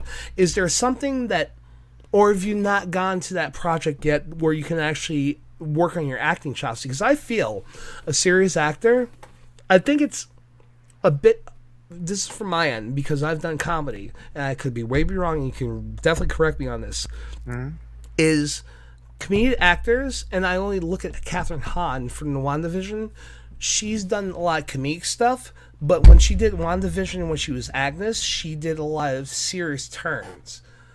But I really feel the way your sense of humor is and the way you're coming, especially with this interview today, that you could really get into comedy acting, even if you were like either the straight man or the comedic relief, even with your look. Well, no one Is would that- think I'm a straight guy because they all think I'm gay. But it's no, it's. But the thing is that I'm. But the thing is, I've actually played multiple comedic roles, but either it's been cut or it hasn't been released. Or so it's not that much. And what here's another nice little thing that this might be a surprise, but all the years I've been acting and stuff, I've never made a reel. That's a very basic common thing for actors to do, is to make a reel. A reel is like a demo tape when it comes to music. It's basically a showcase of what you can do. And you want to keep it like under 3 minutes or so. There's little tricks you can do. Now I'll just say a few things. Like number one, never put any dates on it, because if you put something and you're using that reel for a while, let's say the most current thing is from 2015, the first question that's asked is, well, what have you done lately? Right. Okay, so you never want to put that on there. You don't want to put anything that's too dated. You want to showcase yourself. I mean, some people, they want to be fair, so they want to show the context of the scene. It's like, no, focus it on you. That's what the tape is for. It's focusing on you. You don't have to show context or anything like that. If that gets brought up later, then you can bring it up later. But you showcase you in those 3 minutes, or sometimes even less. Okay, and I've been waiting for footage, and what'll happen is I'll wait for footage. I finally get it, but then I did something else in a project or two, and it's like, oh, that would be great for a reel if it comes out, and then half the time I find out the scene was cut, or it was done poorly. Like there was this one scene in one film where it was a nice long monologue on me, but then the director decided to cut to another person like in the middle of it, and they were just like just reacting like to what I was saying, but just like, and I was like, I can't do that, and I can't do this. Now that it's ruined, I can't do that, whatever. But I've never done a reel, and at some point I'm going to, especially because I do plan on at some point going SAG and everything like that. Actually, I was planning on doing that last year, and I was getting everything ready to go with that, and then things popped up on the family side and stuff, so I had to abandon that for the time being. By the way, SAG is Screen Actors Guild, correct? Yes, union. Yes, okay. I mean, that's part of my goals. My goals specifically are I want to be in roles that I'm playing either the lead or a major supporting role. And as high a production value as I can, the highest quality I can, and play really good quality roles in great quality films or TV or whatever the medium is. The quality has to be there. And I realize that's like what I was saying before about bands. You're going into another city. I'm like going into another continent now, going into union. If I start that, I have to start right. I have some advantages, but not enough that'll sustain me. It's not that, and the reason I didn't need a reel is because I had a lot of contacts and stuff, and I was always being offered gigs and stuff, so I just took them and stuff. But you get to a point where you reach a point, and it's kind of like, okay, I need to go further if I want to realize my goals. And it depends. Everyone has different goals and stuff and everything with what they want to do. It doesn't make them wrong or anything. Like, for example, some people, all they want to do is extra work. Great. Not a problem. That's awesome. That's the problem for me. That's not my goal. I've done that. I went through that phase and I think every actor should go through that at least a couple of times so they get the acting etiquette of what it's like to be on an actual stage. I'm not talking about like indie films and stuff like that, because that can be all sorts of different things, but I'm talking about a pro set. I mean, right. Like the last time I did an extra thing, the scene was cut, so I didn't get in it at all, but it was for an episode of Succession from HBO. I went down to Albany where they were filming, and I've got photos of it, so I have that, and I have the itinerary, so I have that as proof that I did it, and I got paid well. I got fed well. That's one of the nice things about doing extra work on the pro sets. You get paid well and you get free food. So you're treated well. But Can't on beat the other that shit. hand, on the other hand, there's a lot of waiting and stuff. I know a female actress who she was there for as long as I was, and she wasn't even called. She was in the waiting room all 3 days, Oh and it's just like, shit. it's like, wow. I mean, but she got paid, and all that stuff. But that's part of the business, okay. I had to wait long hours. I mean, that's part of the hurry up and wait. You got to get there at a certain time, but then you're waiting for hours sometimes. Even, I on Star Trek Phase 2 one time that happened. I showed up at 10. I got into makeup at 10 o'clock. I was done in an hour or two, and I sat in the waiting room with another actor, one of the guys who played Sulu, but not that was Shy.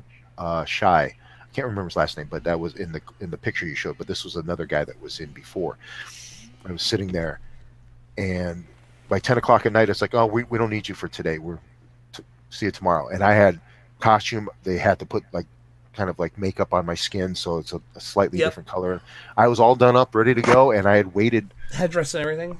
I mean, my record is 4 days, and that was from Night of Something Strange, where I was on call for 4 days. I wasn't in makeup, but I was in the outfit for 4 days, and I just would read or sleep or on my phone or something like that, and it's just like, well, we couldn't use you today, well, maybe tomorrow, and that's a test. There's a lot of tests when you do all this stuff and everything like that. So, and I forgot my original point. No, so but it's like, I think you know what you just literally what you just said. Maybe I'm reevaluating a lot of stuff in my head too. So, well, here's the thing. and When I also first answering a couple questions in my own head of what yeah, I've been asking myself. So, because I had an ego thing when on my first time on a set with Ron with Miss Cannibal Holocaust. I was told to be there at 4:30. mhm. Okay, so and I wasn't a pro actor by any means at all. Oh, I was talking about reels before. I'll get to that in a moment. Um, but I got there at 4:30, and I guess maybe a little bit of attitude. I'm kind of like it's 5:30, 6:30. I'm like, why the fuck are we waiting? This is AM, mind you, AM. No, this is PM. So we're going into the Okay. night. We're in this building in downtown Syracuse, Ooh, and he's filming. okay. He's filming all these different people, and I'm just like, well, come on, I've got things I got to do, in my head. I'm not saying this out loud. And that was my first lesson on hurry up and wait. And it's like, well, and finally by 9:30 we got to film the scene I was in, and that it's so weird because that's the first time my first acting thing per se, and it was a gang member in a gang rape scene. What a way to enter! What a way to enter acting, right? Welcome to acting, Wayno. It's like doing this, and it was the weirdest feeling. And it's weird because the woman that was involved in that, I also worked with her at Night of Something Strange, and I accidentally injured her in that on a Ooh. another scene where I was throwing a TV on her head. But Oh, wow, damn. and it was a heavy TV too. But and Hey, it remember looks- me? Well, we caught up, and everything, and we're still friends and stuff. We're still we're friends on Twitter and stuff, and every once in a while we talk stuff. She's a great actress. That works. Nicola Fiore, that's her name. Great actress, Okay. great scream queen. Shouts to and stuff Nicola like that. Ferry. Oh yeah, she's great. And but going back to the reels thing and stuff like that, it's like I've just never done one, but eventually I'm going to. But I keep waiting for stuff and everything. But after I haven't had to use one for the longest time. But then COVID came along, and it kind of wiped out a lot of opportunities, a lot of things. It wiped out a lot of people because there's and for a while I was doing student films and stuff like that, and I was doing a lot of extra work that was paying, Mhm. but it was like it wasn't getting me anywhere. So, and again, doing extra work, that's fine. If you just want to do that, there's nothing wrong with that. But it depends on your goals. I mean, my goal is to be a leading major support actor in projects. Okay, so me being on extra sets, I've been on pro sets, I've been on multi-million-dollar sets. I've seen how things work and the etiquette and everything like that. So it's like, okay, you want to make sure that you know stuff like here's a quick lesson for you. If you're on a pro union set, and let's say there's a scene that just got finished, and like there's a bunch of chairs around, and you just offer yourself to grab a chair to help, like I did on one of the sets. What the fuck was it? Battle Dogs. in Buffalo. I did that. I had a guy barked at me, basically. He said, "Get your hands off that." Oops, I'm sorry, I forgot. Union. They got to do it. They don't allow non-union people to do their jobs, because then why are they getting paid the union rates? Got it. Union rates are, there's a lot of good reasons with the unions. I've heard a lot of bad stories about the unions. Obviously, I'm not union, so I haven't experienced that. But to get where I want to go, I mean, it's like musicians. All the musicians that you hear about, the famous musicians and stuff, I will guarantee that almost all of them are in the musicians union, especially the older ones. They have to. That's part of the thing. You have to be in the musicians union to get to that level. The same with acting.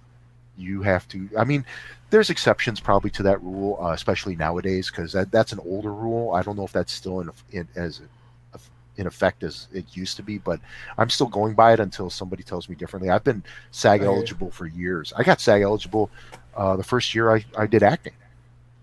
If I had more knowledge and more money behind me at that time, I could have probably accelerated things by several years, but I didn't. I spun my wheels in different ways, which was in long term was kind of damaging to me, but I didn't know any better.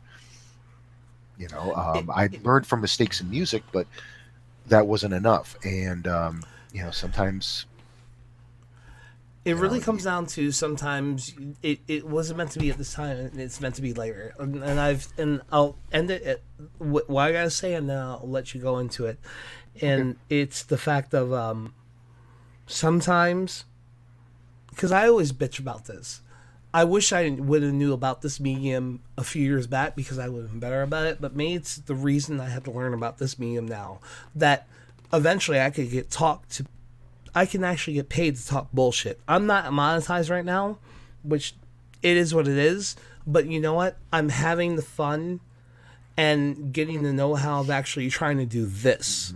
And actually trying to make sure that I actually gain some strength. So with this strength here of the podcast, I can actually move forward to maybe going back and acting and try to remember lines and do this. And because it's always been a bug with me, and that acting bug, as it were, what people say. And I'll probably get back into it again. But for right now, this is my wheelhouse. I'm going to learn this wheelhouse, and then I'll expand. So, with that said, it's been 3 hours, 26 minutes. This is minus the cuts right now. Well, this is what before I do the cuts. Your first comment will be like, okay, lesson number 1 for better podcasting. Edit your damn guests so they don't talk so damn long. Then I would say edit lesson number 1. Do a show, and you can do it. And we'll go from there. This is the show that I'm betraying, and there will be some edits, obviously. And I'm very appreciative of it, and I thank you very much for having me. I do appreciate it. I mean, obviously, I'm not status-wise, I guess, or momentum-wise, I'm not where I was a couple of years ago, but I've mentioned it already. There's some things that have happened in my life that have caused me to put things on hold. And it is what it is. And there's, that the path of a creative is always filled with different turns, different detours, all sorts of things that you would never expect that would happen. And one thing that's nice, though, it's even more so than acting than music, is there's, granted there are certain roles that you can't access because you're not as young, but as you get older, you're still able to do a good amount of acting. Music-wise, it's even better than music in a sense, because music has a lot to do with your abilities. If you start getting arthritis in your hands as you're a guitar player, and starts slowing you down and you can't perform. I mean, I'm going to feel pretty bad for the guys in Metallica, in the next 10 years. They just did a show. I can't remember which show they did. They played Battery off of Master of Puppets. Oh, no. How bad was it? No, it wasn't bad. It was actually okay. Good. It wasn't bad, but it was a little slower. You could tell it wasn't the speed of the album. It wasn't the speed of them in their 20s, doing that. But it wasn't bad at all. It was just, you could tell there was something. They still could pull it off. However, Yeah, You know, like Ingve. I mean, geez, can you imagine him doing stuff in his 60s going, blah, blah, blah, you know, all that stuff? It's like, well, maybe he can. You know, once you get the muscles going, you know. But with somebody like me who I can play fast, currently I can't do. I can do limited sweep picking, but not as much as well or as much as I would like. You know, that might be a problem because as I'm getting older, you know, it's not muscle memory, it's not conditioning anymore. It's not like I've been doing it for 20 years. So things start slowing down and start breaking down. No matter how good you take care of yourself, you start breaking down at some point. Unfortunately, I also have now an autoimmune disease, which I have to battle with, which it's sarcoidosis, or I call it just sarco, which is a wonderful thing. Sounds like a character, actually. Yeah, Sarko. That's my villain. That's my main villain is Sarko. Sarko, I will defeat you. That's Sarko from Mankind. You put this in your mouth now. Indeed, yes. You know, Mr. Sarko. but Oh, well, shit. that You kind of should works. really I mean, I am Wayne Johnson. You know, so there's Dwayne Johnson. So, but anyway, we won't get into that. But it's that's you know, but you know, whatever limitations you have, here's something just to address something you said about, you know, you may or may not know about this. It's a thing that helps a little bit with theater. Okay, with memorizing lines. One thing that you can do is, you know, you learn your lines and stuff, but then what you do is you record the other parts. Okay, so what you do is I used a tape recorder at the time when I did this. Okay, because I had to do Night of the Living Dead, and I was playing Ben. I looked just like him, right? You know, he's a black guy, but they couldn't find anybody. Wait, you're black? Oh shit! Well, it was they said you can't find anybody. You can't find anyone who's black to do this, so we're going to go with racial ambiguous, which I am. So they went with that, and that's good and bad. But it's like, Get it? but I did that, but that's a lot of lines. So what I did was I actually, as a theater technique, and what you do is you record the other parts, and then they're going like that. Another person says a line, and then you hit stop, and then you say your line. So it's almost like you're with somebody. Right. I mean, if you can get somebody to do that with you, that's the best. But if you can't, like me, because I'm a loser and I have no friends. No, I do. But I mean, I don't have anybody who has time to do that with me. So because everyone's busy and stuff like that, and I'm me. So it's like it's a nice little technique because you got that back and forth, and it also helps with the timing. Now, of course, the problem is, if you get the other actor who's doing the parts and they do different timing, it kind of screws you up a little bit, but it keeps you on your toes. Exactly. Like that. And, and by the way, the comedy thing that you mentioned before, yes, please. That was the character you played there. That was a character called Knife from a short 9-minute film called Locked In, and by Hewitt Films. I definitely would recommend you watching that. That's something, again, you wouldn't. Because I'm talking kind of like this all the time, and I don't know what I'm doing.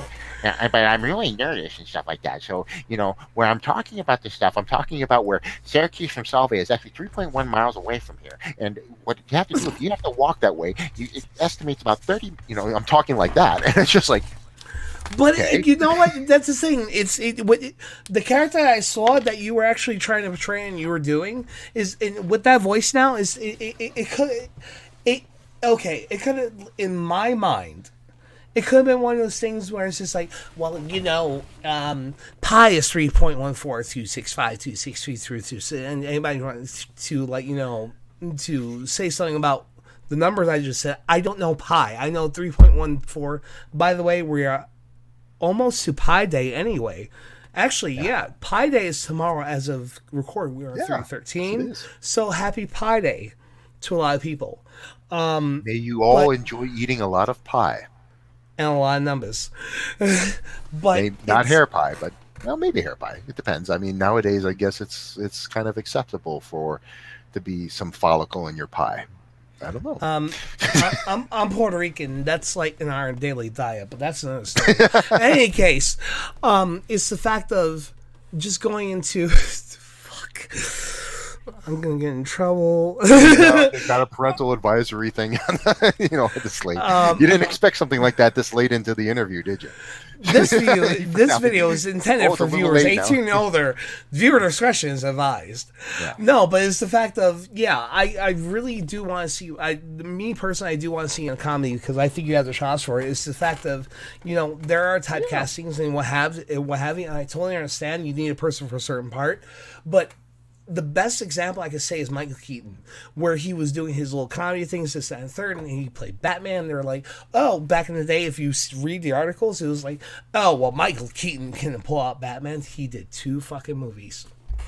So maybe sometimes if you give a certain chance, maybe. Well, it also depends on who you're working with and stuff. Yeah, it depends on who you're working with and if they're willing to take a chance on you. Because actually, I've said this once or twice before. I'll say it here, and I'll try to keep it brief. Although for me to keep things brief is, yeah.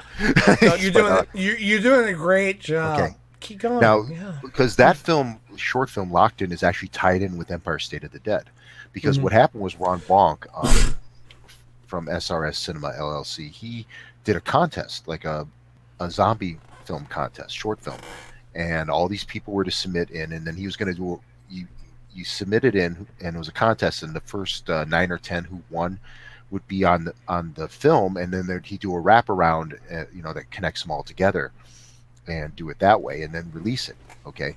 Well, 2 guys grabbed me immediately, and one of the rules was you could only be involved in one. Although I found out later on that other people violated that rule, and nothing ever happened to them. So the hell with that, But I didn't realize that at the time. So I was like, okay, let me stretch myself here and make myself uncomfortable and push myself on this. So the first one, the character, I'm the one who came up with the skull makeup and making the guy Joker-like, because that wasn't in the script. He was just a typical, stereotypical leader of a gang. Right. And I was like, okay, let's put the skull makeup on. I got the person to put the makeup on us. It was airbrushed and everything. Brought people in, all that stuff, and I had free reign with my character to do what I want. So I threw in a lot of corny jokes, a lot of stupid jokes. I mean, there's like this one part where I'm slamming this woman's head into the ground and smashing her over and over until she's dead. She's a zombie, but it doesn't matter. Right. That doesn't stop zombies, but you couldn't convince the director. He doesn't really know much about zombie lore. So it doesn't matter. So I'm slamming her, and then I raise up and I go, I think I just came. So you have that. Okay, but then the other character had to be totally different. So in order for me to do that, that's where I came up, because that character was just a regular guy. Right. He was just a regular guy. Just 4 guys that were just out of the blue, that were survivors from the apocalypse who just got together and were in a room. So I turned him into a nerd. A big nerd, because I'm a big guy. Okay, but I dressed him up. I even dyed my hair temporarily blonde just to see if that would work, and that didn't. So I brought it back. I got the glasses. No, stay black, bro. Although there's some women with the reface videos who say that, because my hair's not actually naturally black. It's actually dark brown. But an early role, a director asked me if I would be willing to dye it, and I did, and I've just kept it since because it just seems to work better. But there's a secret right there. But so I'm the one who, and I came up with the voice for both of the characters, and because I had to keep them different, and that was like the fun for me. It was like, let's see if they can tell the difference, because I've been told I'm very distinctive. So no matter what I try to do, you can tell it's me. Yeah. Just because of the height and the look and all that stuff. So I was trying to stretch out and see if I could do that, but unfortunately Locked In didn't make the contest in time. So that wasn't, so he just released it online for free. So you can watch it. It's on my site too.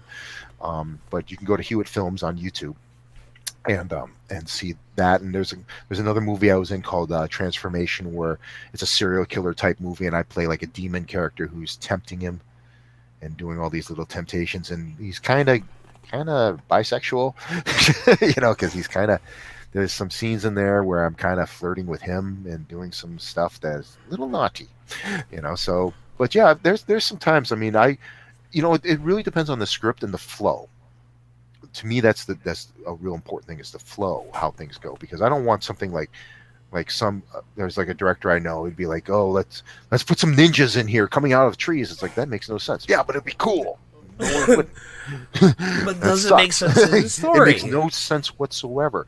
And it's I'm big into this whole story flow, and I've done a little script writing and stuff. So, and I've thrown comedic stuff in, and it's kind of not I'm not going to compare myself to Arnold, but he did that, and he was doing all these typecast type roles as the action guy, the heavy, the serious, stoic type of person, and The then robot, this and yeah, that, and then yeah. he started throwing in one-liners, one here, and a couple more here, and then he went And then overboard. he got Junior. But then he got He got Junior. Junior.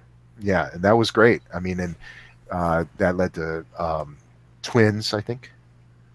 Yeah, No, Twins was before. Was Twins before? Twins was first, and then Junior came Yeah. second. But And Twins was huge.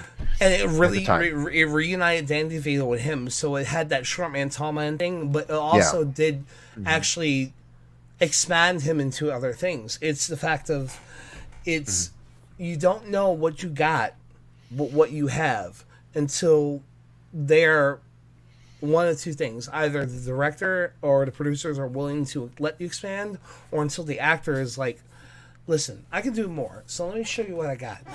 And then sometimes it works, sometimes it don't. Yeah. Yeah, but although I would say it a little different. I would just say, what would you think about, because I feel the character would do this. And that sometimes works. It really depends, because if you get a director who is also the writer, that's going to be harder because they're so tied into the character. And I understand that, because I've been in that position myself. They want this thing. They want it like this because you really know the character. But then the person who's playing it also eventually gets to know that character really well too, especially, and even in a sense more so, because they're acting it out. They're actually that character. If they're doing what they're supposed to be doing, they're actually that character. That's why, as like when you see TV shows and stuff, when they go longer, the people more or less have more say. They start saying, well, I don't see this character doing this. I've played this character for this many years and stuff. They wouldn't do this.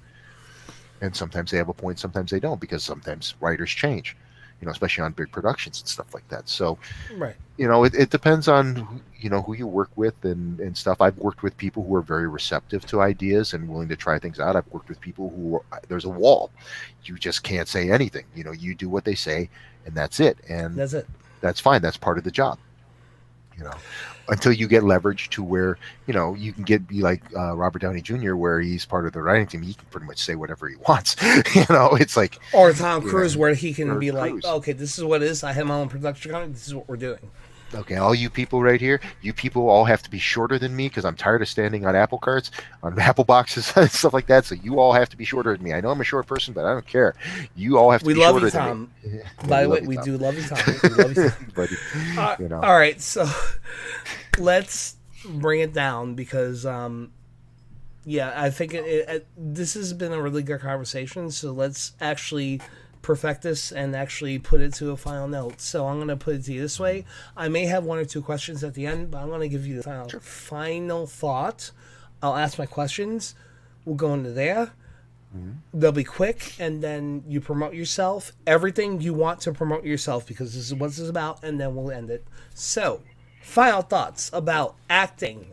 Acting, music, Star Trek, whatever you want to say. Just because this has been a education for me, not just someone that is aspiring in acting in certain ways, who hasn't really gone into it, but also just a watcher of IPs. But go ahead, sir. You have the floor. I would just say, anybody who wants to dip their toe in the creative pool, just go for it. Take the steps. Not everything has to be perfect before you do that. And there's a lot of self-doubt, a lot of fear, just straight out fear. What are people going to say? What if I fail? What if I do this? So what? Okay, just do it. At least that's a step forward. Instead of just submitting to your fear and just trembling there and just not doing anything. Just do it. Take a step forward. So many people have done it. Why not you? You can, if you want to do it. Now, of course, there are, again, exceptions. Like, you're going to get a guy who's like 5'3". He's not going to be a pro basketball player. Okay, but if you can do it, especially if you can find examples of somebody who has done what you wanted to do, what you want to do, that helps. Anything you can do to help inspire you or motivate you, but eventually that's all good and stuff like that, and that all helps, but eventually the motivation has to come from inside, because external motivation doesn't last. It'll be there for a while and then it just fades, especially in these days. I mean, when everyone's attention span is just, you know, I want stuff 5 days ago kind of a mentality, but if you are able to develop inside, it'll carry through with all these things, all these roadblocks and all these detours that you have to go through. And at the very least, you can say you tried. Um, I just put up something today. Yeah, I put up something today. It was the Man in the Arena from Theodore Roosevelt. I don't have it memorized verbatim. It was something my father gave to me a long time ago. It's a long quote from Theodore Roosevelt. Okay, and it's basically talking about critics and saying those critics who criticize you and stuff, ignore them, forget about them, because you're the man. You're the man who actually stepped into the arena. You're actually doing what they want to do. Okay, and they can rip you apart and do all that stuff, but they're not entering the arena. You are. Okay, take take those steps, because every step is one step closer to where you want to go.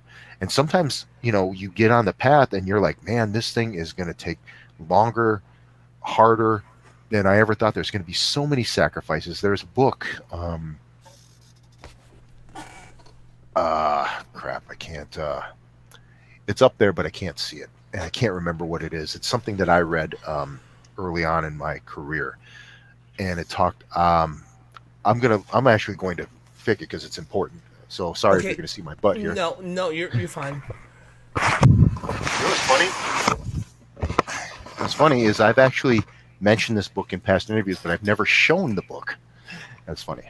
It's a You're book really by, giving me a lot of you're really giving me a lot of exclusives, so I really appreciate that. So Yeah. go ahead. This is a book. When I first started, it's called "Put Your Dream to the Test" by John C. Maxwell. There was a time period in my life when I really got into the self-help stuff and everything, because I was going through so many pity parties in my life for various reasons, and I still am. But it's like these do help, and that could be a whole another hour discussion about that, but we're not going to get into that. But this book here I read before I started on the path of acting, and there's a chapter in it, and let me see if it's here. It's called. Where is it here?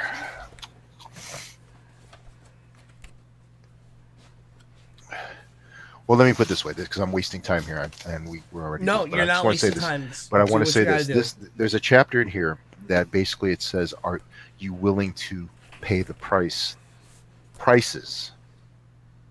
to achieve your dream?" You're going to run into situations and things that you will not expect, no matter how much you think about it. There's things that are going to happen in your life, whether it's directly or indirectly, that are going to affect your forward momentum on your path, and you have to make decisions about them. Are you willing to sacrifice certain things to go forward? And for the longest time, I was willing to, and then I reached a point where I wasn't. And I'm no shame about that. There's certain things, and eventually I will be able to go forward again. But there is a price I'm not willing to pay. And everyone has a different thing with that. Some people, I've read stories where some people have blown right through that, and they're willing to pay any price to get what they want. But you have to live with that. Okay. But it's very insightful in a lot of ways, and it makes you think. And anything that makes you think, I think, is a wonderful thing when you're reading and stuff. It's like makes you question things and stuff. I think that's a wonderful thing, because we're all unique. I mean, we have a lot of similarities, but we also have a lot of differences, and everyone is willing to get up to a certain point. Everyone has their breaking point. And they're all different. So I would recommend that book. There is a specific chapter where they talk about what are you willing to pay, because you're not just going to have to pay it once either. And I found that to be true. You're going to have to pay it multiple times. Every time you get up to the next level, there's a saying that says, every time you reach the next level, you have to become a person. I'm paraphrasing here, so I'm not saying it correctly, but it's basically you have to become a new person to accept the responsibilities and the pressures of that new level. And then if you want to go up more, you have to change to adapt to that level, and that's true. I've definitely experienced that, and the person I was when I was at the start of Caroline Blue is not the person that I am now. There's definitely a lot of changes that have happened in my life, and there's things that I was willing to sacrifice. I've a lot of stuff in my private life. I've had relationships break up because of what I do. It's very hard because I'm a very hard person to be with for various reasons. But it's tough. But I'm willing to do that to a degree. I mean, I have relationships here and there and stuff like that, but I haven't been in one in quite a while, and not even like casual. It's like I'm not a Tinder person. No, I get you. So Can't do that shit nowadays. But yeah, well, totally. believe me, I there was a time period in my life where I was quite the slut. So it's I'm that's part of my background and makeup and stuff like that, and that's the way it is. And we were, hopefully everyone had as much who was involved in that had as much fun as I did. If not, well, they haven't had to start a complaint department, and that doesn't mean you start one now. No, fuck that. I don't want to hear it. So I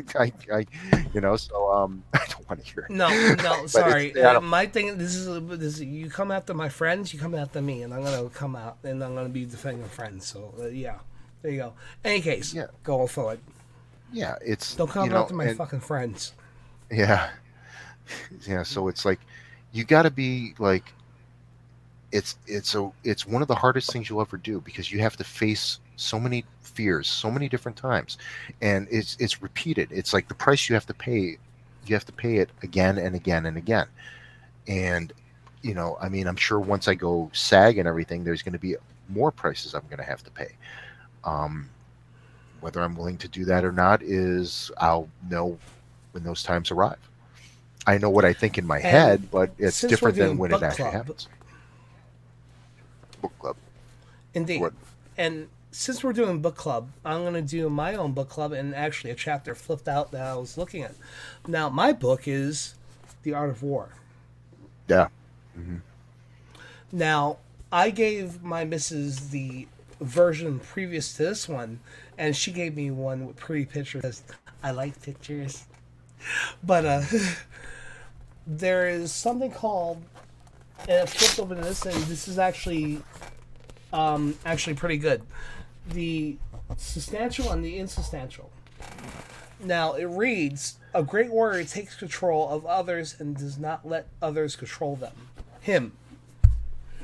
Because it's patriarchal, whatever. But it makes sense. It's the fact of sometimes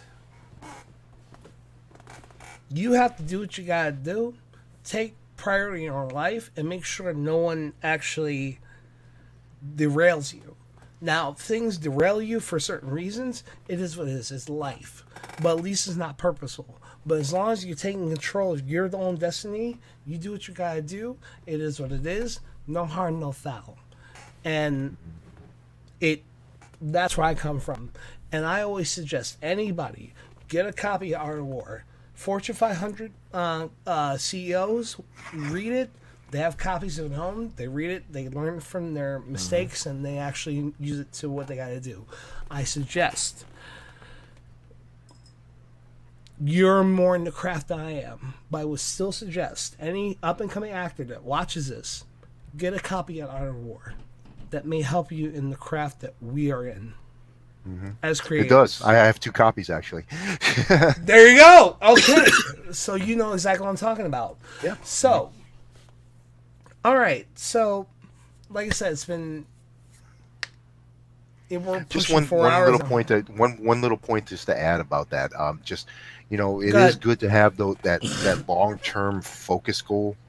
It's really important to have that, but make sure you're not so focused on that you don't see other things, because sometimes that happens. Sometimes you're so blinded by, you are so focused on that goal that there are important things like family. Okay, there are, and I'm including animals and everything like that as well. I mean, there's certain things that are just as important, and unfortunately, you there are times where you don't learn the lesson until the person's gone. Okay, and then it's too late. Yeah. You definitely want to. There has to be a balance there a little bit. It's kind of like anger in a way, what I was talking about before. If you're just totally driven and stuff like that, and you just steamroll over everything, well, you're going to be one of those people. Unfortunately, you get to maybe you probably will get to your goal, but then it's like, well, you did scorched earth around everything else. What's left? I mean, there has to be a balance. And if you had told me that 10 years ago, or even maybe 5 years ago, I was got to do this, got to keep doing this like that. Now, it's like I'm still pretty driven about But that, we but learn there it are now. other things that are just as important. And it's life is a day by day process. Everyone knows that, but sometimes you take it for granted. So do your best every day, and take it day by day. And there you go. So, with all that said, I'm going to make you large, promote everything you need to promote. Well, We'll probably not the have- area that I need to be large. I definitely need a certain area large if I want to get on Tinder. You never, or OnlyFans. You never know. It is what it is. No. This is definitely Tinder because I want to get into the swiping right. Is that the one that you take there, or is it swiping left? I can't. Brother, between you and I think you would get more dates than I would because you have long hair, flowing. I'd have more guys hitting. And I'm balding and breaking down and slightly alcoholic. So there you go. Hey, here's the thing. Guys think they know what women want. Women know what they want. They And it's want not an all- overweight and more black often than Puerto not, it's Rican not what guy with a guys- stomach. Okay, great. I'm out there. You want to know something? No, I'm Wanna not. know- I have a you wanna know business, something? and that would be There's women out there. disrespectful. I've seen lots of women with guys. I'm looking at them like, what the hell is that? What's going on here? I can't speak for them though. They have their thing, and that's great. It's awesome. Fine. But I mean, it's not like I'm trying to figure out, like trying to break a code or something like that. It's just, Yeah, true. they have their thing, and it's great. I mean, it's everyone's thing. It's like, all I can do is be the best version of myself. And if Exactly. somebody takes you, if people like that, that's great. If they don't, well, there's like over 300 million people in the U.S. alone. Oh, So yeah. I mean, it's like, And men are like 2 to 1 to women, so there it is. So there you go. So it is what it well, is. don't underestimate women, man. There's some fierce women out there. There's a lot of hell, fierce ha- women out there, actually. There's The some, old- there's some, The yeah. old saying, "Hell hath no fury like a woman scorned." Yeah, well, yeah, they I just know I've been with some phenomenal women in my past. They've definitely taught me lessons that I never would have realized otherwise. My hat goes off to women. I mean, the stuff that they have to deal with and everything is just on a regular basis in general. Mm-hmm.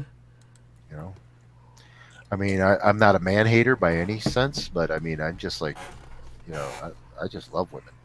It's, I sometimes joke about it, and I've actually, I have to admit, in the past, like if you saw me like in the Four Large Men era in the '90s, I definitely have a different attitude towards women than I, back then than I do now. But that's growth and also attitude and actually learning and actually. Yeah, but it's not kind of growing in age. the area where I need to grow. That's where the blue pills come in. Oh, that's Okay. regressing. I'm Before sorry. we cancel ourselves, I'm going to make you large, promote yourself, sir. We'll go from there. So here you go. Solo layout. Promote yourself. Promote myself. Okay. Thank you, first of all, for enduring through all of this, because this It is was an endurance test. We are basically, I think we're 1 minute away from the 4-hour mark. This is the longest interview I've ever done. And the Yeah, longest so- I've done too. So you're Well, good. I guess it depends on the editing, because there are probably going to be a couple of things edited out. Hopefully I can get the unedited version, because I'll of course promote that as well as the edited version. You'll get But both. my name is yes, my but because I'm my biggest fan. Exactly. you know, I have more pictures about myself than anybody else does. So there. Oh, Okay. And they're growing Wayne. every day. Okay. So Go my ahead. name is Wayne. My name is Wayne W. Johnson. If you want to find out more about stuff that I'm involved with or just in general, my website is waynewjohnson.com. I'm on Facebook at Wayne W. Johnson or WWJ Official, which I believe is the acting. Sorry about that, folks, but we We actually may actually have broke we broke the Streamlabs. timer. Yeah, Yeah. we did. We went 4+ hours, even though there was like a couple of minutes that might get edited. But I don't like. We did it. No, fuck it. Let's just enjoy this moment. It broke We the did it. interwebs. We broke the internet. We did it.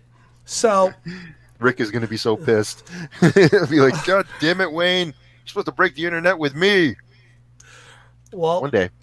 Wayne broke the cherry with me. I'm sorry. I was the virgin, and Yeah, you popped their it- cherry. yeah, you know what? I'm gonna What a hurt visual. a little bit. It's gonna hurt a little bit, but it will be my best moment in memory, and I'll tell the kids later. So, oh If I god, was younger, it would have hurt a lot, but not anymore. we are some screwed up people. You might want to put up that 18 or older thing. Yeah. Again, It's too late. Oh, you missed it. no. No. We can still do it proactive because it's been up a couple. And again, oh, fucking a. This video is intended for 18 years and older viewers. Discretion is advised. Yeah, So, well, and like I said, like, share, subscribe to our channels. Any case, okay, let's try this a fucking again. Promote yourself, and let's go from there. I'm gonna make you large. I'm going to have you have the floor. Let's put it that way. So there's Okay. no more.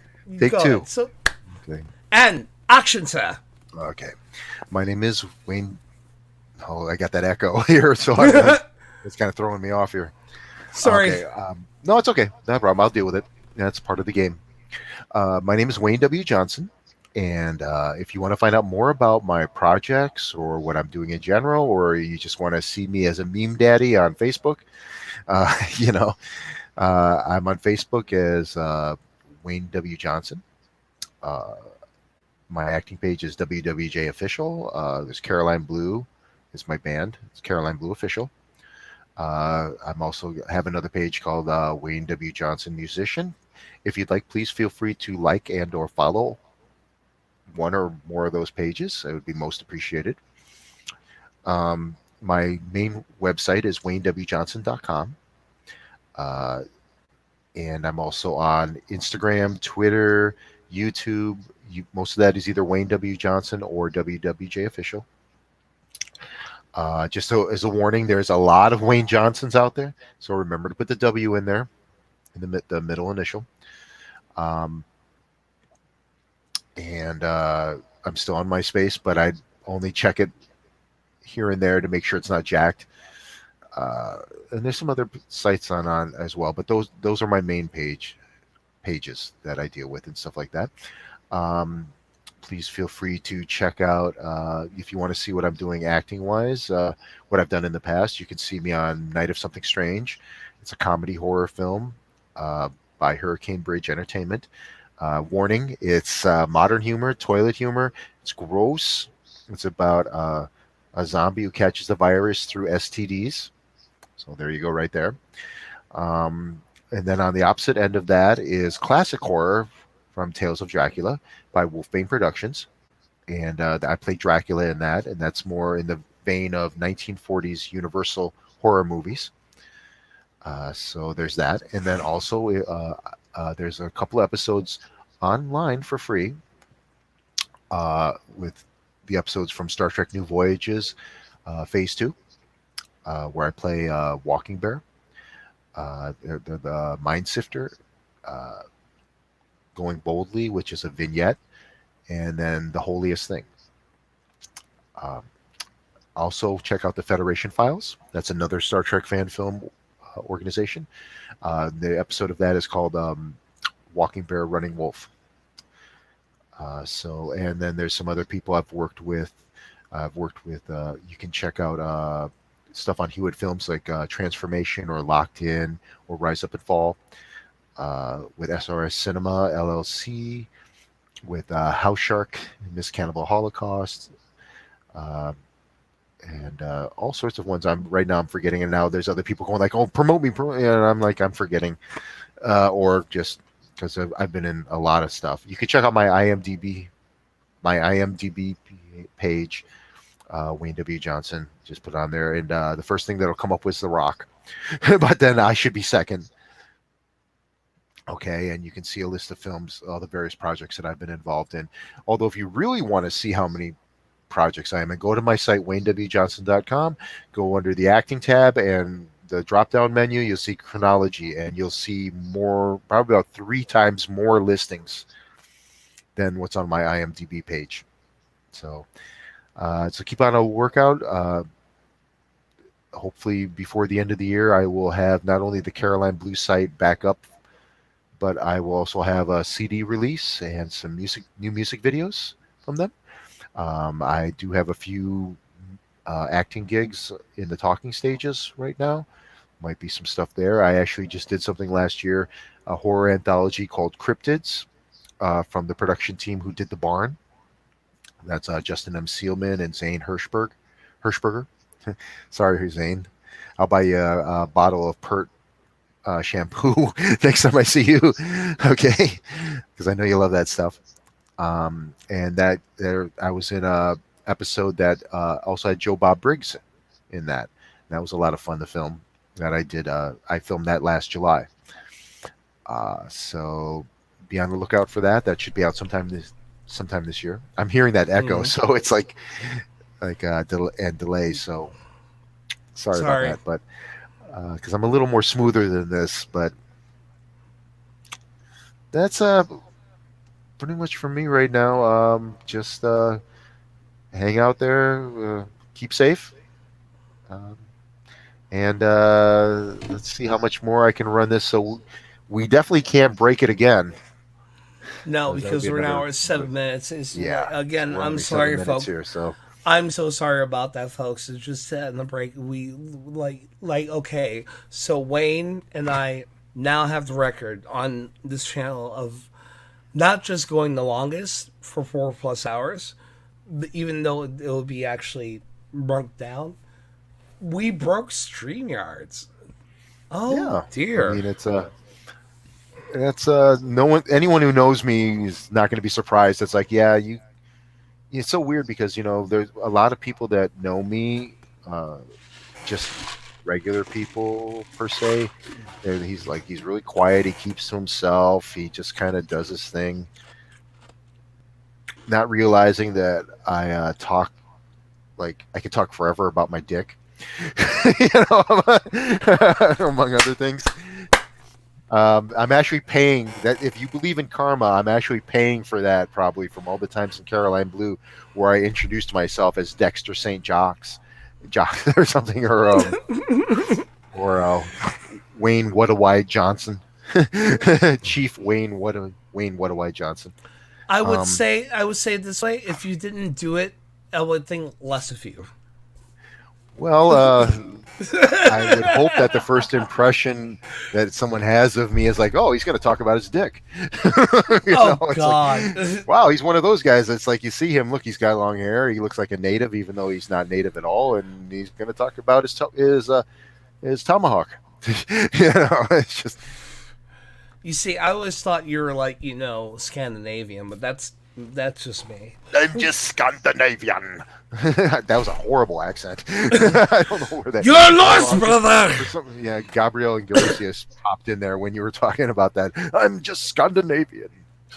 I'm Scandinavian Norseman. That's what I do. That's what is his thing. You give me time, I can learn the accent. If you give me time, I can learn the accent because I've had to do different accents. I mean, I'm kind of rusty on all of them right now, but I've had to do like Southern accents and slightly British type and stuff. And I definitely would like to learn more of the British one because a lot of villains have a British accent. So, I'm not gonna lie. There is a thought of a movie that I had in my head, and yeah, I know we're probably extending this a little more, and we will cut this down soon because Wayne and I, we have things we have to do besides entertaining you. We do enjoy entertaining you, but we also have lives, and also my free trial to Pornhub is about to give up in about 15 minutes. So we yeah, gotta rush. like mine's like 13 in 5 seconds. So like I want to get there. I need to do pretty big butts redheads like Big soon. butts? Big butt redheads? Yeah, of course. You know that's in any Big case. butts don't lie. Now you got that visual in your head, right? No, I'm just thinking of how many people are like, "Dear Ian Slater, how dare you talk about this and that and the third and the Oh and this my and, God, Becky, look at her. look at her butt. butt. It's so huge. It's called fun, people. This is what we're having. Fun buns. If you don't, if you don't like it, go fuck off. That's all I'm gonna say. It's just again, Disclaimer. Disclaimer. Oh yeah. Sorry. Look at This me. I'm the feels- censor police. This I'm usually feels swearing there. my ass off.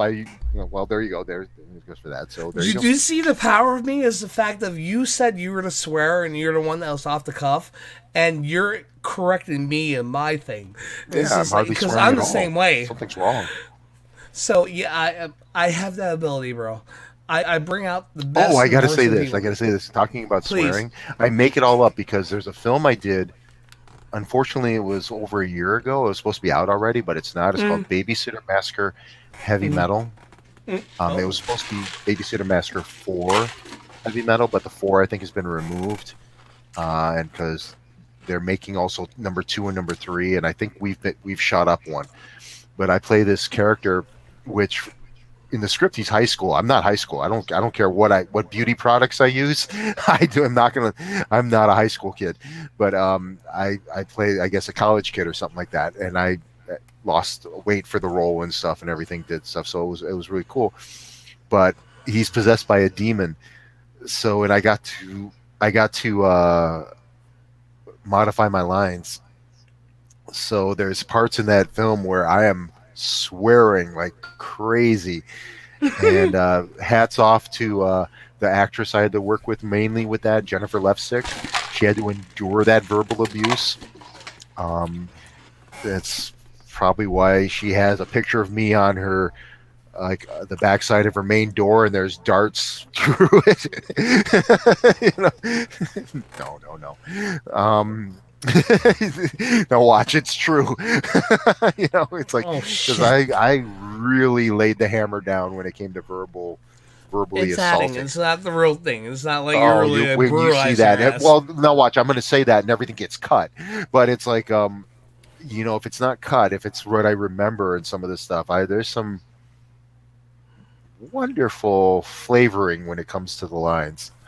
Oh, trust me, you're a friend of mine. Before this, you've always been a friend of mine, even though we've been apart. Yeah, I've always taken you as a friend, but you're a friend of the show, especially now. Anybody comes against you, they have to deal fucking me. So That's very nice of you. Thank you. I'll put it this way. This is the warning right here. This beautiful fucking flag is the warning. That's why I put it up every time. It's like, yeah, maybe it's like, I don't know how to say it. It's the fact of, and I already said this before, Puerto Ricans, we are a proud people, and we couldn't fly our flag for a long time. So now we can. We're proud. And anybody that's friends of us, I'm from New York. I'm from Brooklyn, New York. So anybody who fucks with my friends, you're fucking with me. So I don't care about cancellation and all that shit. You want to come at me? You want to come at my friends? You deal with me. I'll break your ass down and make you fucking cry. Well, I appreciate that. Thank you very much. I didn't want to do it mafia style, but thank you. Mafia. Well, I can't talk about that. yeah, that kind of stuff we should, get flagged and stuff. And Yeah, these exactly. days. Well, we'll get some on the back end. But in any case, so as he is already promoting himself, I'm going to do my own thing here. And Or I is it will in do. WandaVision? That's my bitch. I'm sorry. Elizabeth Olsen Oh, is that's my an awesome bitch right show. now. God, I love that She's show on so many she's different levels. I mean, you know how so many people didn't get it the first couple of episodes? I got it immediately. I Oh was, yeah, definitely. I mean, it's just there were so many things I could relate to, and the acting was just awesome, and the story, I loved it. And you know how bad it got? I actually went through several reaction videos. So in some ways, I was watching it over again, and I had as much fun seeing that and it's interesting because sometimes those videos, like Grace Randolph, for example, especially, she seems to have like some uh, behind the scenes kind of knowledge about the business. Mm. And there's people that hate her and stuff like that because of the way sometimes she acts and some of the things she says and stuff like that. But I don't care about that. It's just I think it's very informative, and sometimes you learn stuff. Especially if it's somebody who has some background in the industry, and they start saying things little here and there. It's like, oh, okay, okay. Like here I'll give you one little thing here. Um, Nice. a little bit of advice. If you were an actor, and I can't work on this right now because of my current situation, but at some point I plan on doing this. If you want to, like, it's like, okay, uh, I want to be in Marvel movies and stuff. Now, this is not a guarantee, but this is a little research. What you want to do is you go to the IMDb page of the stuff that you like. Look at the people who are the producers. See what else they've done. And if it's stuff that you like to do, start trying to get into the circle. Now, that's not like bombarding them with tons of emails and stuff like that, but find out where their social media stuff is and keep an idea about that. And then if you ever by chance get to meet their representatives, because chances are you're going to read a representative before you meet the actual person. There's a lot of gatekeepers. It's in gatekeepers in music. There's gatekeepers in acting. Okay, you can kind of start looking around like the fortress, so to speak. You can start kind of finding out where the holes are, where opportunities for you to kind of pop in a little bit here and there.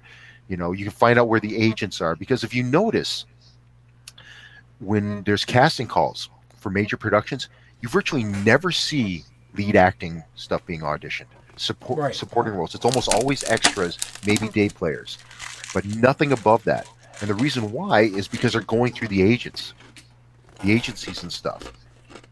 So that's the first thing. So when you become SAG or anything like that, and everyone, they have that whole thing where I got an agent and stuff. But the thing is, there's so many things that are involved when you get an agent, because people assume like, okay, I got an agent, they're going to do all my work for me. I'm just going to sit back and wait for the calls that I got this and that. No. You don't do that at all. First of all, you got to work your ass off getting your own gigs, then get an agent and work just as hard, if not harder, in tangent with the agent. They'll appreciate it, believe me. Okay. And then what you do is you have to be available. You just mentioned something else in your story earlier on. You were like, with NSYNC and stuff, the voice band. It's like, we want you here tomorrow. It's almost impossible to do like a full-time regular job and be on call like that. Yeah.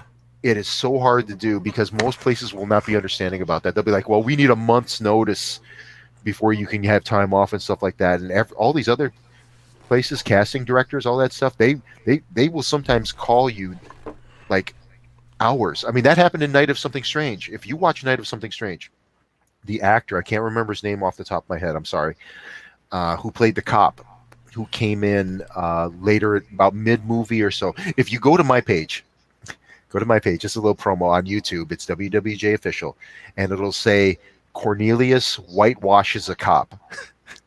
Use your imagination on what whitewashes is. And remember, this is a toilet humor sex movie. Okay? Got it. He whitewashes a cop, which is that whole kind of thing. Yeah. Okay.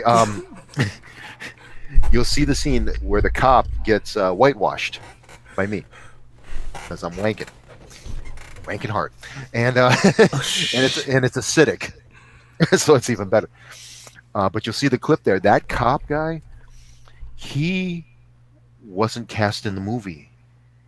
The guy who was supposed to play that role, for whatever reason, couldn't be there. So he was called in hours before that scene was filmed. And he was ready to go.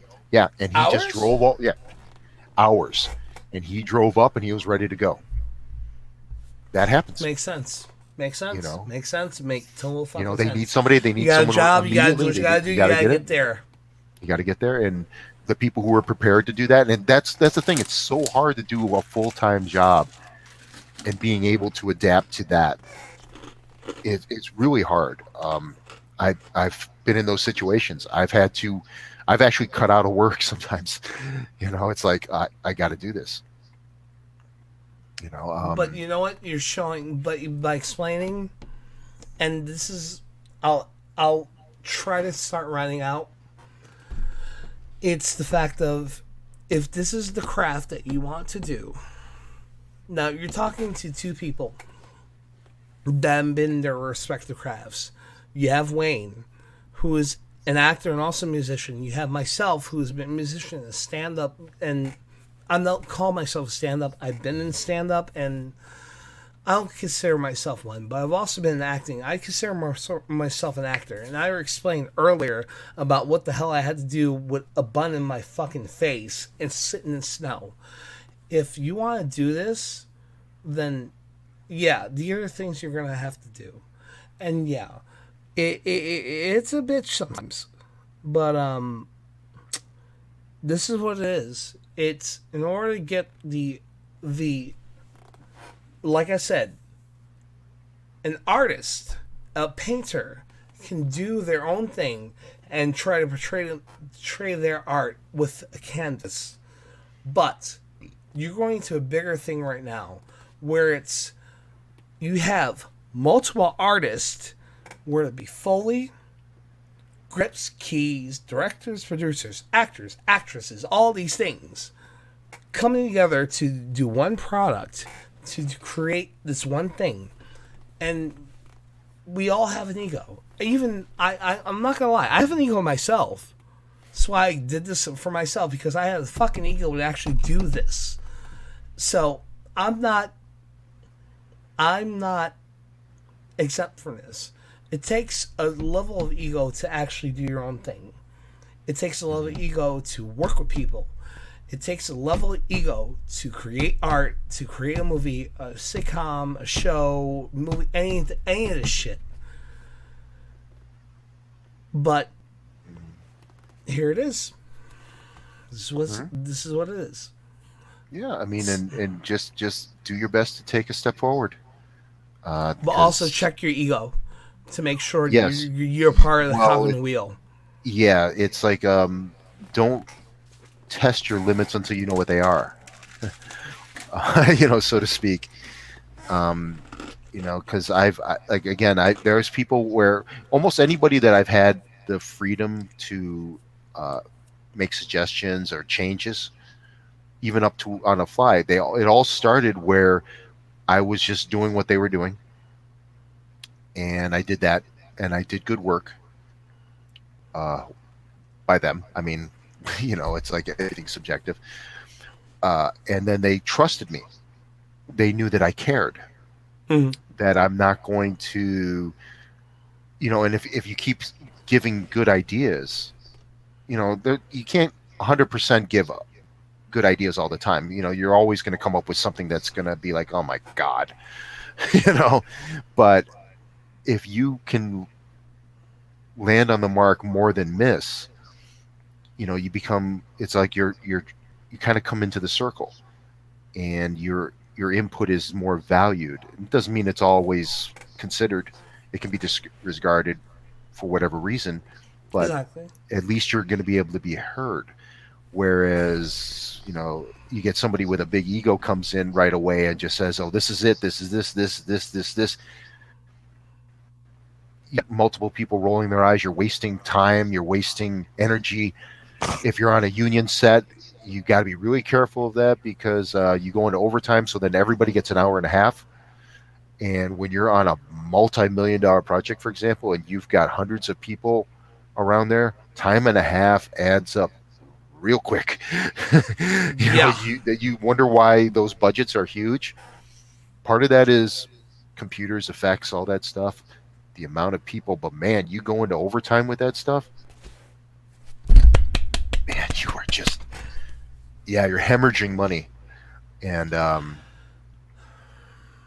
it's you're Wayne, you're really teaching me something that I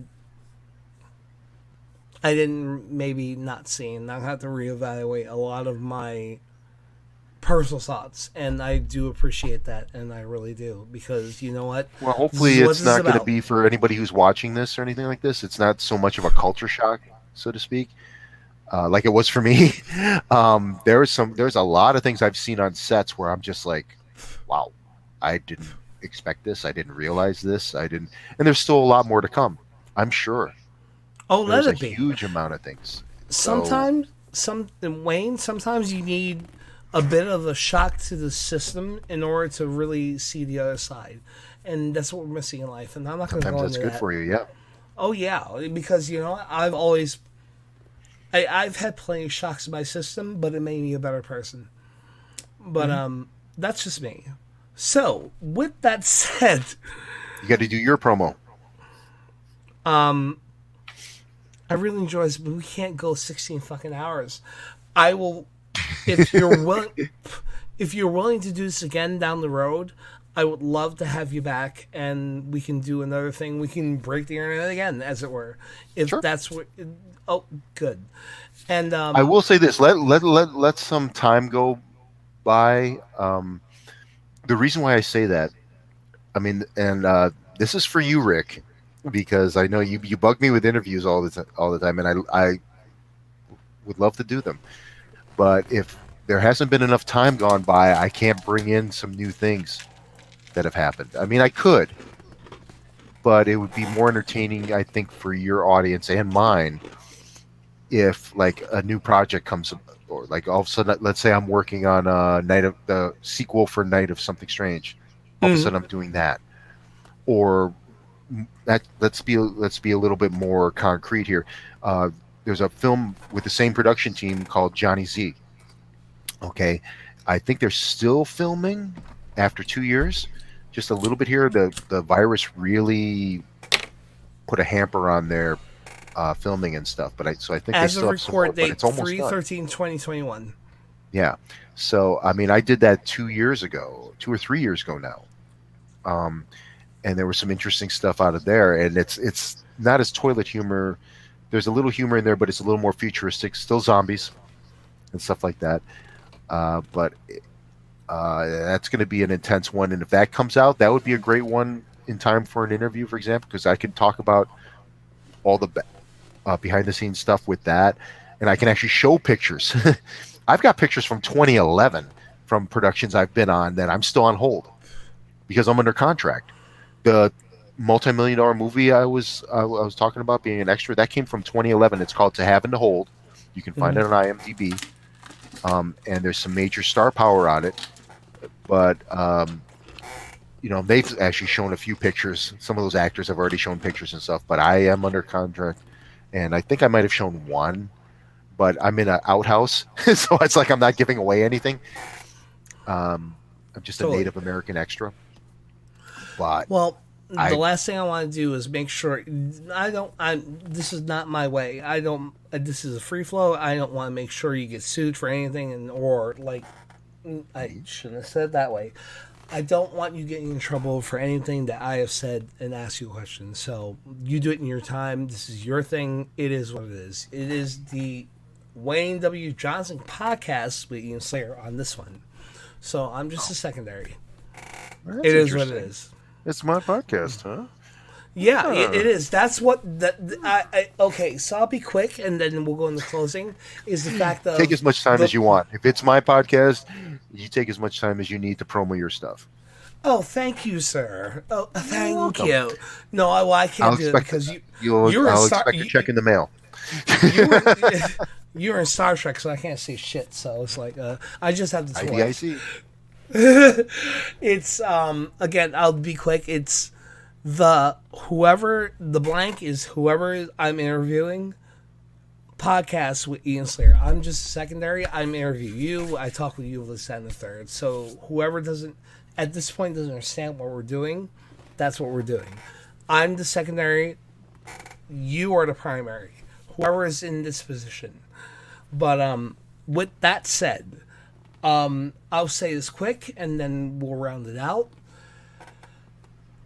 I appreciate the fact that you gave me an insight on acting and the craft of acting and the business of acting. I fully appreciate, Wayne, Ensign Walking Bear, that I, as a Trek fan, not the obnoxious ones, because we know they're out there, and, you know, I'll fight them if that's the case, is the fact of you were spending time to actually talk about those questions, and I was able to actually not be like the asshole that was like, oh, it's section B to C in the vinyl and this, that, and the third, but your acting view of what you're about to go into.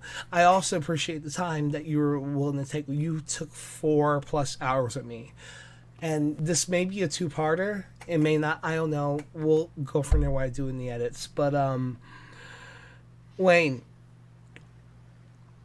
thank you. And you are a friend. And I also want to thank Greta Valkova. Because without her, you and I would never have met. We never met at that HorrorCon. We will never talk those stories, and we will never have met and gone from there and made that connection. And I do want to give that special shout out. And Greta, if you see this, just know you have two friends here that speak kindly of you, and we love you, girl. And especially from as long as we've both known you, we have nothing but respect, and you are the linchpin because of today. So with that said, yeah, I went totally emotional there. I don't want to cry. No, Greta's my girl. That I'm gonna say that straight up. Greta's my girl. Yeah, she's Greta awesome. She named me, I named her. I'm kind of distracted at the moment because at this angle on the lighting right now, I look quite feminine. You know, I'm like, oh, maybe I should put some makeup on. No, I'm just joking. I'm just joking about that. But no fucking lie, I have makeup she up was here great to work myself. with on both those productions, and there was some other things that we did some smaller things on and stuff like that. But yeah. She's supposed to be in Tales of Dracula Meets the Wolfman, but something happened. I don't know what happened, but because they've changed the script multiple times, so it's I don't know. All of a sudden I don't know, maybe she's still in there because I'm only there when I'm filming. They don't I'm not there when they're not, unfortunately, because it's down in Binghamton. So, but yeah, love to work with her again. Well, I hope to see her again, and I hope to actually work with her in the future myself. But that part, we will go from there. So, as I always say from these things, again, Wayne, thank you for doing this, but I'm going to say this for my viewers and for yours, wherever you catch it on your channel or mine, Ian Slater. And thank you very much, Ian, for having me here. I really appreciate it, and I hope I didn't put too many people to sleep. It's like, well, that even can help you. Even then, it's like, okay, here's the sleeping aid. Just put this on, and you will eventually go to sleep, and it'll keep going for 4 hours. Even if you wake up, you're going to go right back to sleep. So it's like, see, we're helping you. We're helping the people. All right. Let's try it. Okay, Sal's a misfire, folks. That's the first one. So, some people would say having me on here is a misfire. It'd be like, no. oh my God. Oh, fucking A. Ian Slater. See you later. Have a good night and morning wherever you are. And